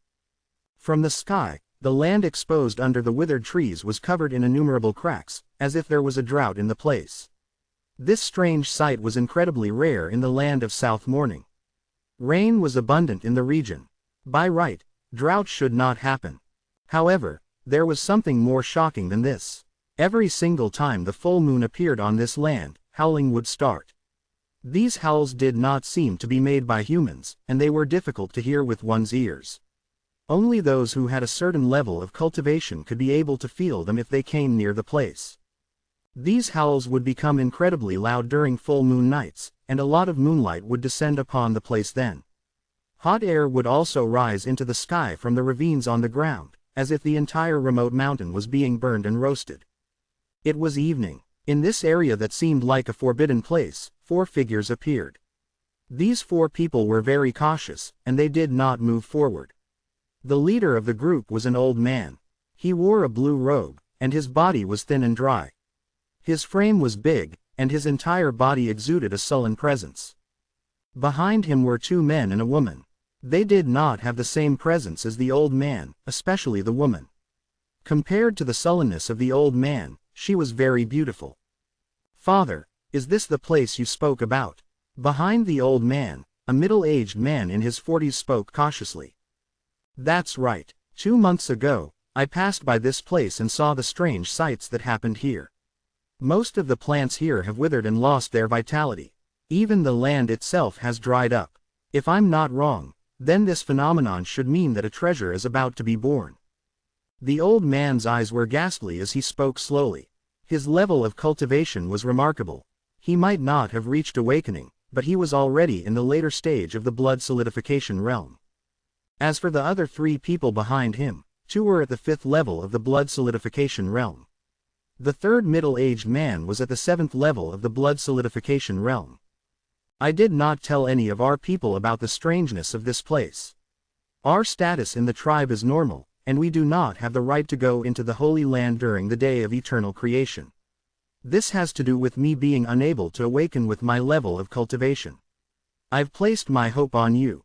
If I can obtain this treasure, perhaps it will do you good. The day of eternal creation is near. Fog has started surrounding the entire land of South Morning. The tribe is busy making preparations to enter the Holy Land. They won't notice our movements. The old man looked at the land in the distance. It was evening. There was a thin layer of fog far ahead. If they looked down at the earth from a high place, they would see that a large amount of fog was coming out and covering an endless area in the land of South Morning. The man took a deep breath and nodded. "As for Dao and Shan you 2 can follow behind. There might not be any aura of death coming out of this place, but the withered trees have lost their vitality. The aura of death is within them. You 2 can absorb them into your bodies. It'll be good for you." The old man looked at the sky and spoke in a low tone. "Every single time night arrives in this place, there will be a change. I went in once after observing it for a few days, but I stopped after I traveling in 10,000 feet. However, with the tribe's death essence pearl, I should be able to venture deep within." There was an eager look in the old man's eyes. "Father," the middle-aged man by his side looked rather hesitant. He cast a glance at the old man before saying with a low tone, "Father, this might not be due to a treasure appearing, but a senior training in this place. If our assumption is wrong, then, haha, it's good that you have your worries. I thought about that too before, but when I entered this place last time, I did not meet with any misfortune. More importantly, the plants and the earth have only lost their vitality, but the aura of death did not spread out. If that senior is truly training in this place and caused such a huge change, why would he not use this aura of death? This phenomenon can only be explained by the birth of a treasure." As the old man spoke, dusk went by. The entire sky darkened. The crescent moon appeared in the sky, and moonlight shined onto the ground. "Don't think so much. We will go now." The old man took a deep breath and led them into the withered forest. Behind him, the middle-aged man followed cautiously. As for the two youngsters, they followed behind with excitement as they continuously absorbed the aura of death from the trees that had lost their vitality. Their expressions were becoming more and more eager. They did not move fast. As they walked through the dead forest, the sight of the cracked earth and withered plants entered their sights. The old man may have looked unaffected, but the middle-aged man was gradually covered in sweat. If it was just withered plants, it wouldn't be so strange, but the land is also cracked badly. The land itself here has lost its vitality, and this has become a great place for us from Pakchiang tribe to train. If I could just train here, it's a pity the aura of death is not lively here. It loses to the area in the tribe. The middle-aged man took in a deep breath and gave up on the thought. Instead, he too became eager to find the treasure. As for the male and female youngsters, they were stupefied. They were no longer excited or eager, they were beginning to feel nervous. At that moment, howls suddenly came from one of the summits in the distance. The howls were sharp, and normal people could not hear them. Only those with a certain level of power could do so. The old man's expression changed. It was clear that he heard the howls. As for the middle-aged man, he could vaguely hear them. His chi was circulating uncontrollably, causing his heart to race. If he was in this kind of state, then it was even more so for the two youngsters. The faces of these people were pale. They may not have heard the howls, but they had a feeling as if their hearts were being torn apart. The old man let out a cold harumph and brought out a black pearl from his bosom with his right hand. The moment the pearl appeared, the area was instantly filled with a black air that flew out from the plants and the earth. It charged towards the pearl and gathered within, turning into a screen of black light that enveloped the four people. I came up to this place last time. Now, with the death essence pearl, we should be fine, or else that howling will become stronger and it'll be an annoyance. As the old man spoke, he continued moving forward. The three people behind followed after him quickly. Under the protection of the screen of black light, they gradually moved into the deeper parts of the land, towards where the mountain was. Under the moonlight, the mountain was obscured and could not be seen clearly, but even with the screen standing between them and the howls, they still traveled inside, coming from the mountain. The treasure must be at the peak of the mountain. The old man quelled his excitement and took a few quick steps forward, bringing the other three behind him into the mountain as they moved quickly towards the top of the mountain. The top was barren. The plants here had long since withered into ashes. Numerous cracks covered the entire mountain, causing it to look ghastly. Yet the old man did not take note of these. As he continued moving forward, they soon reached the obscured part of the mountain. Yet at that moment, the old man suddenly faltered. The middle-aged man behind him paled in an instant, and a dismayed look appeared on his face. At the summit located 100 feet away from them was no treasure but a person sitting cross-legged. They could see the figure of the person before them clearly. His face was obscured, but even so, a strong presence covered the surroundings, causing the old man and the middle-aged man's hearts to race uncontrollably. This was not due to agitation, but anxiety. In fact, the space around the person seemed to be twisting, and the howls were coming out from the twisted space. The old man's pupils shrank. Stunned, he was about to retreat, but at that moment, right before their eyes, the obscured figure sitting cross-legged opened his eyes unhurriedly. There was an aloof look within that profound gaze. With a freezing glance, the figure looked at the old man, and a banging sound rounded in the old man's head. His chi began circulating uncontrollably in his body. He quickly retreated and grabbed the pale-faced middle-aged man who looked as if he was struck by lightning, as well as the two youngsters who could not withstand the pressure brought about by that gaze along with him as he withdrew. Yet when they had retreated to a distance not even 500 feet away, the four people trembled as a fierce, invisible presence appeared out of nowhere and locked onto them. Lots of moonlight descended around them, causing a huge sense of danger to fill their hearts. Awakening. This person is definitely a powerful berserker at the awakening realm, or else he wouldn't be able to exude such great power with his gaze alone. The old man stopped and cold sweat broke out on his skin. He had a feeling that if he continued retreating, he would definitely die. "Senior, I am from Pakchiang tribe. Please forgive my transgressions. The old man quickly wrapped his fist in his other hand towards the person sitting at the summit. His expression was respectful, even though he was nervous. It was quiet all around them. The howls that he felt had also disappeared. Time passed by in this silence, causing the four people to become increasingly more nervous. Puxiang tribe, leave behind that pearl in your hands and go.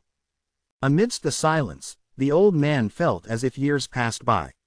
When he heard the person's words, he took off the black pearl without any hesitation and placed it by his side before quickly bringing the other three people to withdraw. His heart raced against his chest with a feeling as if he had just escaped death by a hair's breadth. Even after they ran out of the withered area, they continued running for several hours before slowing down. The old man's face was pale. He turned his head back and a fearful look appeared on his face. To him, what had just happened was a life-and-death situation. The middle-aged man beside him was also breathing rapidly. He looked at the old man and asked in a whisper, "Father, is he a awakened berserker?" "He's not just a normal powerful berserker who awakened. He should be at the middle stage of the awakening realm," the old man said after hesitating for a moment.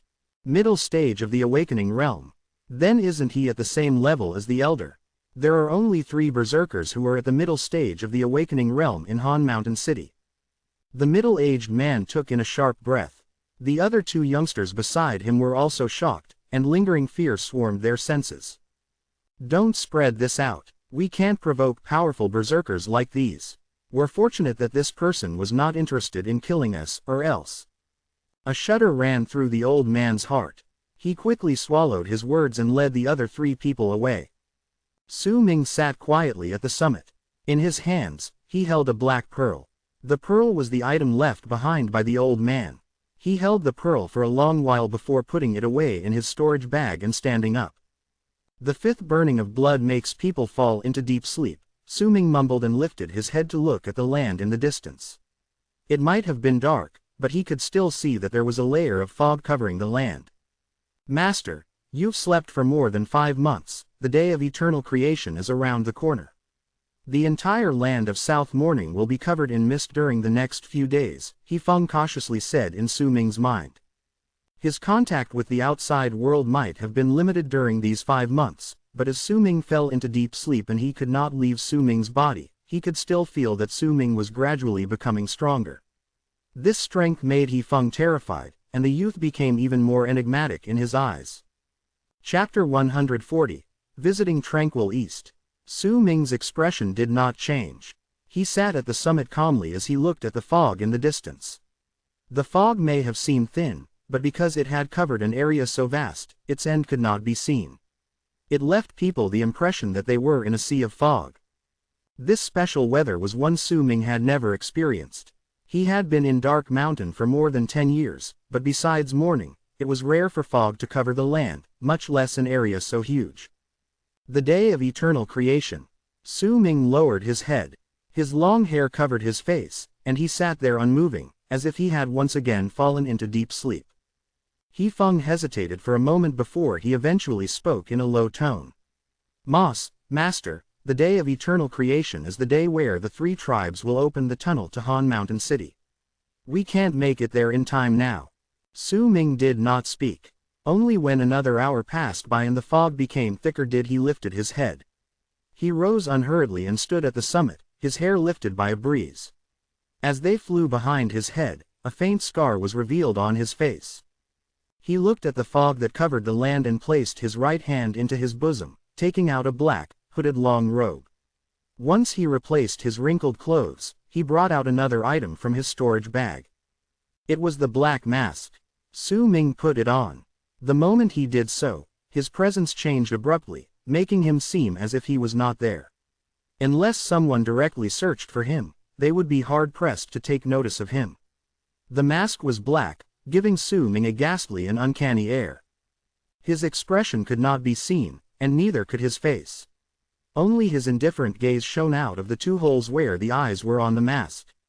Su Ming's long hair and head were both hidden within the hood of his black robes.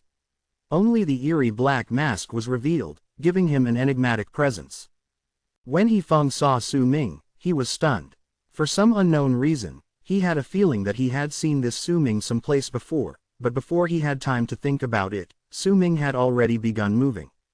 When he first came to this place, while Su Ming might not have used his full speed, he still needed half a month for the traveling. Now, as he went back through the boundless fog, he only used 6 days. In 6 days, he arrived to Han Mountain City's territory from his isolation spot. He might not have arrived in Han Mountain City itself, but he was not far from the place. As he traveled forth, the fog in the region became thicker. He could no longer see into the distance. Everything in sight was covered by the fog. These days, the birds and the beasts hid themselves, as if they did not dare to venture out. The entire land was quiet. The only sound came from Su Ming as he blasted forward. Another 3 days passed by.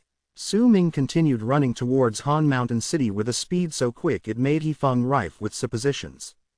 On the 3rd day, Su Ming stood at the same summit as when he had first went to Han Mountain City, and looked at the city shrouded by fog and the 3 mountains surrounding it.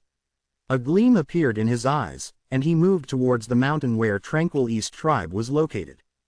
The mountain of Tranquil East Tribe was shrouded by fog, but it only surrounded the borders of the mountain. The fog was comparably thin within the mountain, and there was some visibility in the area. The mountain was huge and rose high above the ground. As the mountain was currently shrouded by fog, it made all those who looked up from the foot of it to feel as if they were minuscule in comparison. Su Ming stood at the foot of the mountain to Tranquil East Tribe. He lifted his head to observe the mountain for a few moments. Before him was a stairway that was about 100 feet in breadth which spanned all the way to the top of the mountain. This was the only way to Tranquil East Tribe. I broke my promise to meet Fang Mu, so I have to come here. Su Ming averted his gaze and lowered his head as he moved towards the steps. The moment his foot landed on the stairs leading to Tranquil East Tribe, a great pressure landed upon him. This pressure did not belong to any berserker but was the pressure of the mountain itself. At the same time, a mighty voice traveled out languidly from within the mountain. Halt! Tranquil East Tribe is closed off for a month and refuses all visitors. Su Ming paused in his footsteps. His gaze was calm as he looked at the stairway leading straight to the top of the mountain. He could feel that the pressure contained an unquestionable might. If he opposed this might, then it was equivalent to him declaring the entire Tranquil East Tribe his enemy. Master, we should leave. This is the power emitted by the Berserker Protector statue from Tranquil East Tribe. It protects the entire mountain. The day of eternal creation is near. Tranquil East Tribe is definitely high on guard. They won't allow any outsiders coming into their tribe. We shouldn't trespass. If you want to enter the tunnel of Han Mountain City, I have a method to help you. He Feng quickly said. He knew just how strong the 3 tribes of Han Mountain were nowadays. If it were him, he would definitely not come here, but would instead use other methods to enter the tunnel of Han Mountain. Master, don't take the risk. We can't intrude into this place. When He Feng saw that Su Ming was ignoring him, he quickly spoke once again. He was worried that Su Ming was young and did not have enough experience. Trespassing into Tranquil East Tribe was a meaningless act to him. Not only would he be injured by it, he might even enrage Tranquil East Tribe and not get anything out of it. Su Ming fell silent. After a long while, he averted his gaze from the stairway. I made my decision, Su Ming said unhurriedly and lifted his foot towards the stairway. The moment his foot landed the second time on the stairs, a booming sound seemingly echoed from the mountain. The mighty voice traveled outwards once again. Trespassers will have their powers destroyed, be expelled from Han Mountain, and their safety will no longer be our concern. The mighty voice gradually dissipated, but the pressure from the mountain became stronger in an instant, causing the fog around Su Ming to scatter as if it was avoiding the pressure. Master, He Feng could not understand.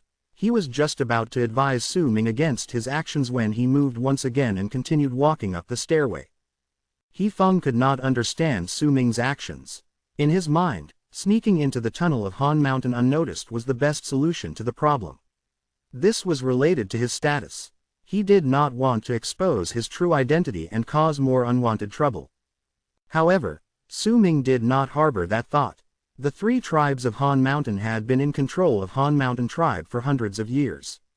They had entered the hidden grounds multiple times, and it was impossible for them to enter the place with an uncertain amount of people with how cautious the three tribes were. Not only would their numbers be fixed, they might also know each other. If that was the case, once they encountered someone they did not know in the grave, then they would definitely attack the stranger together. Once this happened, then he would definitely become the mortal enemy of the three tribes. In fact, this sort of sneaking around was even worse than Su Ming intruding on Tranquil East tribe now. If he was discovered, it was the same as forcing himself into a dead end.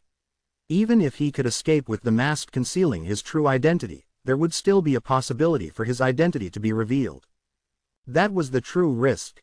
He Feng could choose that path. After all, he had a trade with Han Feizi before this. He was also the only tribe member left of Han Mountain tribe. It was not surprising that he knew of other methods to enter the grave. However, Su Ming was an outsider. If he chose to take that path, it would be too dangerous for him. I'm still going in no matter the method. Instead of taking a risk and sneaking around, I might as well go in with pride and dignity. Su Ming said. With his mind set, he stood where he was and took a deep breath before letting his voice travel to the top of the mountain. I, Mo, have come to visit the tribe leader of Tranquil East tribe. His voice boomed and traveled through the surroundings and to the top of the mountain, causing a large amount of echoes to reverberate around the mountain for a long time. Time passed by slowly until the pressure from the mountain suddenly disappeared. A faint smile appeared on Su Ming's face and he lifted his feet to walk up the stairs. Tranquil East tribe was a middle-sized tribe. There were a lot of people in the tribe. The mountain itself was part of the tribe and filled the entire area. As Su Ming walked in, he saw quite a number of people from Tranquil East tribe looking at him coldly, but they did not come forth to stop him. To be exact, the mountain did not have a summit. The top of the mountain was flat, as if the summit was sliced off. There were buildings built on it and around it, forming a tribe in the mountain. There was also a large empty space in the mountain side.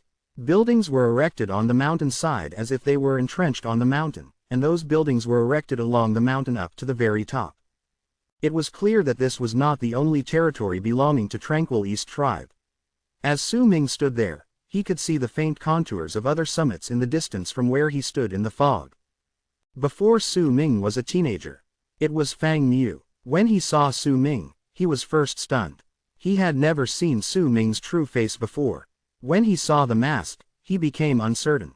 Senior Mo. Fang Mu took a step backward and looked at Su Ming warily. Lead the way. Su Ming's hoarse voice traveled forth. When he heard the voice, Fang Mu let out a breath of relief. Respect appeared on his face, and he wrapped his fist around his palm in a greeting towards Su Ming. Senior, you asked me to visit you half a year later, but when I went there, you were not around. As Fang Mu led the way, he spoke to Su Ming with a put-out voice. I had some matters that took up my time. That's why I decided to come straight to your tribe. There was laughter in Su Ming's voice. As he looked at the people from Tranquil East tribe and the unique buildings, he could not help but remember Dark Mountain. As they moved forward, some tribe members greeted Fang Mu kindly, but when they saw Su Ming, their expressions turned aloof. Su Ming observed the tribe, noticing that there were a lot of berserkers among the people of Tranquil East tribe. The number of people who had reached the 7th level of the blood solidification realm also surpassed Windstream by quite a large number. Not much time passed by. Under Fang Mu's guidance and introductions, Su Ming was brought to a tower that was built within the mountain. The tower was hundreds of feet tall, had 3 floors, and exuded a great presence. From the distance, it looked like the head of a gigantic wild beast roaring towards the sky ferociously. My father is inside. He asked me to bring you here. Fang Mu stopped outside the tower. After a moment of hesitation, he whispered to Su Ming by his side. Senior, my aunt is back, she's from freezing. Before Fang Mu could finish speaking, a cold harumph from a man traveled out from within the tower. Fang Mu swallowed his words and laughed sheepishly before taking a few steps backwards. Brother Mo, my son was rude, don't mind him. Please come up here and speak. A middle-aged man who looked somewhat similar to Fang Mu appeared from within the tower and looked at Su Ming with a smile.